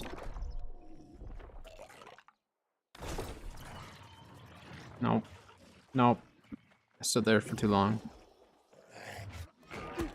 Back off.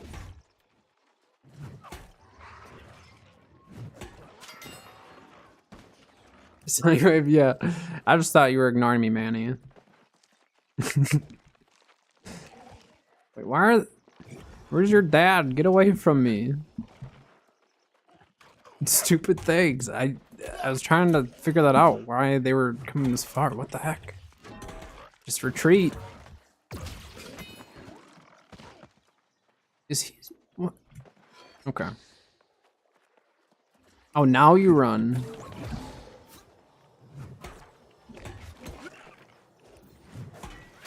Take that. Okay, we're good. We are good.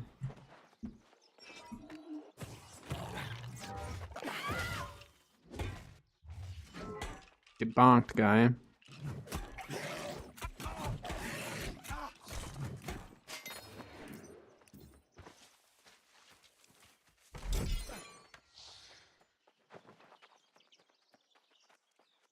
Come on, let's just pull one adamant. That's all I want. I don't think I'm asking for much. Do it. Okay, so far everything here has been the same. It's no different. I wouldn't imagine that they would have changed. Ugh. Gosh dang it.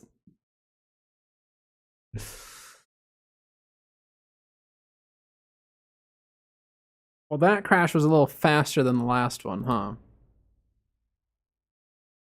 Dang it. This is why I have chosen to not do any OPRs yet. Just make sure it wasn't me. No, the server. They just need to get through today. Just get through the day. Do your updates and everything tonight, and then we'll be good.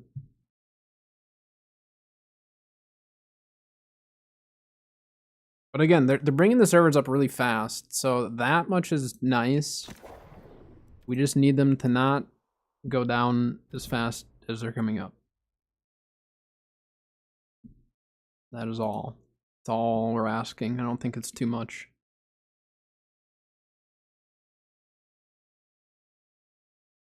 And this is why I decided to not record this run, because I knew if I started recording it, we'd start crashing and have a big broken up loot run that I'd not be able to even use the recordings from, so this is good. We literally just started our loot run though, so. Could you imagine though, like the elite zones? Because every time the server resets, the stuff like doesn't spawn in right away, and then it just all spawns in, so. Saman, thank you for the sub over on YouTube. Appreciate it. Make for a fun blooper newer video. That's true. The trouble is some of the blooper videos, I feel like it can fuel people to get upset with the devs. You know what I mean? I want to try to make the devs' jobs a little bit easier. But yes, there's a lot of moments where the game makes it pretty funny. It's just there's some people who who can get really upset by it. So, but we'll see. It just depends. We'll see how long the server stays up next time. But if you've ever played Ark, and especially on official servers, this is absolutely nothing. This is great. They're doing a great job compared to Wildcard, for their server stability. Yes, they're going down, but they're coming right back up. Ark, don't expect that ever. Servers go down. There's a chance it comes up soon. There's also a chance it's down for the next 2 days. You just never know. And they don't tell you. You just have to wait and hope that it comes back up. I feel like the artifact life staff should have been something like making damage on your secondary scale 100% from focus, no matter what it is. Oh, that'd be cool. That'd be cool. I mean, like, scale 100%, but then, like, scale down the amount of damage it's actually able to do with it. So then it's not, like, too OP, but it could actually make for some very interesting off healer. I mean, I think what they're trying to do is, as far as the ambers go and healers in general, is they're trying to prevent the healers from literally being like the new DPS. So it's kind of like a fine line that they're riding right now, with the life staff and just some of the damage buffs and stuff. Because if they do go too crazy with it, and we start seeing life staffs again in like a good chunk of people's hands, it gets really annoying. But obviously, we want to see more opportunity for us to use different offhands with our life staffs. So from our standpoint, it'd be really nice. I just don't know as a whole for the game and the community how that would play out. They'd have to balance it. They'd have to nerf the actual damage output in some way, but still convert it. And we'll see. I mean, like, even with that life staff, depending on how much of a buff you end up getting and like how noticeable it is, there is still a chance that we see that. Which if that were the case, then they'd figure out some way of balancing it or nerfing it or something. I mean, there's nothing worse than trying to kill a healer that's just like not dying. And as a healer, like, it's fun staying alive for so long, but I'm just like, I need to do something. I'm surviving, that's it.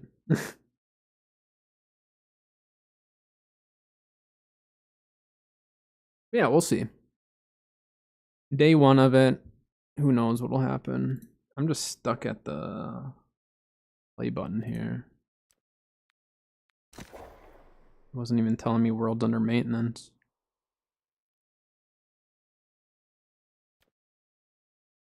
Suppose I can pull up the database. That should show me, right?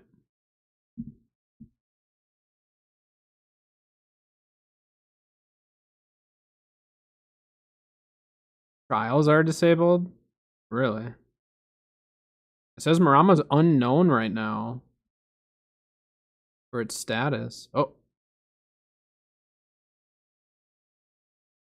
You just had to talk a little smack on it, I guess.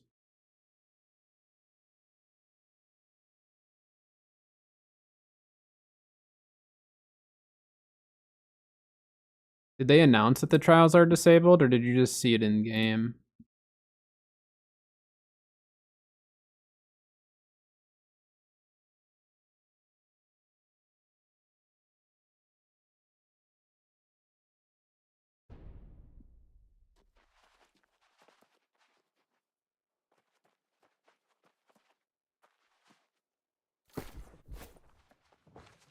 Wait. Did I not actually loot this chest? Oh no, it just didn't give it to me. Game trying to do... Are you trying to do the event quest line? Because I know that that's been having issues. I thought they... Well, they were trying to resolve it.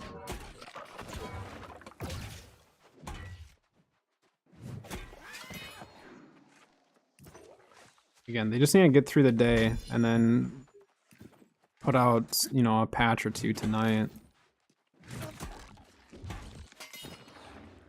Is what I'm assuming they're gonna try to do, unless it's something that they're like, no, we need to fix it right away.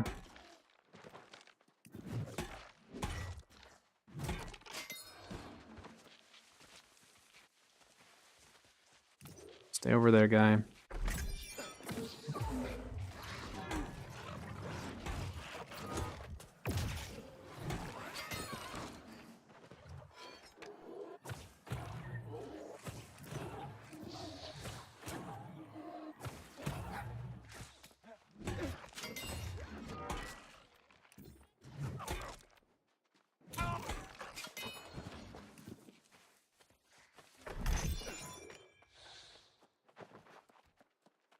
I bet we're gonna pull a squirming vine though.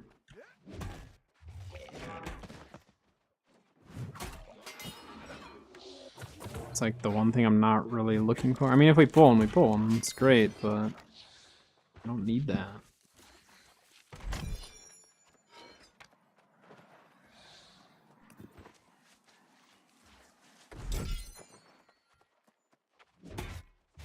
Ooh, that was a little laggy on him, huh?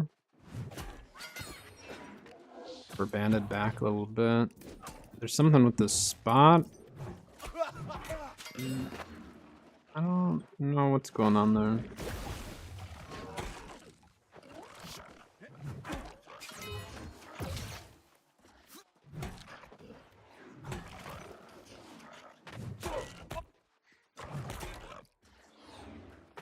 See how long the server stays up for this time.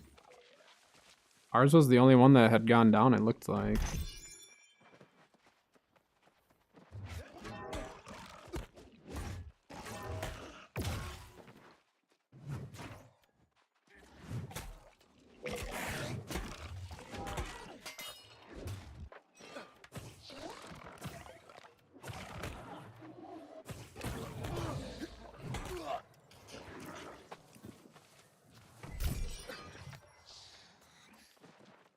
Let's move on here. Very broken up loot run here, but that's alright.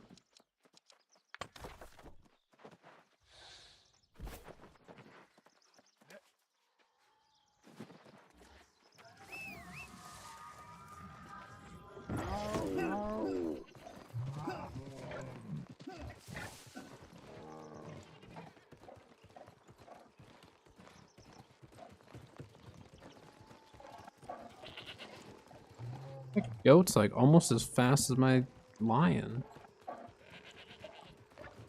Oh, we didn't even look at the actual store, did we? I forgot. I just got my I got my season pass, but I didn't actually look at the store. I don't want to look at that. You should be able to look at it up here.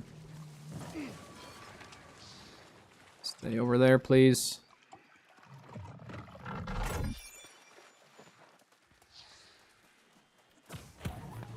Take that. It actually is an achievement if you kill, I think it's 50 cows. I forget what it's called though. I have it. Can you not? Alright, let's go up over here and look at the store quick, because I still have some Marks of Fortune. If there's something real good, we'll get it.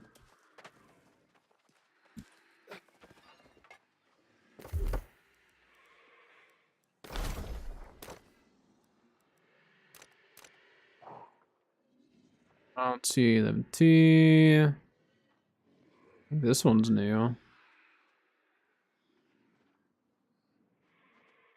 Oh, my peg leg like stutters. We'll have to try that with a different one. They actually throw it? Oh, the preview cooldown. Does it actually throw it or does it just disappear? This is important. Do the thing, guy.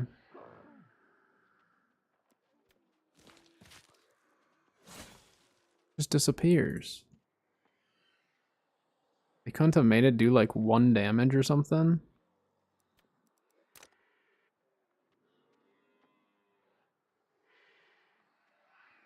Okay. Do you like this hat? I don't really. The chest is okay. I like the hat though.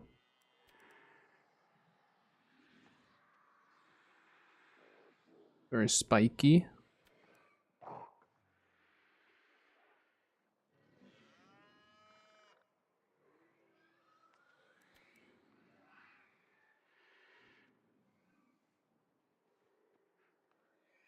A lot of detail in that one. Yeah, I'm not like too crazy about any of them.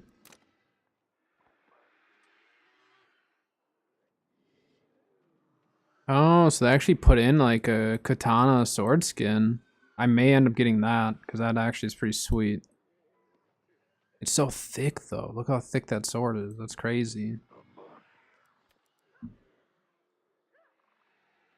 What is a shield? Yeah, it's alright. Flail's kind of basic. I don't care for that too much. Void, no. Other flail. I think we already looked at those before. And it's an okay shield. That's alright. Oh, they did put in some mounts. That's a cool horse.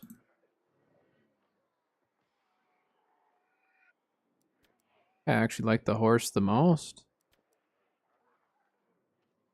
That's pretty sweet.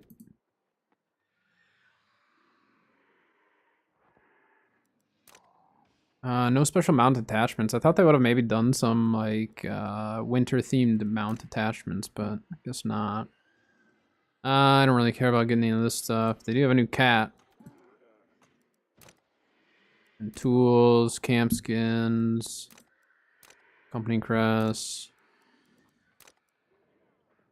Yeah, I mean, the only thing that actually like intrigues me is maybe a mount. Because it is a pretty sweet horse skin. I think I prefer that over the lion. I don't know, the lion's kind of cool. I don't really care for the wolf. Do we know where all the new artifacts are from? I mean, I can look them up. I don't remember all of them though. But we can definitely look them up. New World Database has all that information, so if there's a specific one we're looking for, we can definitely check it.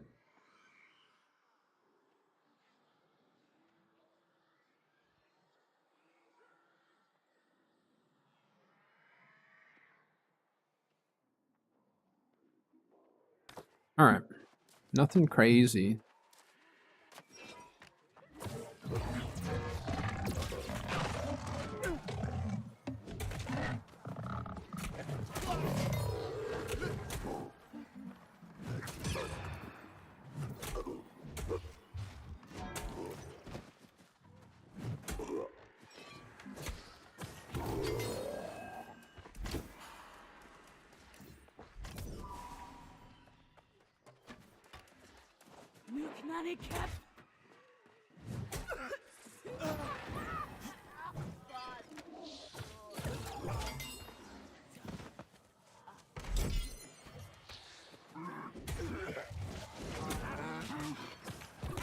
Stupid grit.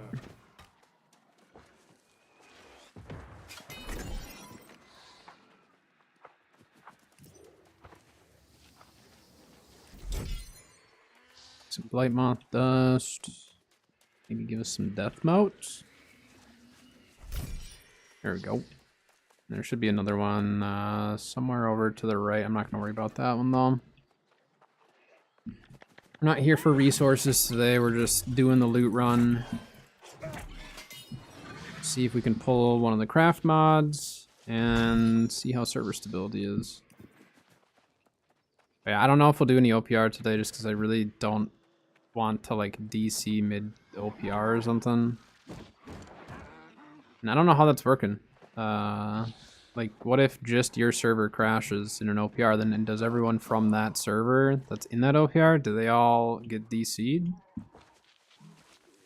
Or does it not happen till the end? What?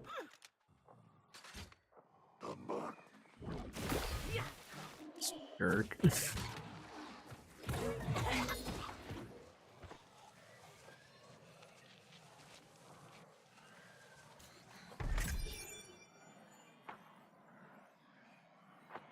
A lot of company mates don't really like the idea, but thoughts on bad luck? Protection for named items. What do you mean bad luck?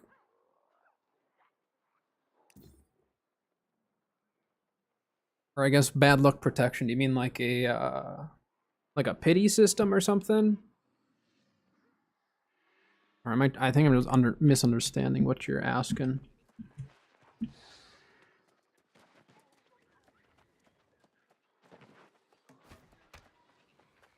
Someone just ran through here.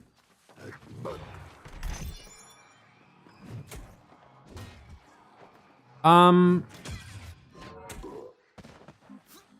mean, I think for artifacts, they could probably do they could maybe do a pity system for artifacts.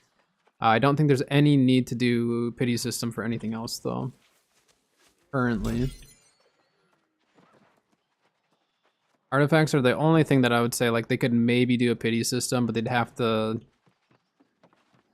probably want to do it differently depending on the artifact. Like Scorpion Sting is the one that everyone wishes there was a pity system for because it's such a pain to farm. And I agree that one either they need to do a pity system or they don't need to, but they could either do a pity system or they could also just change like drop rate or spawns or something. If they're noticing like drop rate's way too low. But I do think that there are some that like they do want to make harder to acquire. And I think that's fine. I don't think there's any problem with having some stuff that's just harder to pull, lower drop rates, you know. I mean, I don't have all the artifacts. I didn't collect all of them last season. Some of them I just knew I wasn't going to put it into a build, and I'm not the type of player who like likes to just collect to collect. So like if I come up with a build idea, then I'll go and farm that artifact if I have to. I'm getting turned around here.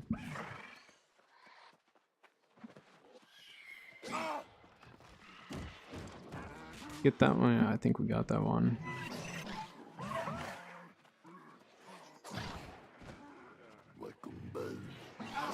But, I mean, I don't know. I don't know if a pity system's really necessary, though. I understand for, like, the casual players, it would be really nice. Just because, like, there's some people who can't invest, you know, every single time they play into trying to farm one artifact. Or, like, they maybe only have one chance per day for Scorpion Sting or something. So that can be really, really tough. But I do think that they made, like, the PvP quest ones, they made those a little bit easier to acquire. So I think instead of a pity system, they should just try to figure out the proper, like, balanced drop rate and stuff. Or, like, respawn rate. Maybe they change the respawn of the Scorpion so you get more opportunities in a day. Or maybe they guarantee 3 spawns per night. That would be nice. Nope, you don't need to go to every single one. You only need to go to 3 settlements now for the trees in order to get the daily loot. If you want to go to every settlement, you definitely can, and you'll get like 1 or 2 consumables with it. But it is no longer required to go to every single settlement. They made it so you only have to go to 3. So it's really, really nice that they made that change.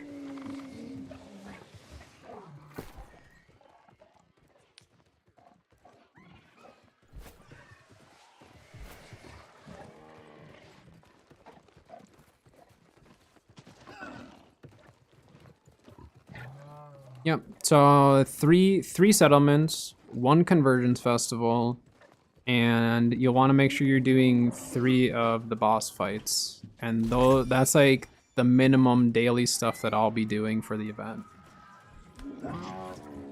I'll probably be farming the boss more often though. Yeah, season 4 is out. We're playing it right now. Server stability has been a little rough, so do keep that in mind. Just going into it. Like I said earlier, I think they're probably just gonna try to figure out a band-aid for it, and then hopefully put out another. Well, this is different. This is different right here. These stairs. Yeah, this is all different. Okay. We need to pay very close attention to see what is changed on this route. But yeah, server stability has been the only issue as far as the new season goes.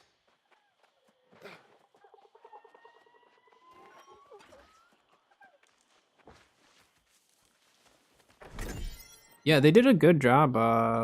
They do a good job with this event usually. And then the quality of life stuff that they made changes on are really, really nice. Okay, they changed this up and now you can't get this chest. Great. Oh wait, no, you can get it. So we have to go into this far corner. I need to remember that. I will be doing a video on this run. This is kind of a trial run to see what's changed, and I'm glad we're doing this because they actually have changed stuff on it. So I just need to take like mental note of what all has changed, what's where. Some of these chests may be a little bit trickier, so I'm gonna figure out the tricks on how to get some of them, like that one in the corner. You literally just have to jam your character into the corner to get it. So I'm gonna try to figure all that out. So then for the video, I might try to get, I don't know if I'll get it out tomorrow. I'm gonna try to get all the recording and stuff done, get it all prepped, make sure I have all the stuff covered, and then I'll try to get that out probably by Friday, so then you guys can start looting it up this weekend.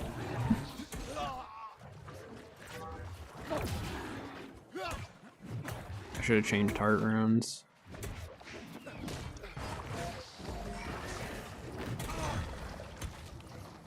Gosh.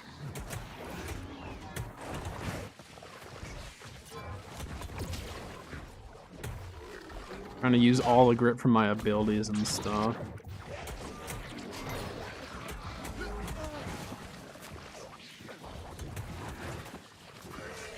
We're fine.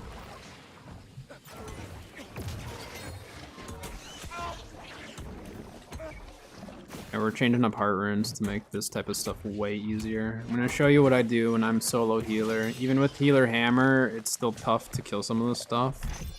Really, really easy solution to it. I just need to find it now. There we go. We pop that, the Primal Fury heart rune, and then you just drop all your heals, and you just start going crazy. You just start swinging. And we'll have no problem clearing this stuff out.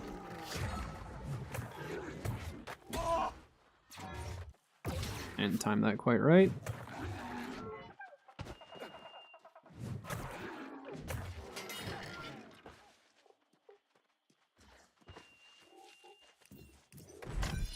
Most part this area is the same. There's just the one chest that's different, and then that one spot you have to go up more.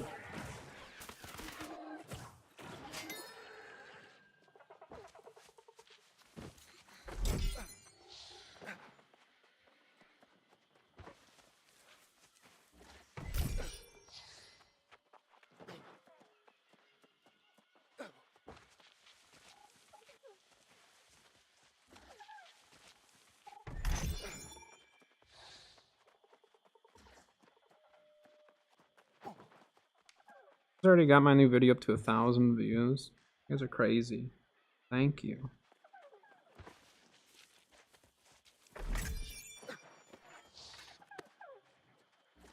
Got more content coming. Tomorrow's my day to work on a lot of it and get a bunch of it ready to rock and roll. I've got a bunch of videos that I want to be putting out. I think my next build video, because it's been a while since we did a build video. Start of the season, I was kind of holding off because we were nearing the end of season 3, so I didn't want to do too many builds. I have an idea for a healer hatchet build, which I've done in the past. I don't do too much healer hatchet, but I want to do one that utilizes the artifact, the hatchet artifact. So I have some ideas for it that we're gonna try out, and it's gonna take me a little bit to test it and figure out how I want to do it. And I may end up doing it differently still, but I wanna try it first with the artifact hatchet. I forget what it's called, but we'll try it out and see how it goes. So I need to get that leveled.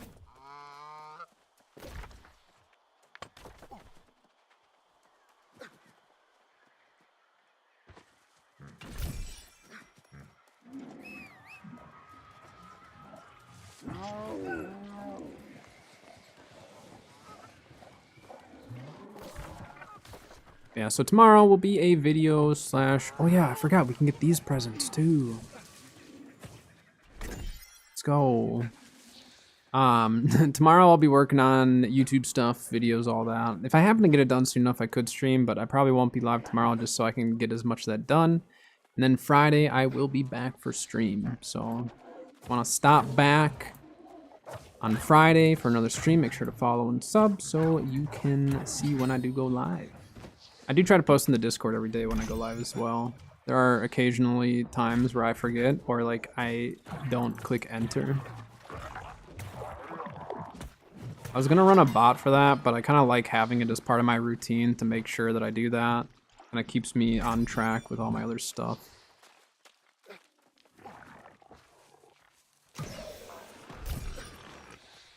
Glimmerfen is one of my favorite spots. It's just nostalgic.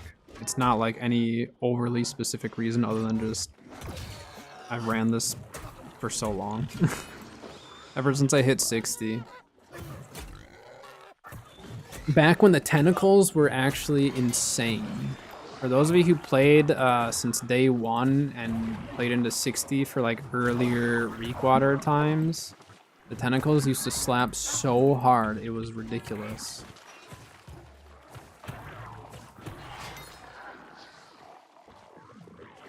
And the wolves, that's how I got my logging up. Was farming the Angry Earth wolves because they gave a bunch of XP, and you would farm so much birdwood that you'd have to get rid of it. It wasn't worth anything, and then they also were dropping quintessence at the time. It was crazy. The wolves were super OP, which they nerfed that, which it was needed, and then they nerfed the tentacles.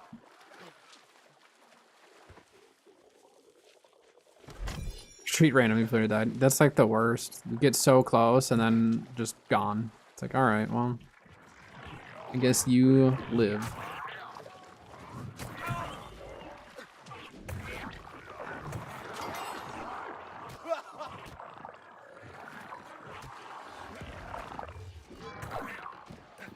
None of that. I mean, we're still doing good damage to the Angry Earth stuff too.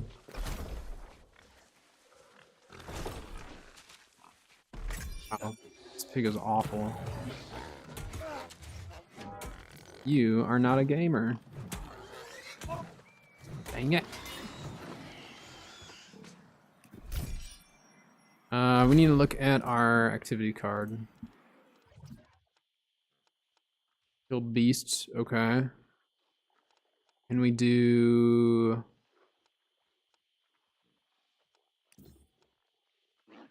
Let's get the beast one done. Alright, I'll take all those.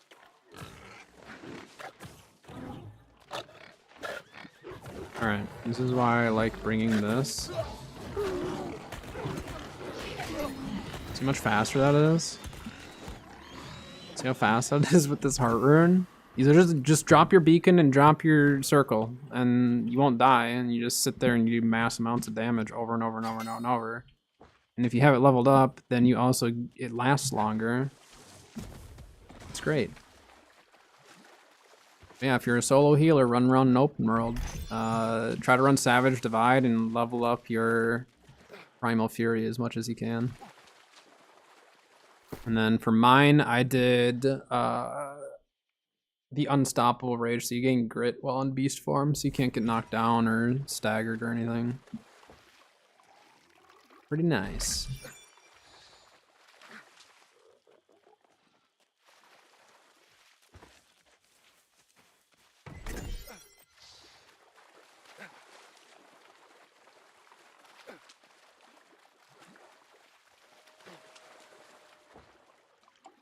Really getting any craft mods at all. It's been rough on the craft mods today.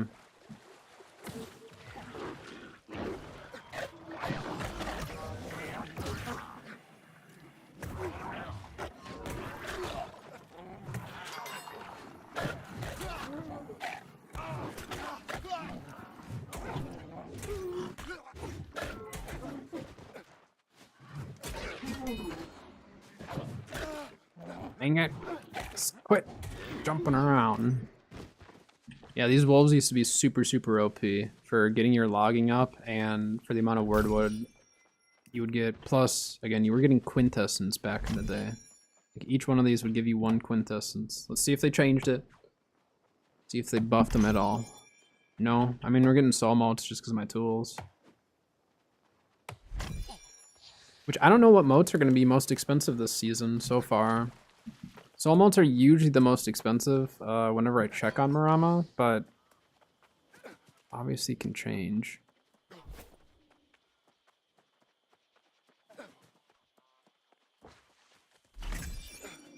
I'm not gonna go around chasing all the presents.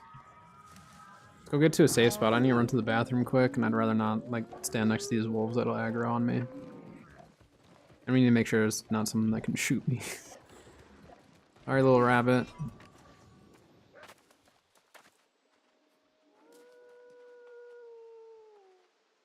Alright.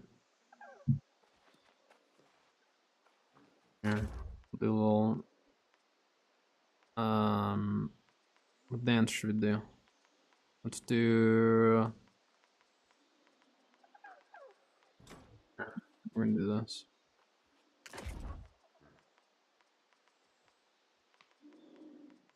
There we go.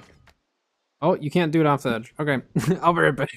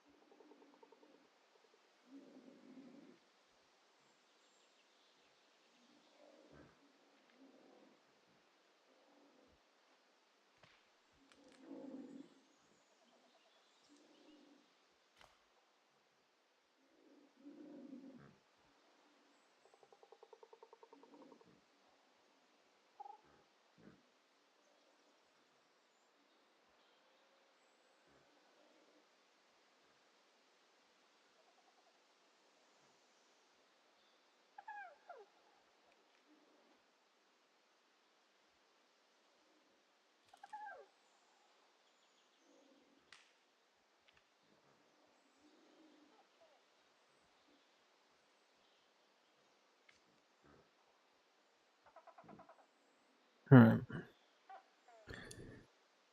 Shall we?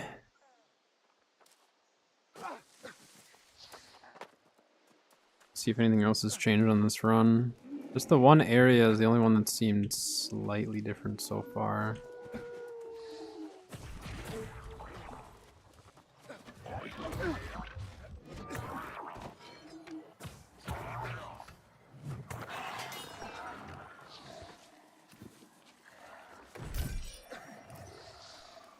Weird Grotto, where we're at right now, is like one of the best spots in Reek Water, just because there's so many stockpiles here.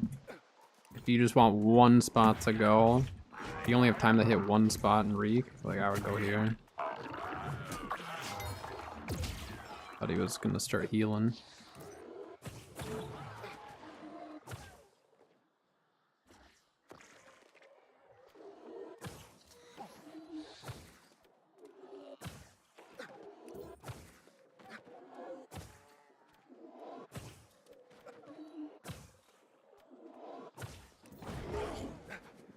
Oh, no, I forgot. I didn't have the, I had a different armor nod. That's right.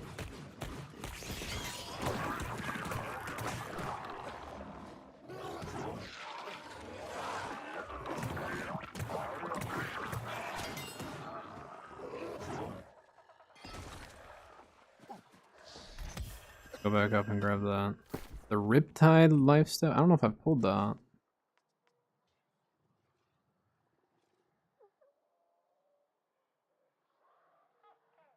Why not? I'm gonna lock that. I don't have that yet, and it is kind of interesting. I have to see what I can roll on it, because like typically I'm gonna go with refreshing move, but depending on the build, I may not need refreshing move. If I'm more off heals and stuff, a refreshing move doesn't do as much for me.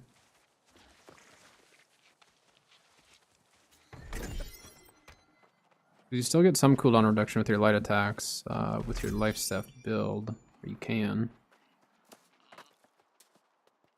It's a great sword mod. Someone else came through here already. Kind of nice. We don't have to fight anything.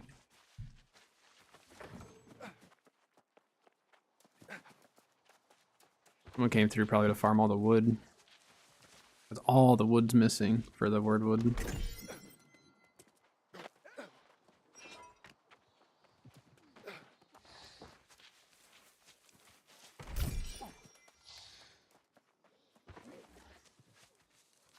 Game. Just throw us a bone here and give us one craft mod for health.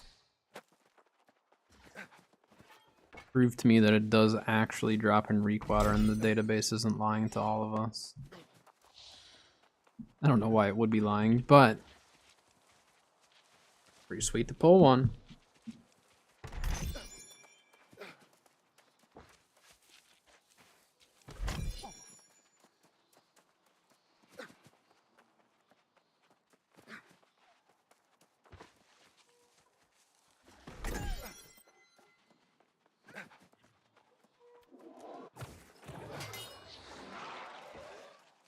Yeah, every bit of wood is farmed in here.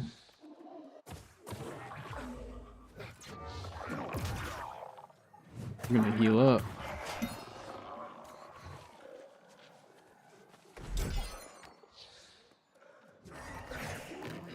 Get out of here.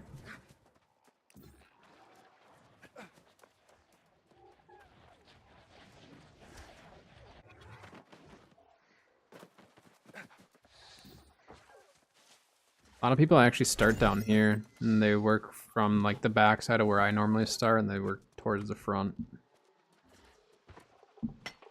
We'll stop for Ori, why not?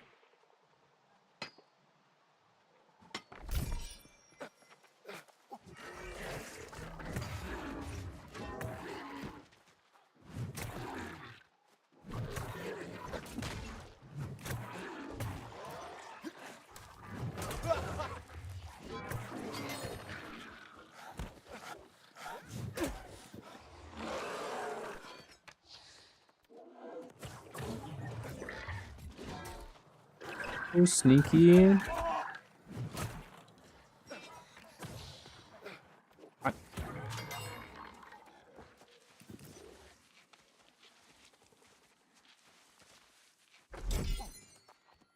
Nothing out of that. Alright, where are we at on this? Oh yeah, we got more of these. We can do that. That. That. And then we want to, because we're just trying to burn through the cards.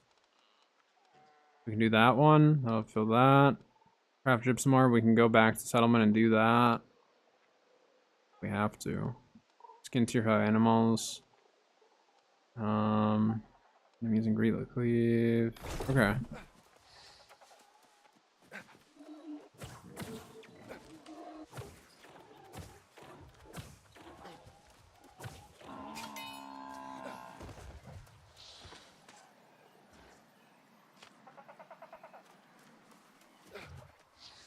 Doesn't seem like the activity cards give quite as much XP, which last season it seemed like it was pretty excessive. Like you could burn through the season pass pretty fast just utilizing the activity cards. I mean, the journeys make a big difference, but it does seem like they maybe made the journey a little bit easier and then just made the activity cards give a little less. I think it's probably a better way to balance it.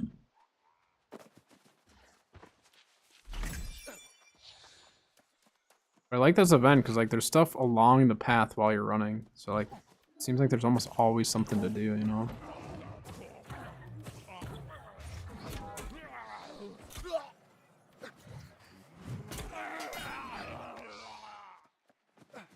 We don't need to kill everything here. We can just run through.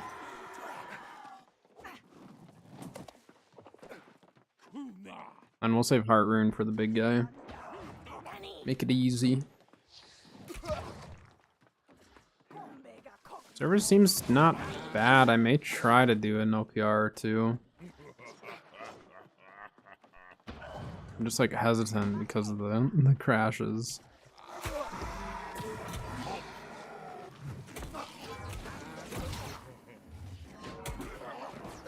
I knocked him all the way out the door.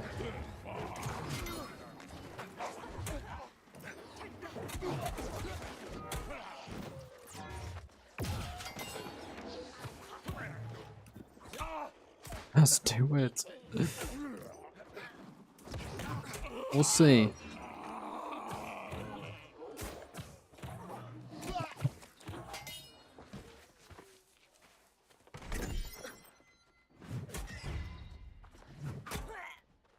Look how Just Do It kind of went from a Nike thing to a Shia LaBeouf thing.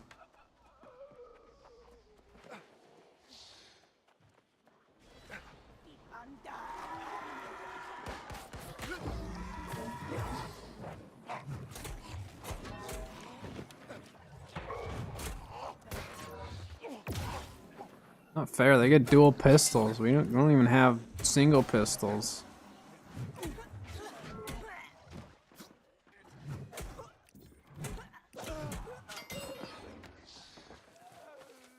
There we go. Alright, so we got that.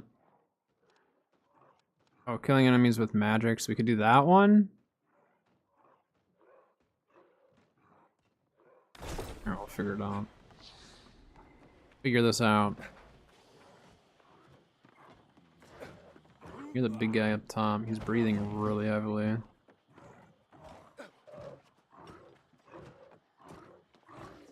I was gonna say, you have a lot of progression that you've been working on, so it's probably not too bad in your situation of just like still trying to get your progression down. Well, that was pretty easy, huh? This Heart Rune is so crazy. For PvP, I die like every time I use it. It's hilarious when you do get kills because you can do your charge attack and just like pounce on people. And it knocks them to the ground and everything and does a decent amount of damage. Oh, wait, Steel Void. Which one is that? It's not Scream, I know that much.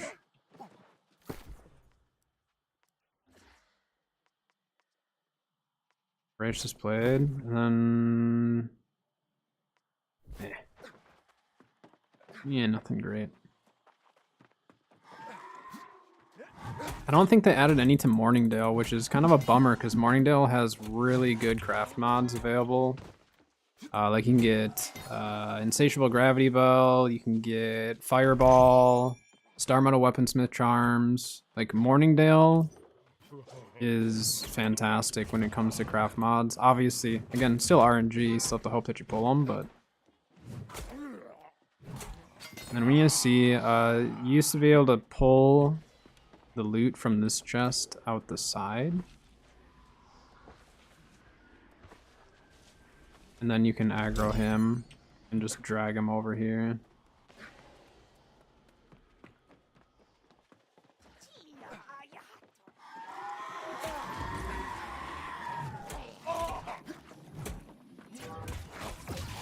Yeah, I saw you doing that, guy.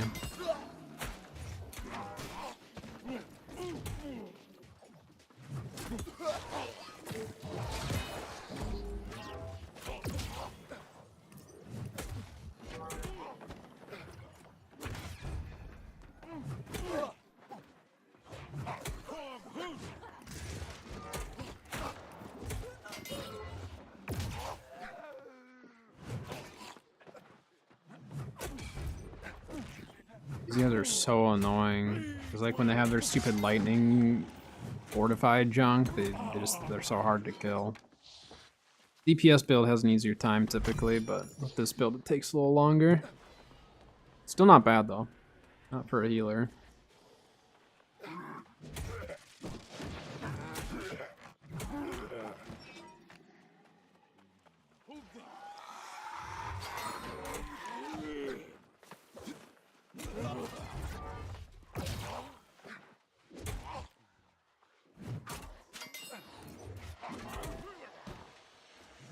I don't know where that guy was swinging. Get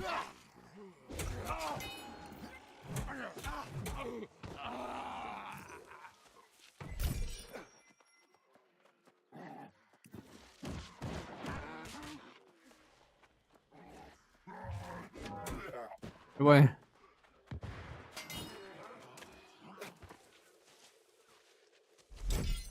Can't pass up free soul motes.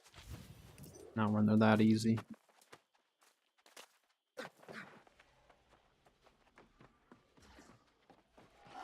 Yeah. We're gonna speed this run up a little bit.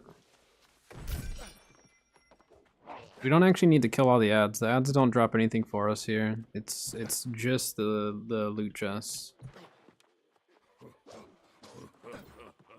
But up here we'll probably clear them because this room gets a little chaotic. Just get everything upstairs. Not. Gosh dang it.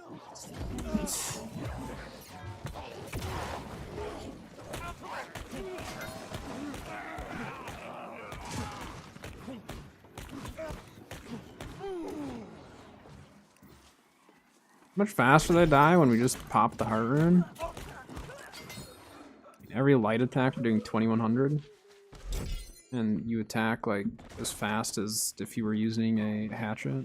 So oh, my guy's carrying the hammer all weird.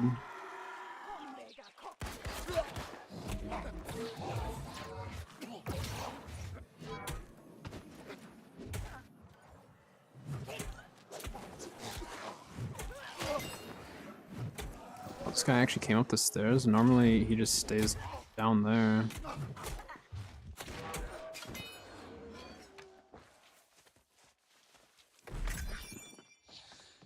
Like any other craft mod, we just need to hope that we pull it, because it's never a guarantee.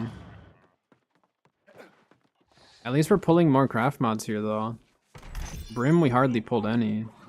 Like not even the attribute mods, we weren't pulling much of that.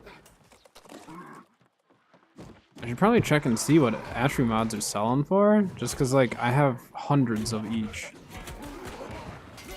Whoops, missed the door.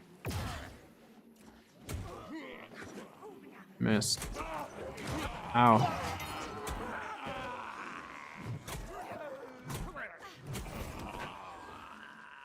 Do it. Nice.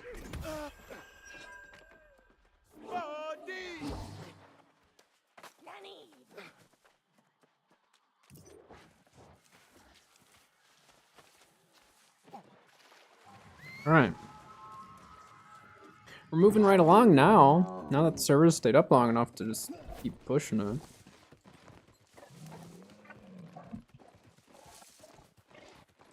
You find more of the floating presents. I really like this event because they actually do make it so you can get the tokens multiple different ways. You can get the presents from the trees, you can go kill the event boss, you can go searching for presents, you can find the floating presents, which give you 20, and then you can also go for Gleamite at night. So I do like that there's actually like multiple different options to be able to get that stuff. I didn't time that right.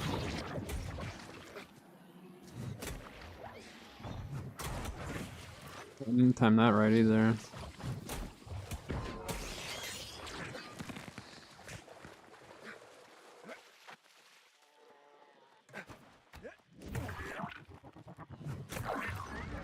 Oh, quit healing. It's cheating. I didn't use my heals, you can't use yours.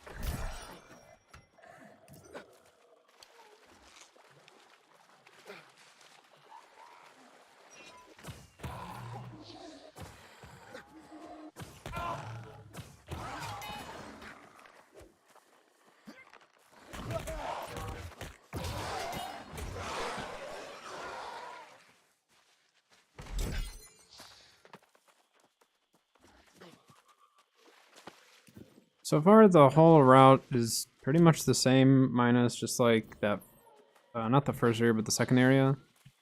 That was a little bit off. No one's farming this route though. Not today, at least. But Reekwater is actually where I used to make all my money. Reekwater, and then I made decent money off of Morningdale just because of the craft mods, but some of those craft mods have gone down in price quite a bit, so I don't run it as often now. Alright, we need one of these two. Unnamed enemies. We'll actually be killing a named enemy up there, so we'll be able to get that easily. So also, if you want to stick to one spot to try to get your season pass done, we're actually right by where I would recommend just sitting and camping. Because this area has 2 named guys that you can farm. And then there's obviously resources, there's beasts all over, there's Angry Earth, and there is Ancients. So you can knock out a ton of your cards as long as you're like re-rolling and stuff.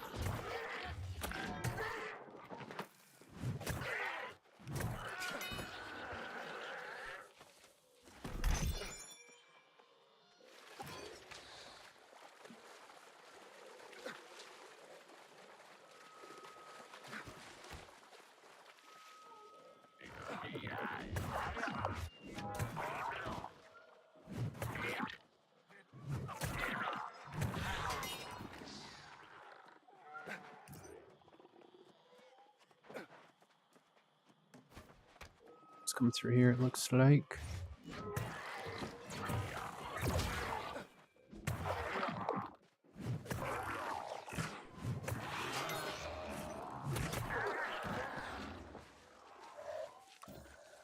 Yeah, that guy's still up there. We're good. Alright, let's go get it.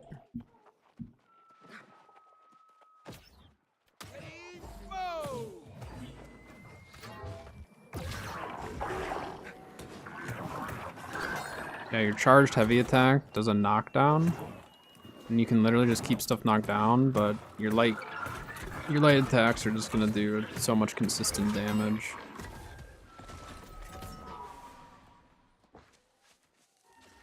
Easy peasy. This is gonna get us a bunch of XP on the journey here.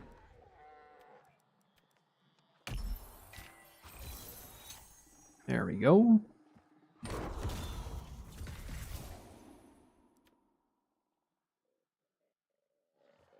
Three potions, kill elite enemies, named enemies. So yeah, I mean, like a lot of these are pretty easy. Duels are easy. When Cat's on later, it can get that one out of the way because then she'll get hers done as well. Activity cards. So we just want to keep trying to complete the activity cards. I don't know about filling them this season. Last season, it definitely helped. Wait, how much dark matter do we get for this, I wonder? It says bundle of dark matter. Recovery potions, faction tokens. We'll eventually get our trophy, skin. Okay. Yeah, I'm curious how much dark matter we're gonna end up getting for that.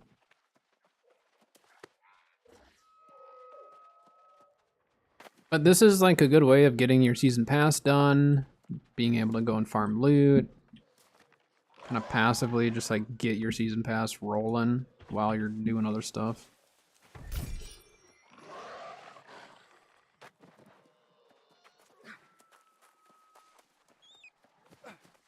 There are more moats around here.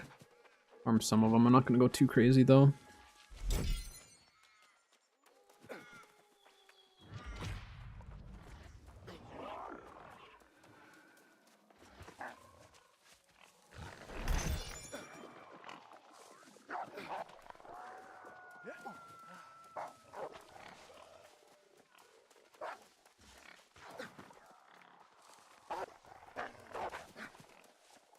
Wasn't on the ground.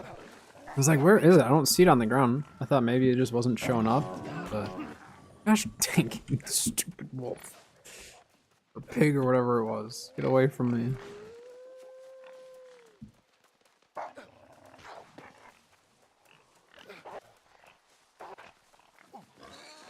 East Coast.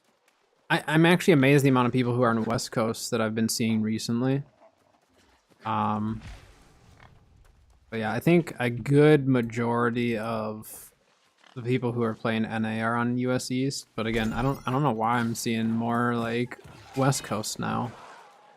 I didn't see very many people from the West Coast servers, and then just recently I've been seeing more. Maybe West Coast is popping again.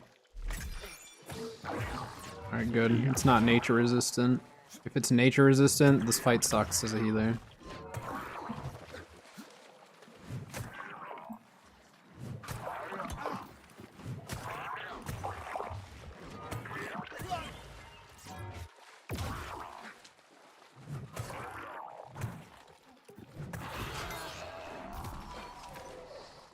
That's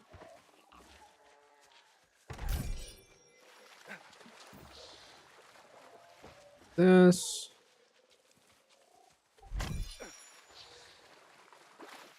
There's more Azoth water. I'm just not going to worry about it right now, though. We're at that weird time of day where it's like kind of hard to see.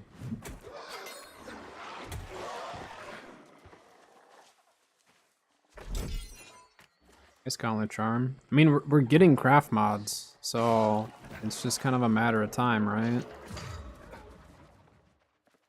In this loot run, you can do a continuous loop of it if you want. Like, you could literally run it, and by the time you finish it, you'll be able to run it again. It takes a while.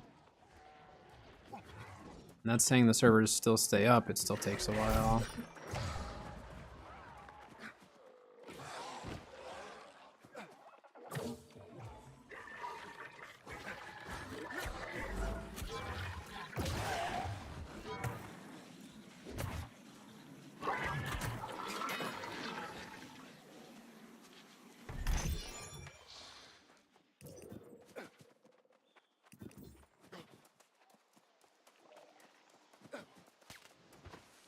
Not used to all these moats being spawned in. Usually people are out farming this stuff, you know?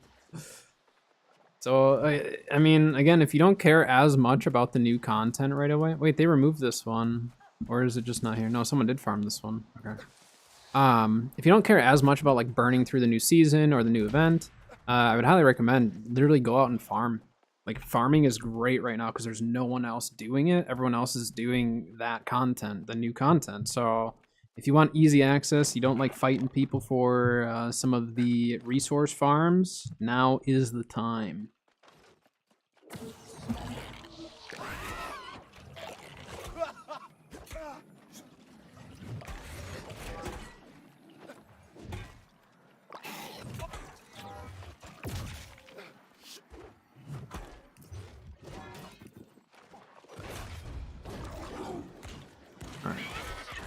I'm just gonna do this, it's easier. I didn't drop my heals, but we were alright.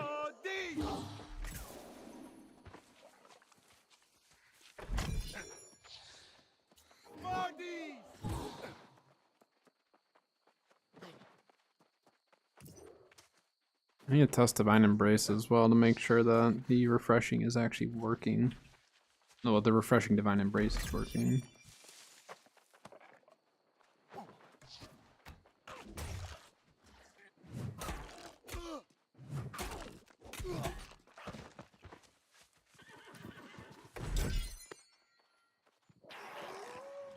I just heard a horse. What? Where the heck was that horse?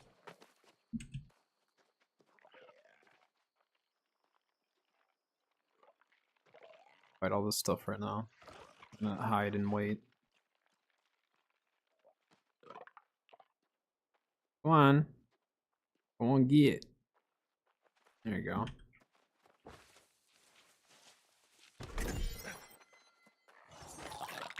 Way nerd.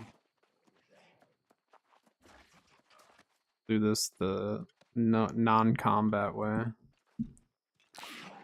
Actually, should we see? You used to be able to sneak this chest. There was kind of a trick to it. You could go behind this chest, and you could get this guy stuck. Let's see if you can still do that. When he comes behind, you jump over, and then he would get like stuck there. It does not work anymore. I haven't tried that in forever. Yeah, I don't know why, but yeah, you could just go back there. He would go back, and then if you went to like the front of the chest, it's like the tracking was all messed up, and he would just like start bugging out behind a... He'd stand like right here and just like start tweaking out. You can't do that anymore. I always thought it was a little strange when we could, but... oh, armoire schematic. Oh wait! Can't we turn our excess schematics into XP? We need to look at that after this run. What if we cap our, like, furnishing because of it? It'd be crazy. Gary, thank you for the sub. Over on YouTube, appreciate it. Welcome, welcome.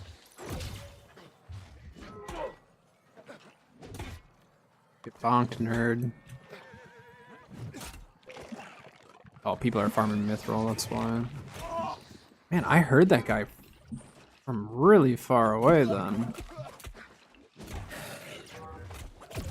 gonna save my heart rune for the last chest, because those guys are kind of a pain.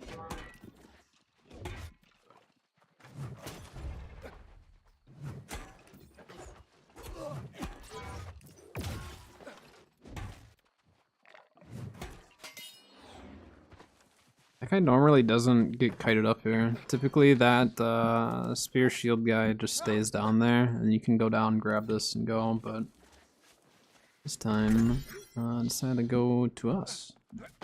And there's a raffle bone spawn up over here. Actually, the last 2 times that I've seen raffle bones, he's been down there. Oh, wait!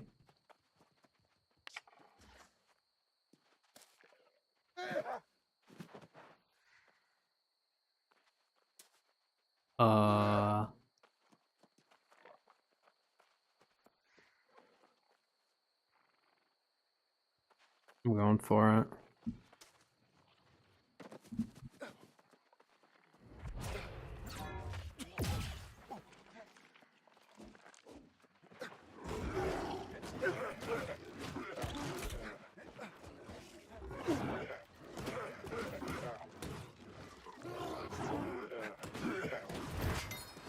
Let's go.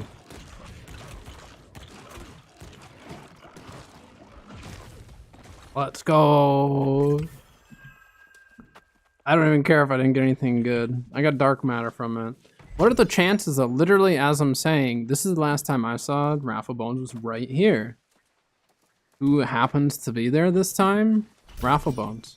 So now the last 3 times I've gone there, Raffle Bones has been there. Well, not the last 3 in a row, but the last 3 times that I've seen him, it's been there. That's insanity. I mean, he's not really worth farming. you know, like the name thing isn't really worth it. But the 20 dark matter, I mean, that was an easy 20 dark matter. I'll take that. I'll easily take that. Thank you, game. It's not what I'm looking for, but eh. Guess I won't be using my heart rune on these guys. The leap from that heart rune though is so crazy. I'm just trying to like pop these guys, trying to get my heart rune back a little bit quicker. Can I get it just standing here healing myself? Yeah. Yeah. Just hit him with light attacks, because then I get the couple ticks of lightning damage on him.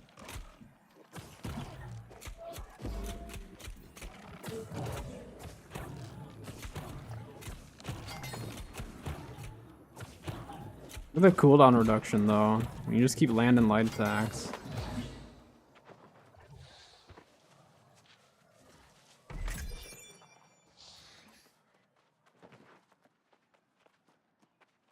Ooh, that guy wanders now. I don't think he used to wander, like these two guys. He used to just kind of like sit still.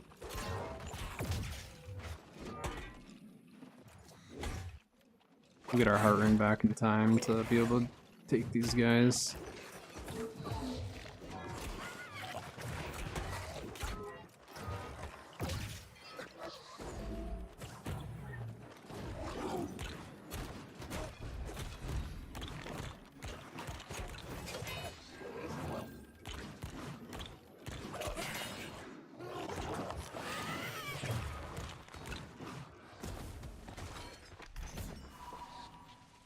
Come on.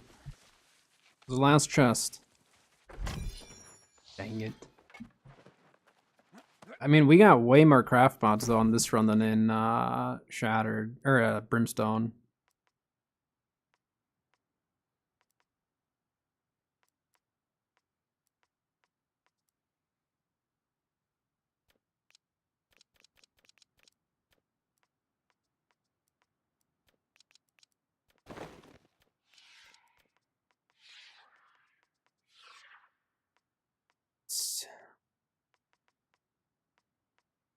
I think we got anything new for this.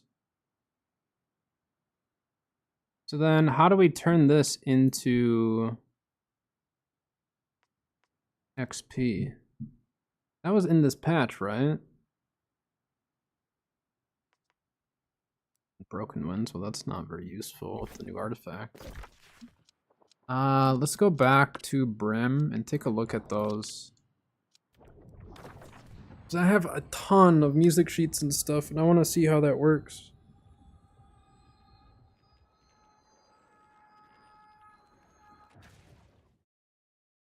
Actually, I should just check database, because that would tell me if there's any recipes utilizing it, right?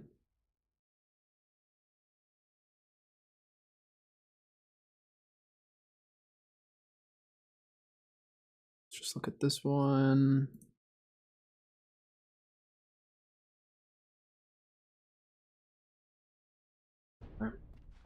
Yeah, let me see, where do I do that though? Workshop for the music ones at least. Let's see how this works. Go over here.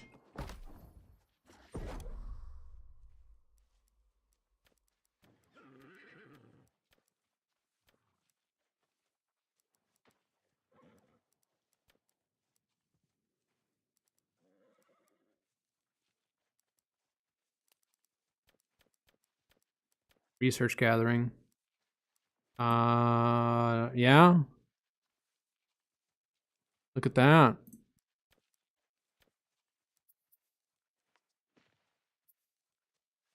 It's 5 per, and then it's 1 schematic. Get 5,300 XP for that. But how many can we do? We can only do 10 of these a day. Is that for all of them?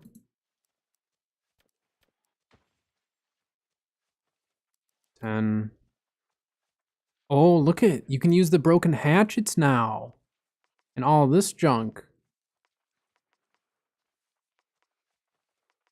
Oh, okay. Nope. Let me go here. All right. Well, I'm glad I didn't work on getting the rest of my trade skills up, cause this is way easier because I hoard so much stuff.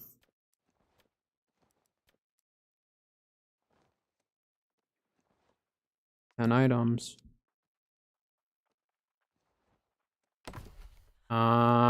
Wait, was there one for? There's nothing for jewelry though, right? There shouldn't be. Yeah, it's just armoring. We're just gonna go to each station and see what is what. So these, there's no limit if you get these scraps. Kat's gonna be really happy about this because she's sitting on a ton of chromatic seals and she wants to use them for crafting, but she can't give them to me, so I can't craft for her. So I told her, just like, you know, get your armoring up. We can try to save up some gold to invest in that if she wanted. But she just hasn't been playing as much. But this would make it way easier. But the fact that we can use like empty ancient hearts and we don't have to use our patterns is really, really nice, because the patterns, if you are trying to get extra XP, like the patterns are still worthwhile to craft because you're gonna get more XP from crafting that than you will be from actually like turning this in. But like the blessed scepters, eternal ice, that stuff, just dump it. So I think what we'll do is go to Everfall, because that's where I have all that stuff, rather than pulling it. And we will go see how much XP total we can get. We'll do this at least. This will get us a little bit.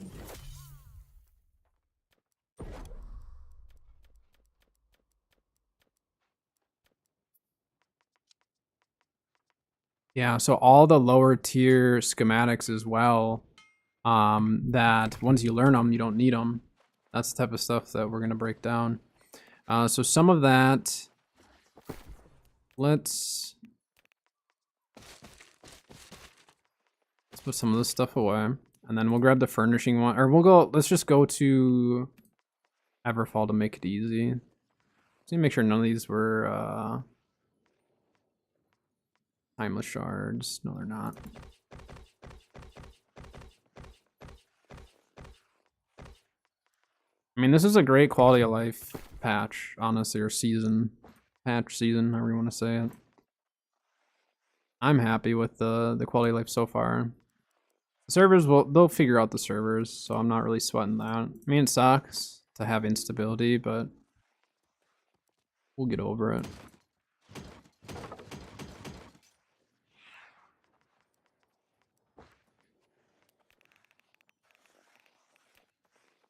Oh yeah, look at them ice skating. Wait, do you actually get to control the ice skating? That's amazing if you do.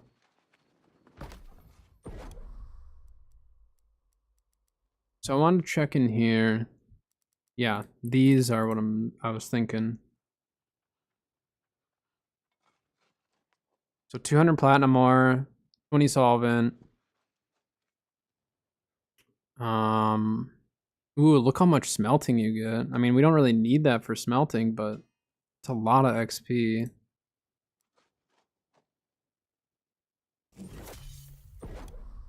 Interesting. So this is what will bring down the gem market in terms of price, potentially, and then platinum would end up taking over as potentially the one that would end up costing more. So I'm gonna keep a pretty close eye on the market and see, is it worth it for us to sell those gems, or is it worth it for us to sell the platinum? Let's go see what platinum ore is going for, because it may be worth it to buy a bunch of it just to have on hand.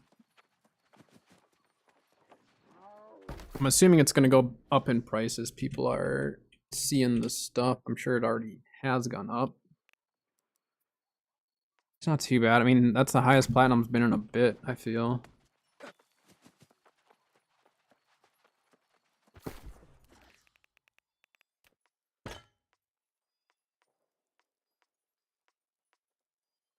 Very interesting. Oh yeah, is there a timer on that, or can you just like make a bunch of caches?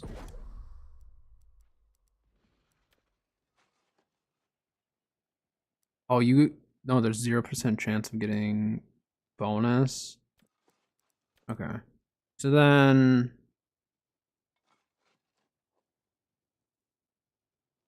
let's do one. I want to see how many gems we get. That will determine what the worth of the cost is, you know?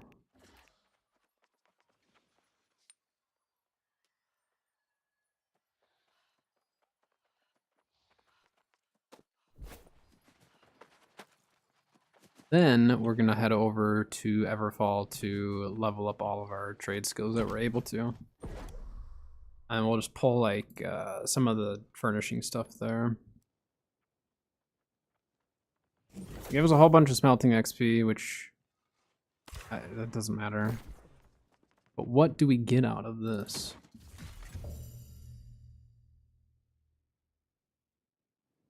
I don't know. Maybe that won't affect the gem market as much as I thought. Unless that gives buffed, or if we just got really unlucky, if that's how the majority will go, I don't know if I would invest in that if I were you. Definitely up to you if you want to go that route. I think you're better off selling the platinum.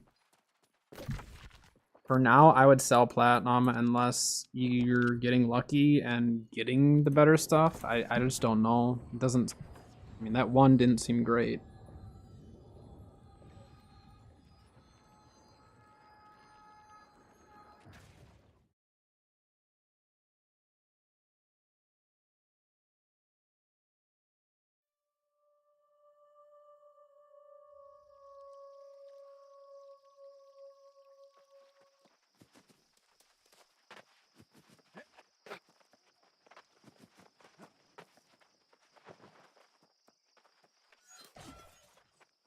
Okay, so we need...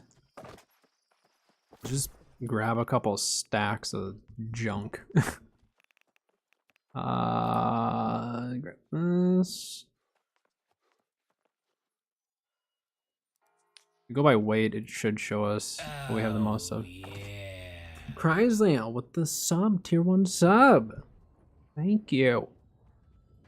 Enjoy the ad-free viewing and the emotes. Thank you, thank you. Been fun chatting and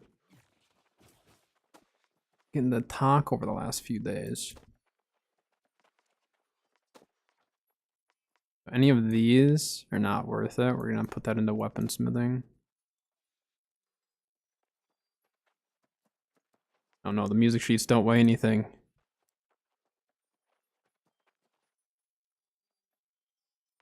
There we go. I got 100 of that one. I don't think that one's very valuable. But yes, welcome. If you have your Twitch linked to the Discord, then you have access to the subscriber/member section of the Discord. Little gecko wave. I need to make some new bags at some point too. The leather's just so expensive. But what if I were to do this? 660, so I could actually make a 690 bag? Oh, that's with the seal though. So what's the highest I can make for this? That's awful.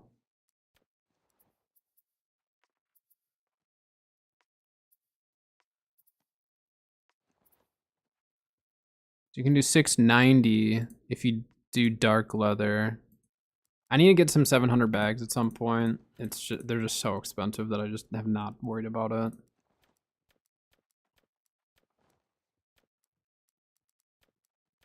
I mean, I've still met people who are rocking like the most basic of bags, you know? Wait a minute.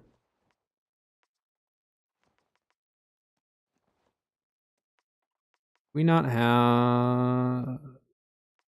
Oh, so this one actually is fairly limited. So I wonder if runic thread's gonna go back up in price slightly.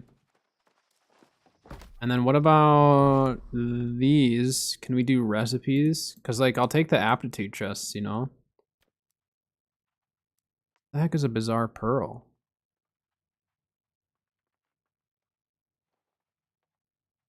You just get that? Well, I don't fish enough in this game. Is this new?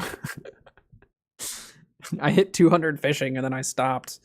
I literally just... I'll show you exactly why I hit 200 fishing before the thing. Because I wanted to get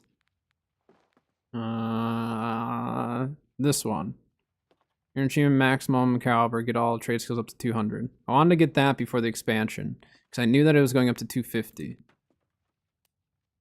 And I knew once this hit, I was not going to be doing anything past that. I'll eventually hit 250 fishing. I will do it again. Maybe we'll do a fishing stream. I really, to be honest, I don't really want to, but it has to be done at some point. Maybe I'll hook up the controller for that and we'll just sit back and hang out and fish. Alright, what do we have the most of? We'll do the Eternal Ace. Oh no, I just got the game updated and logged in. Google Fiber speed. Okay, yeah, just let me know. See what you notice as far as the changes.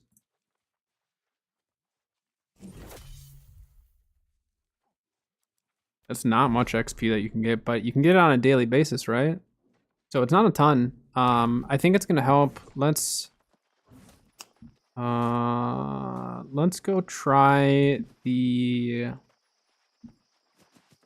weaponsmithing. I want to do weaponsmithing and the engineering and see what we get for that. Because those ones I don't have at 250, so I want to see what the difference is. The aptitude ones are a lot harder to get leveled up just because it's more XP.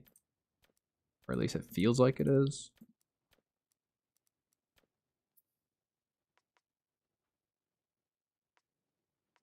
Honestly, let's just use the ancient bearings.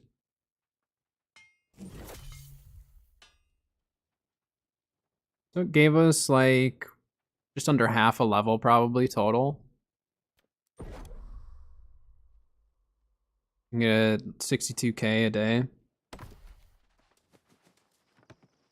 I mean, it's not going to be a fast process of getting there, but you definitely could get your... Wait, what level do you have to be for this? Hold on, I didn't look at that.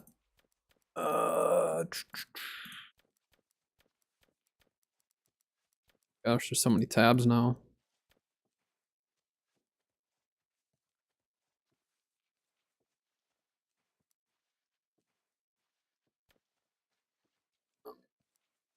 Level 100 in order to be able to do that. So you'll have to grind up to 100. For music, though, you can just go at it. Ooh, look at that. I hit 206 music. And then let's do fragmented muskets.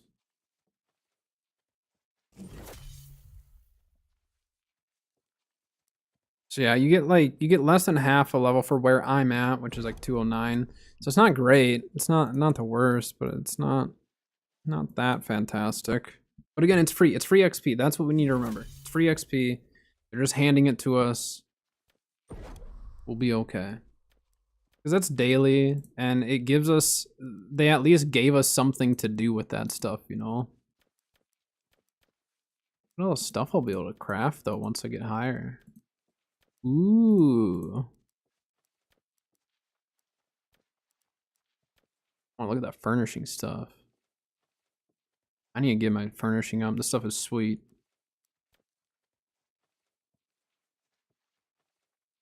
Once you hit almost 250, you could probably just go the rest of the way making piles of bananas, right? Interesting. So the XP is not crazy, but again, it's free XP. You don't have to do anything. And it probably is best that they limited it the way they did. So I just need to remember to do that daily. That's definitely a daily thing that even like a PvPer who does not want to PvE at all, you're more than likely still gathering some of this stuff, so you might as well. It's just gonna sit there anyways. Put it to some good use.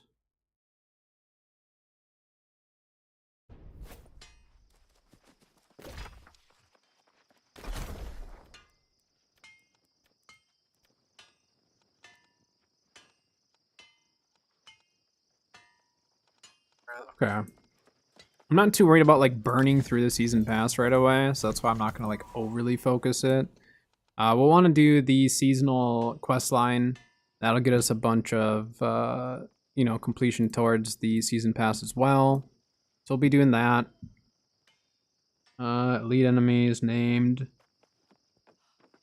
Yeah, I mean the journey seems to be the way to go. As far as trying to get through your season pass faster this season, the activity cards don't seem quite as good. We'll try finishing a card just to see. But I think at least at the start, because a lot of these journeys are just completing the cards, I would just get your 4, move on, get your 4, move on, unless you have a really easy card. But see, like each journey up until chapter 4 has that. Craft an item using a prismatic scarab, so I'll be able to do that.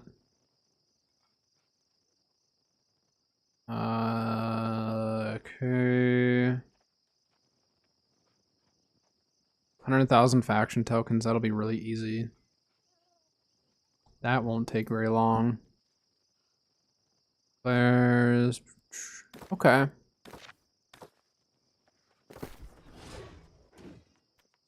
Oh, there you are. I accepted that, right?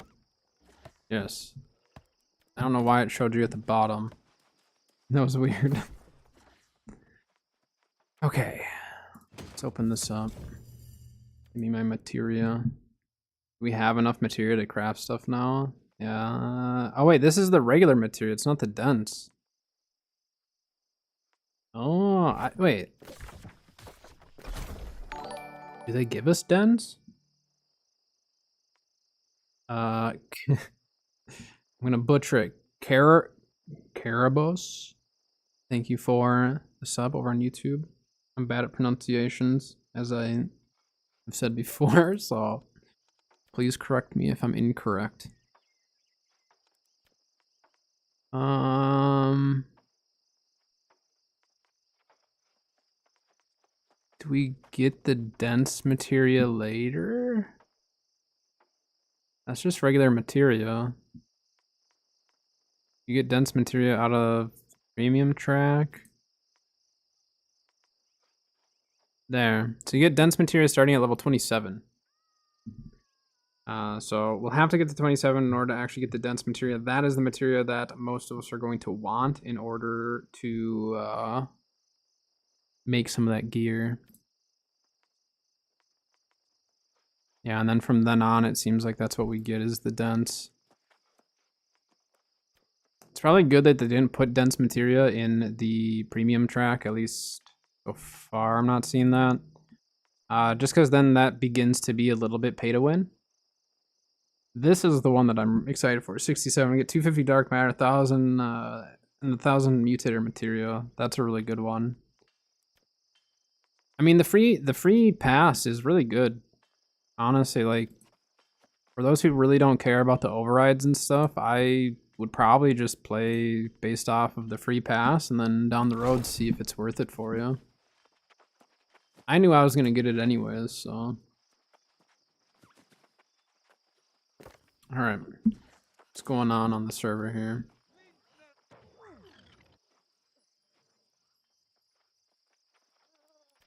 All right, we're hopping into OPR. Throwing musket though, because I'm still having fun with it.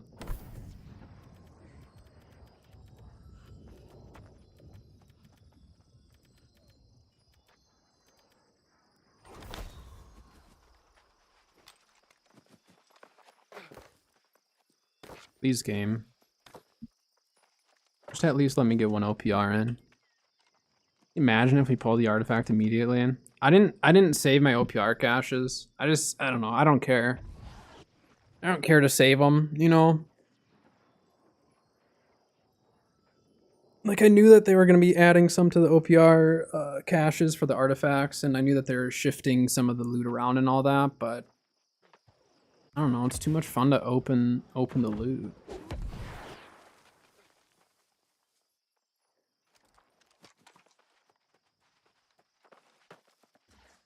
I don't really know what to expect for my damage output on this build now. I don't know if we're really as affected by the gem change at this point.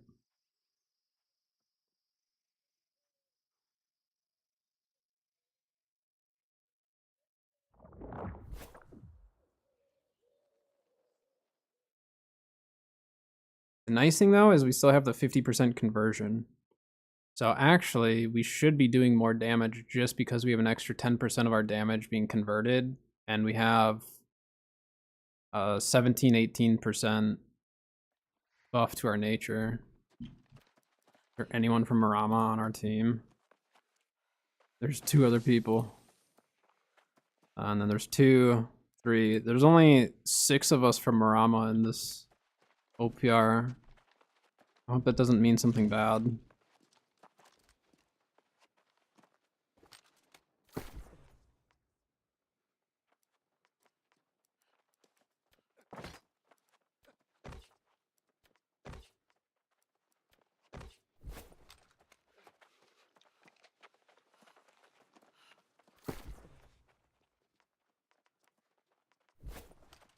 I need to make more artisan flatbreads and start using those. The healing buff lasts longer from them, but they're bind on pickup. I don't care about the bind on pickup.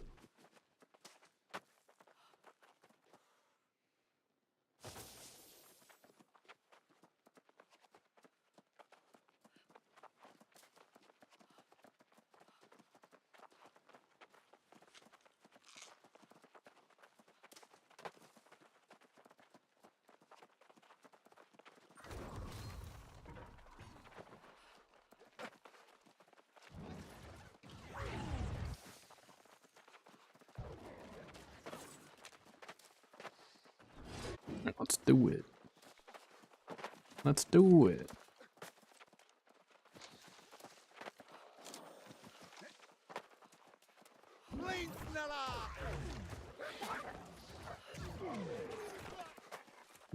Guy whirling bladed that wolf. The wolf said no.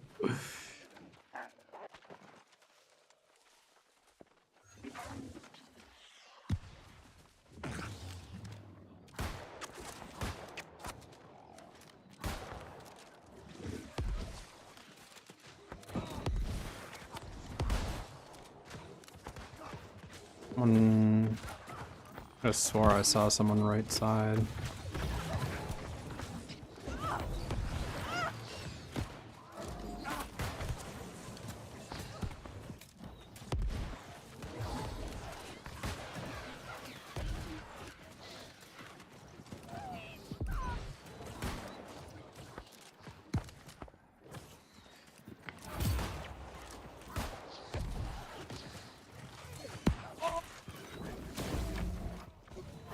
Oh.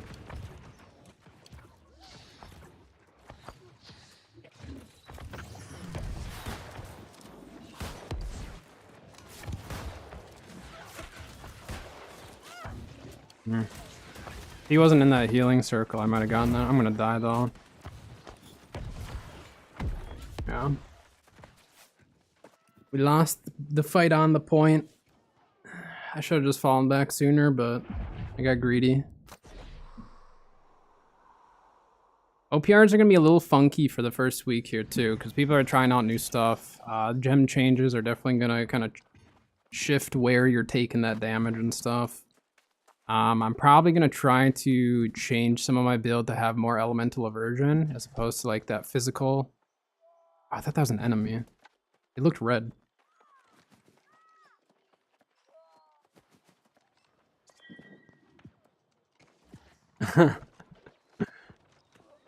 I appreciate that.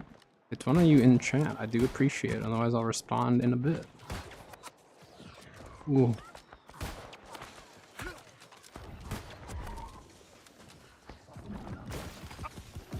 Uh-oh. No, no, no. That was a mistake. There's someone low in that crowd. You know, it seems like I'm kind of shooting blind, but I'm looking for people who are low, right? I'm getting really laggy right here too. I'm looking for people who are low trying to leave point and get them on the way out.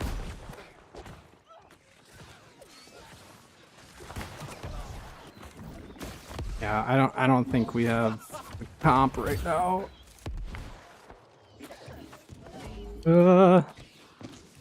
Serpentine.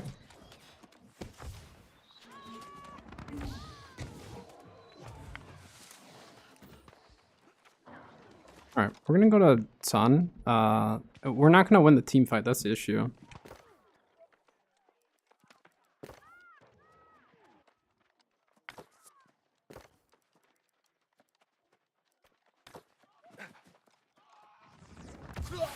Ow. To the cash, I mean like the real money. Gosh dang it, I can't help this guy. I'm getting hit him as a headshot too. Gosh dang it, this mage is all over me. I need to just keep falling.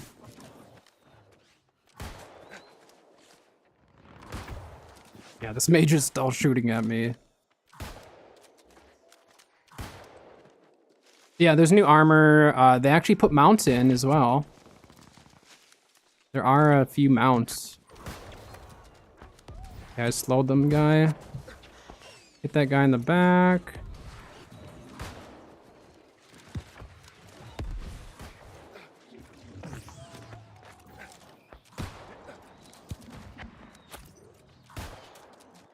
Guy dodged that? He must have double rolled.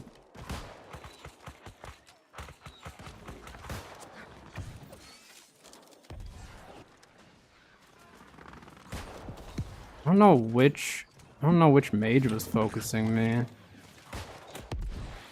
That guy's hurting.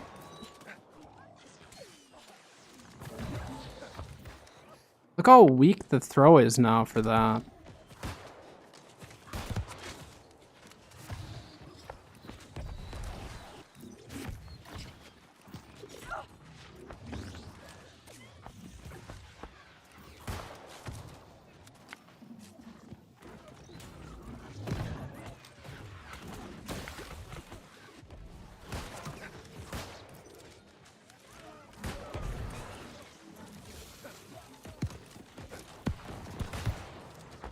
Wow, I missed that shot.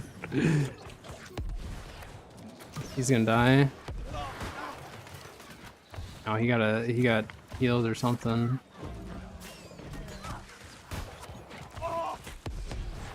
They've got so many people there. I'm gonna die. No. Ay ay ay.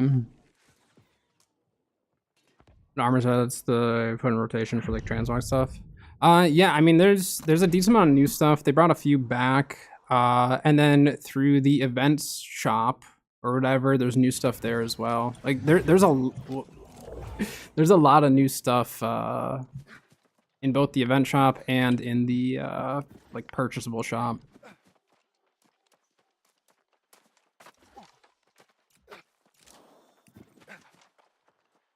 I think we're gonna have to stop worrying about the team fight. They have a lot of healers. And they have a lot of range that's really hard for me to play where I want to play.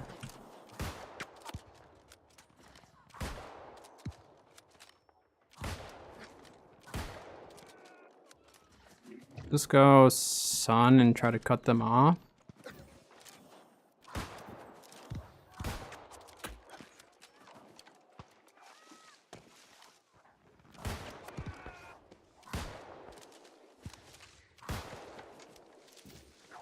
These guys are gonna push.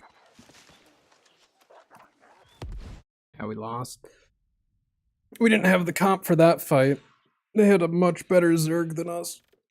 So here's what we get. This is actually really, really good because I wanted to see what we get for losing. So you still get 2k XP for losing, 180 gold. I mean, that's great rewards for losing a match. You know? We got 0 kills, that's great. Fantastic. The numbers were there. It's just we could not finish a kill to save our life. Not bad though. We made it through it. We didn't crash.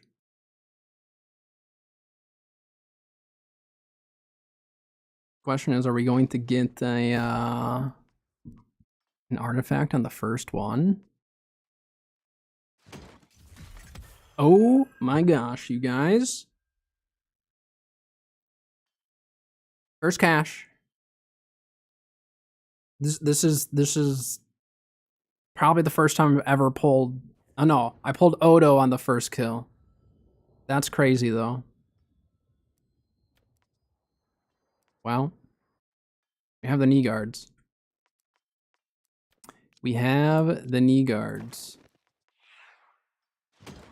That's crazy. Even after it changes the game, the spear will do more damage at 300 dex, 174 focus, and it does. Yeah, and I was kind of wondering about that just because of the fact that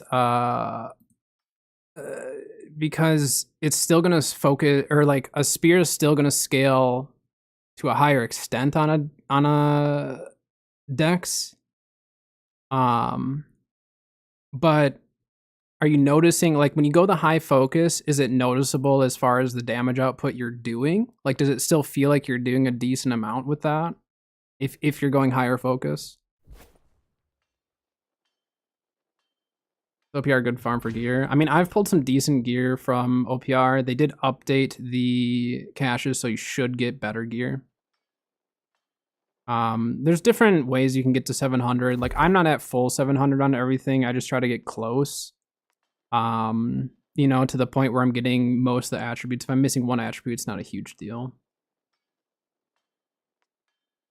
I mean, to be honest, you can kind of pull your gear like in multiple different ways, just depending on like how you want to play the game, I guess, if that makes sense. So like, if you like crafting, then you can obviously craft your own gear. If you enjoy a PvP, you can obviously do Outpost Rush. PvP track can give you some decent gear. Wait, why don't I do 3v3s? No. I didn't mean to do 3v3s. Oh no. Are your weapons ready and your soul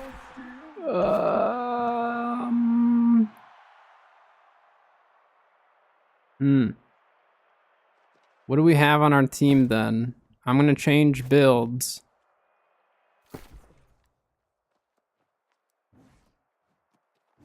Well, now let's try this. Whatever. I meant to queue OPR, but this will work. Yeah, okay.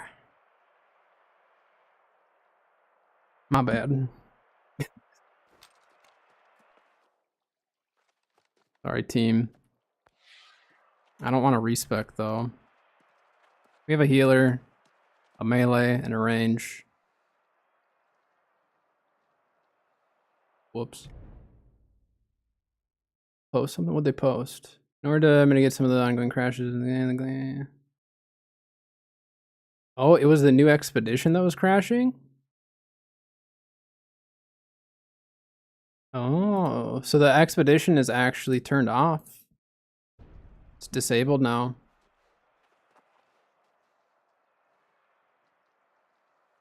Interesting. 3, 2, 1, 2, arms!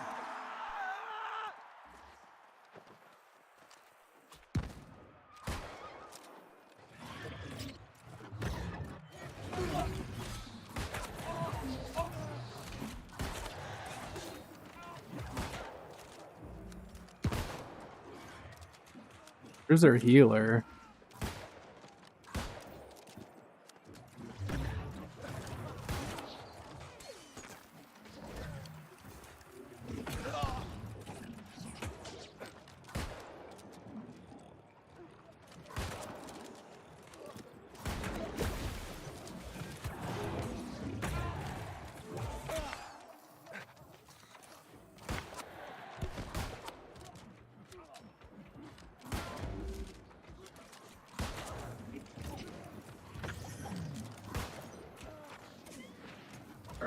player has fallen.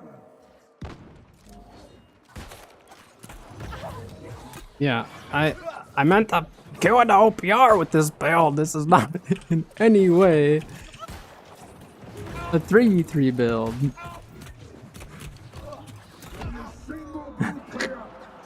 I'll put my rapier on. A disappointing loss for the Blues. My team's probably like, what is this guy doing taking a musket in there? Rapier will have a little bit higher chance. This is not good. I never intended to use this in this scenario.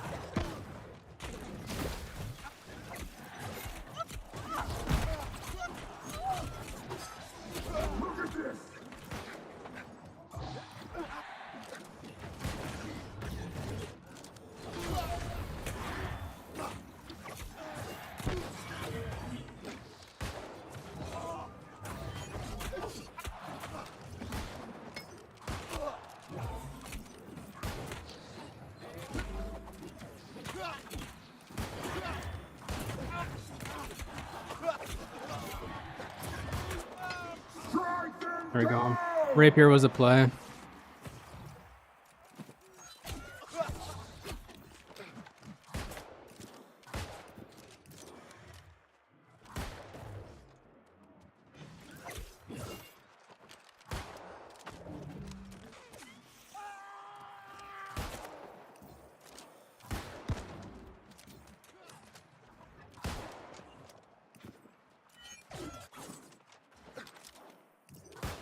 Ready for more? I'm cheering for the Blues. Yeah, the rapier was the way to go. Keep winning. This guy's on top of us. Three, What? two, one. How is? The bloody contest What? begins.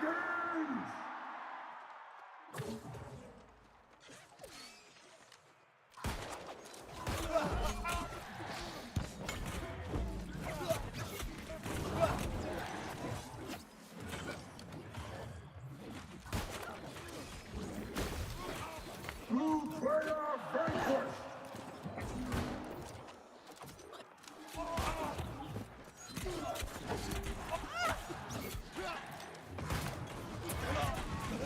Blue player Now we lost our healer right away. I don't like the musket in the 3v3s at all, really. I'm trying my best, but I never intended to come into this with this build. 3, 2, 1. Time to seize your triumph.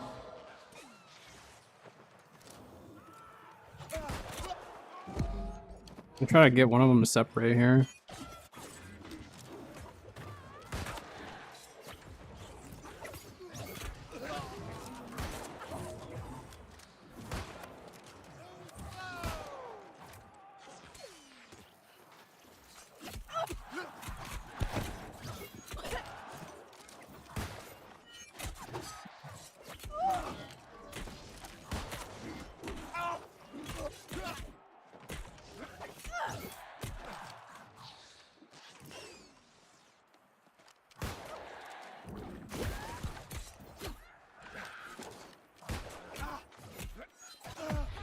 Yeah. Not why you are here. I mean, double melee. All I have to go off of is literally just hope that I can get a couple combos. But if I miss the shots, it's over. The Reds are I don't like this build.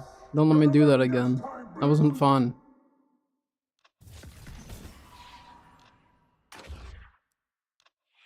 Look at the damage, though. We had the most damage.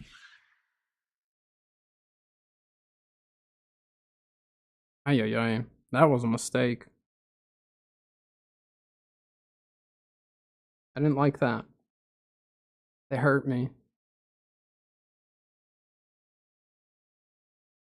But now we know.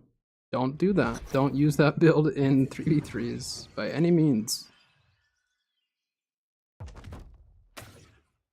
I thought I queued up for OPR. What's going on? Making noises like I'm in. Okay, there we go. Alright, I still have time left on my consumables. Already got those. I'm gonna run to the bathroom really quick while we are in queue. I'll be right back.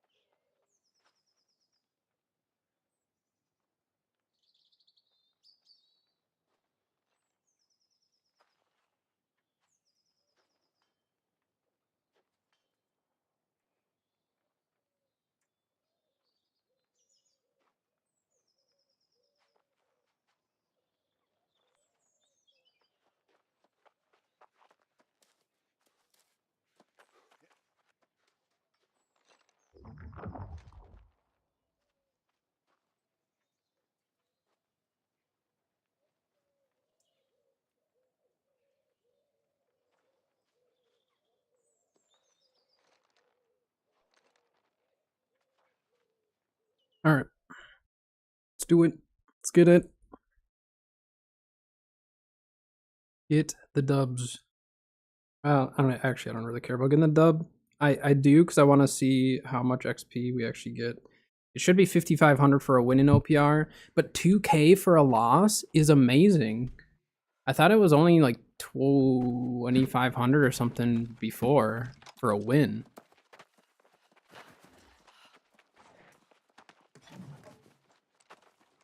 Dodged it.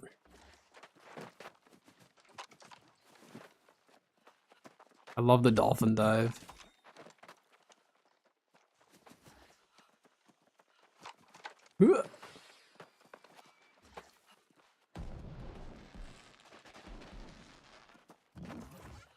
More Marama people in this one. A few Marama people.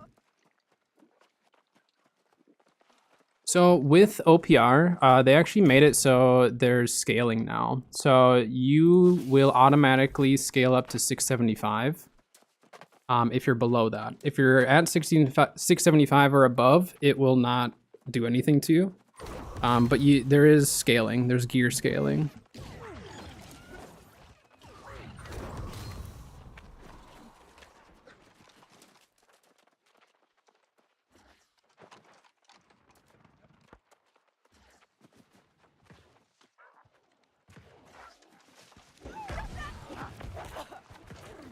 You still get stuff. So the only thing that you need to make sure that you do in OPR is make sure you get to 500 points. There's a chance they changed that, made it more.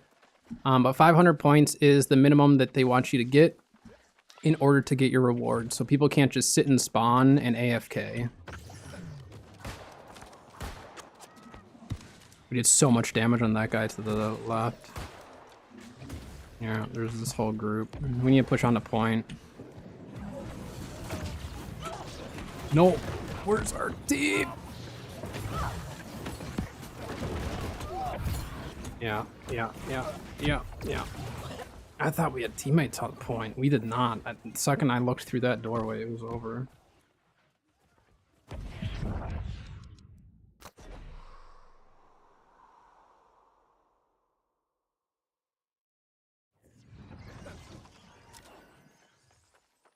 How did we have enough people on Star or Sun? Even oh, we're backcapping. That would be why we did not win that team fight. We've got people backcapping, which our group is.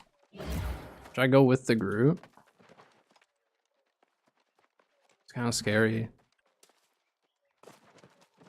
I'm gonna go help out Sun. They're farming up like a respawn and everything. They're gonna get the Wraith and a respawn. Yeah, they're taking Moon, so we need to try to take this from them.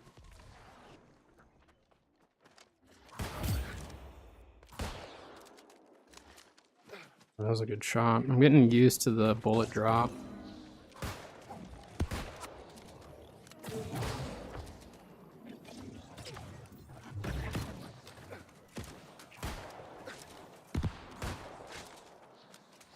Teamwork, yay. Exactly. And I mean, OPR is tough because there's no matchmaking, so it's like you can have a whole team of bows or something.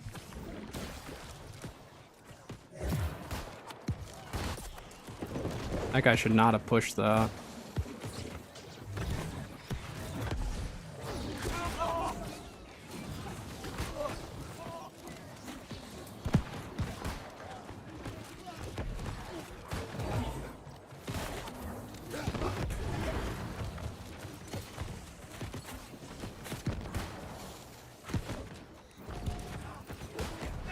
Holy healers.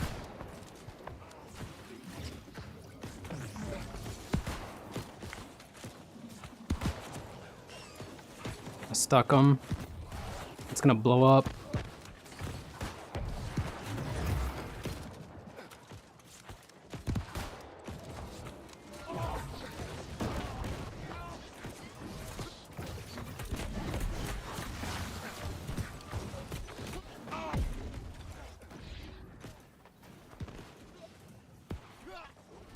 Tries them out. I'm on Marama. I don't know if anyone else in chat is, because you're on Lilith, right, Kryzo? There's anyone on Lilith out there on YouTube side as well. But otherwise, cross server. I mean, we can run into anyone on US East.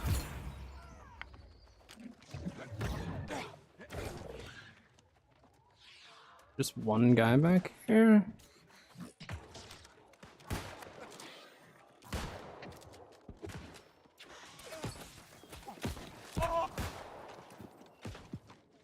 Okay, I fell.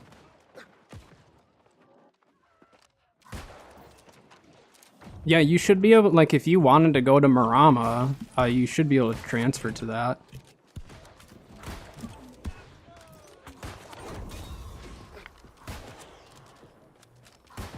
Their healers have healers!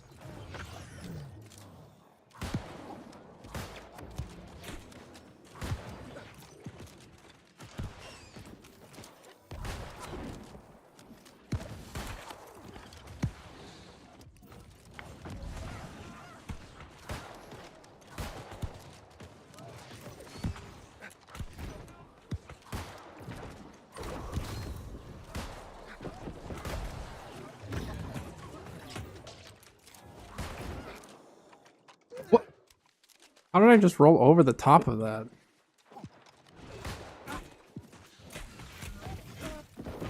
Wait, why? They have so many healers. I don't really know what to do.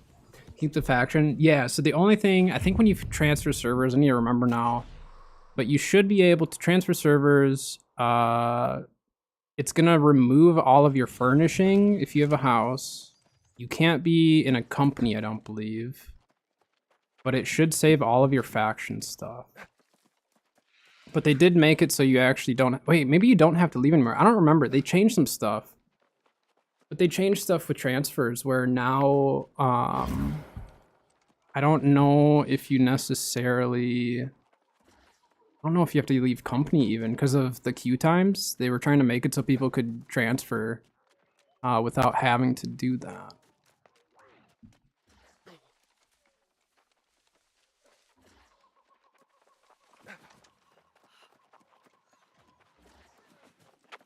It's a weird match. The fights are all over the place.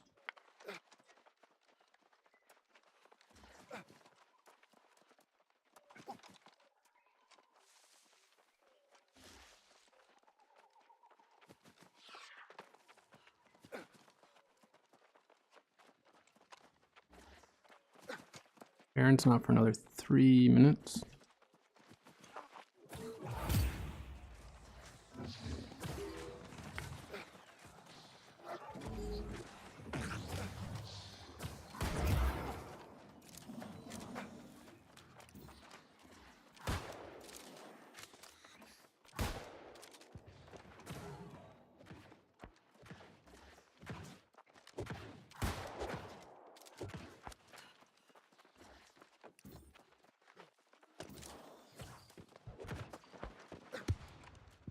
Fighting this guy, I'm gonna go help.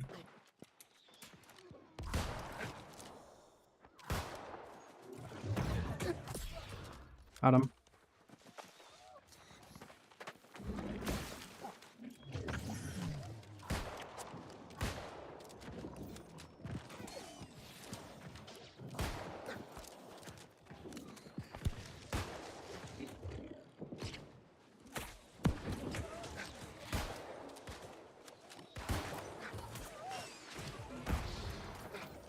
The musket.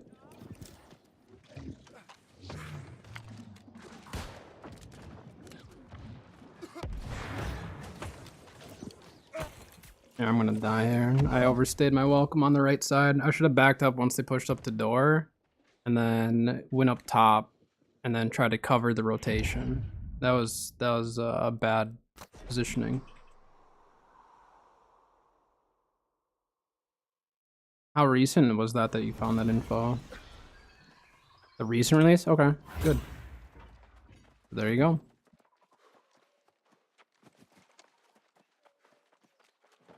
I mean, I can go play with the group. I don't have VoIP on. I'm assuming they're in VoIP chatting, but we need to get Baron. Person DC'd, right? Yeah.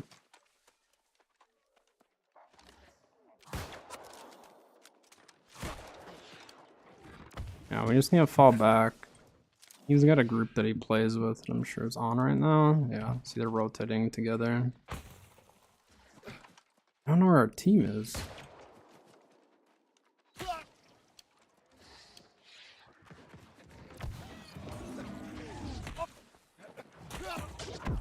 Yeah, I don't know where our team is at all. There's not a single person at Moon, and we don't own anything else. I need to start just watching the map. Wait, what?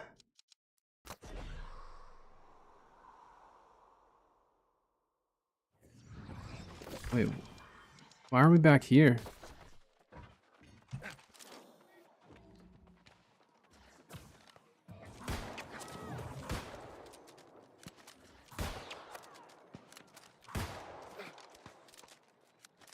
Oh, I didn't have my dodge roll. Like, look how many of them are here. What is going on? Uh oh, I got Scorpion Sting right there.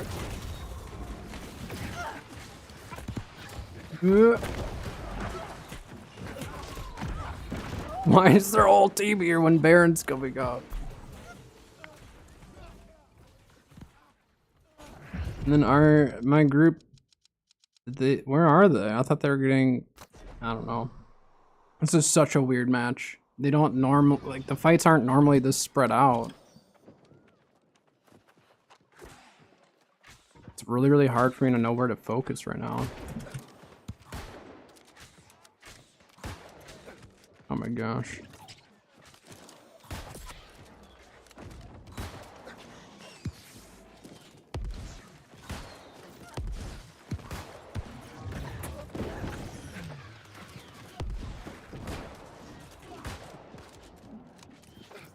This is such a strange match. Thought he was up top.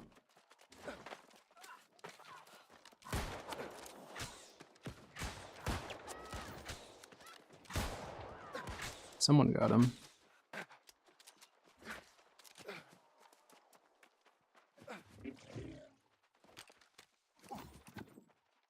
I'm gonna go get Moon by myself then, and just hope that no one shows up.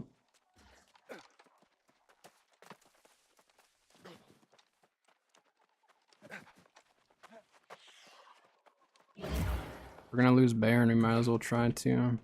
The heck is that? Oh, it's an objective? That for the journey? Oh, we hit 50. Because it includes assists, I guess, right? We have 7 assists, though.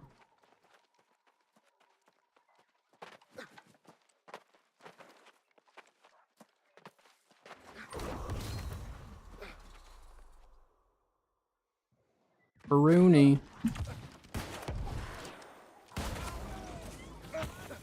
And we got a pocket heal.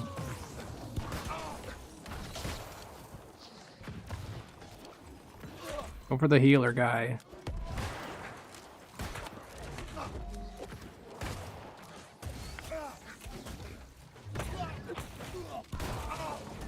I'm gonna die.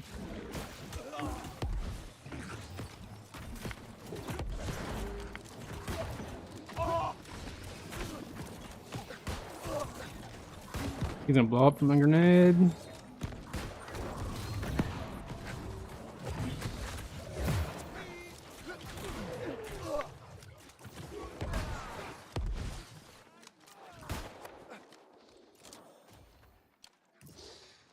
The pocket healer's just literally only gonna focus him.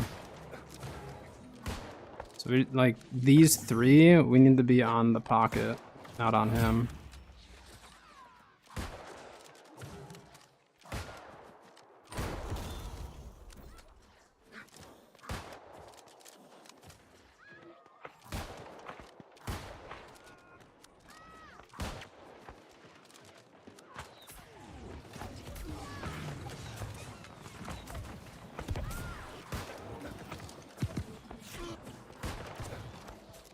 Ugh.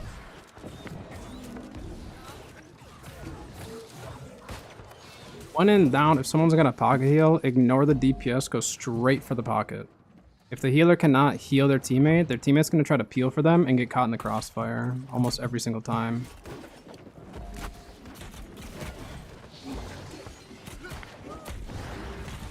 I'm dead.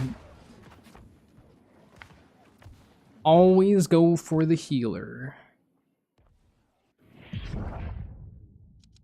No matter what.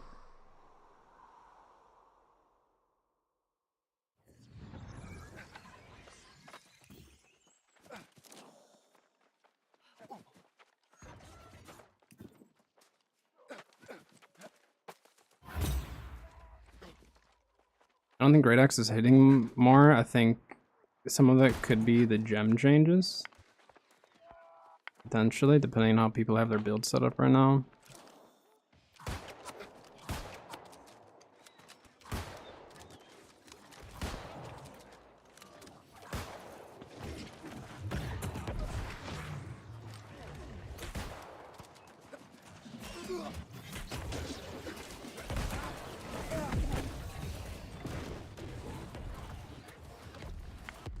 This one's a GG, regardless of what happens here. Again, OPRs right now are going to be really goofy because you're going to see people trying different stuff and all that. Different builds, artifacts obviously make a big difference. I've killed that guy 3 times now.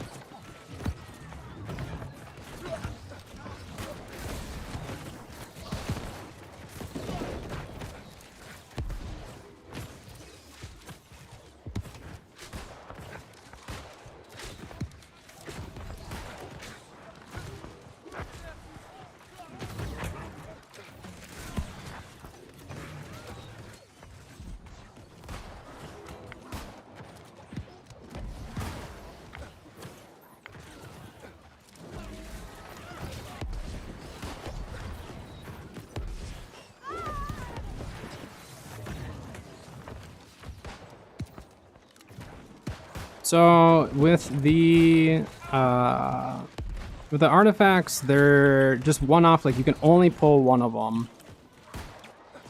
and so you can't break them down or anything. So don't worry about accidentally breaking them down. They actually made it so you physically cannot do it. But yeah, essentially like they're not limited use. They're just limited drop. So they're only gonna drop once. for you. I think they added in a system though where you can actually, like, if you miss it, like let's say the bag drops and you miss it, it throws it back into the loot pool. Wait, look, we got 3,250 XP that time, and we still lost.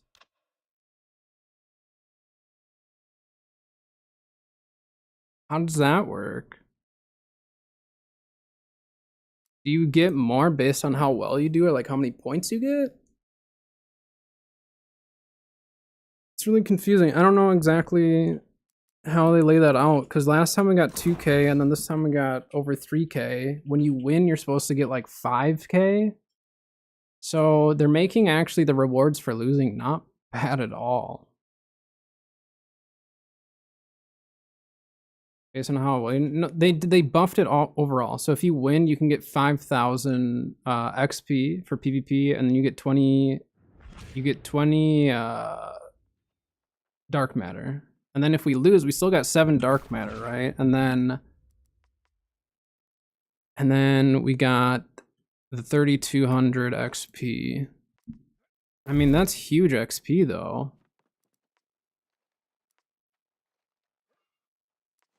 We're buying this dark matter. That's 96 dark matter.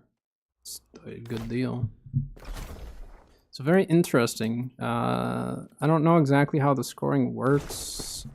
I mean, I don't feel like they should give you too much more for doing well. Main reason being is people will pad their stats. And stat padding, like there are times where like it definitely seems like I'm stat padding because I'm doing a lot of damage and not getting kills. No, I'm just missing a lot of kill shots. I'm just bad. But the damage output is still there. It's just I can't finish the kill sometimes. But if they do too much of that, where like you get more for doing better, people will just sit there and just throw dots, AoEs, heal, anything like that just to get to the top. I don't care about getting to the top. I care about just having fun in the match. If I get in the top 5, great. If not, I don't care. But I like to play objectives. I don't like to just roam and kill. If I was going to do that, I'd go open world.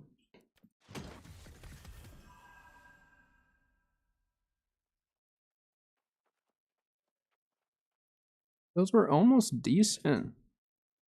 Actually, if those had health, I would rock those. Dang. The gear seems better so far though. The OPR caches do seem better.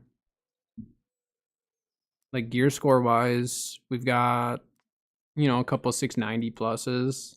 You can get 700. These pants on my healer fit, these were from OPR.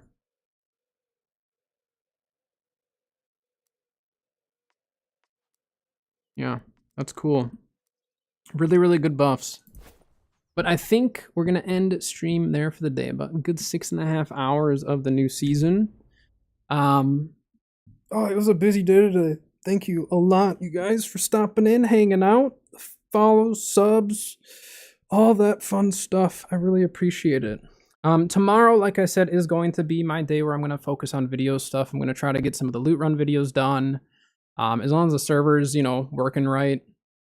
And then I do have some ideas for some other videos, but some of them I might wait a little bit to see what happens with the season, see where the meta shifts. Again, OPRs are a little all over the place right now just because people are trying out new builds. They're trying out different things. So if you are kind of trying OPRs the first time or just like playing around with them and you're worried about toxicity, turn off all the chats and just go and play OPR and have fun. Because that's really what it's all about. There are going to be toxic people because it is PvP. That is just a given that they will be around. Easy way to avoid those is turn off all your chats and enjoy the game. But yes, thank you. I appreciate it. Prizel, happy to help. Hopefully you can continue to get your progress toward your 700 fits, because that is always an exciting time when you start getting that endgame stuff rolling. But that is going to do it for today. So thank you very, very, very much for everyone for stopping in. I will be back live on Friday. Probably going to stream New World just because Ark's kind of gotten on my nerves in terms of the server being just not great. So yeah, so we'll probably be live with some New World on Friday. So have a good one, everyone. We will see you on Friday.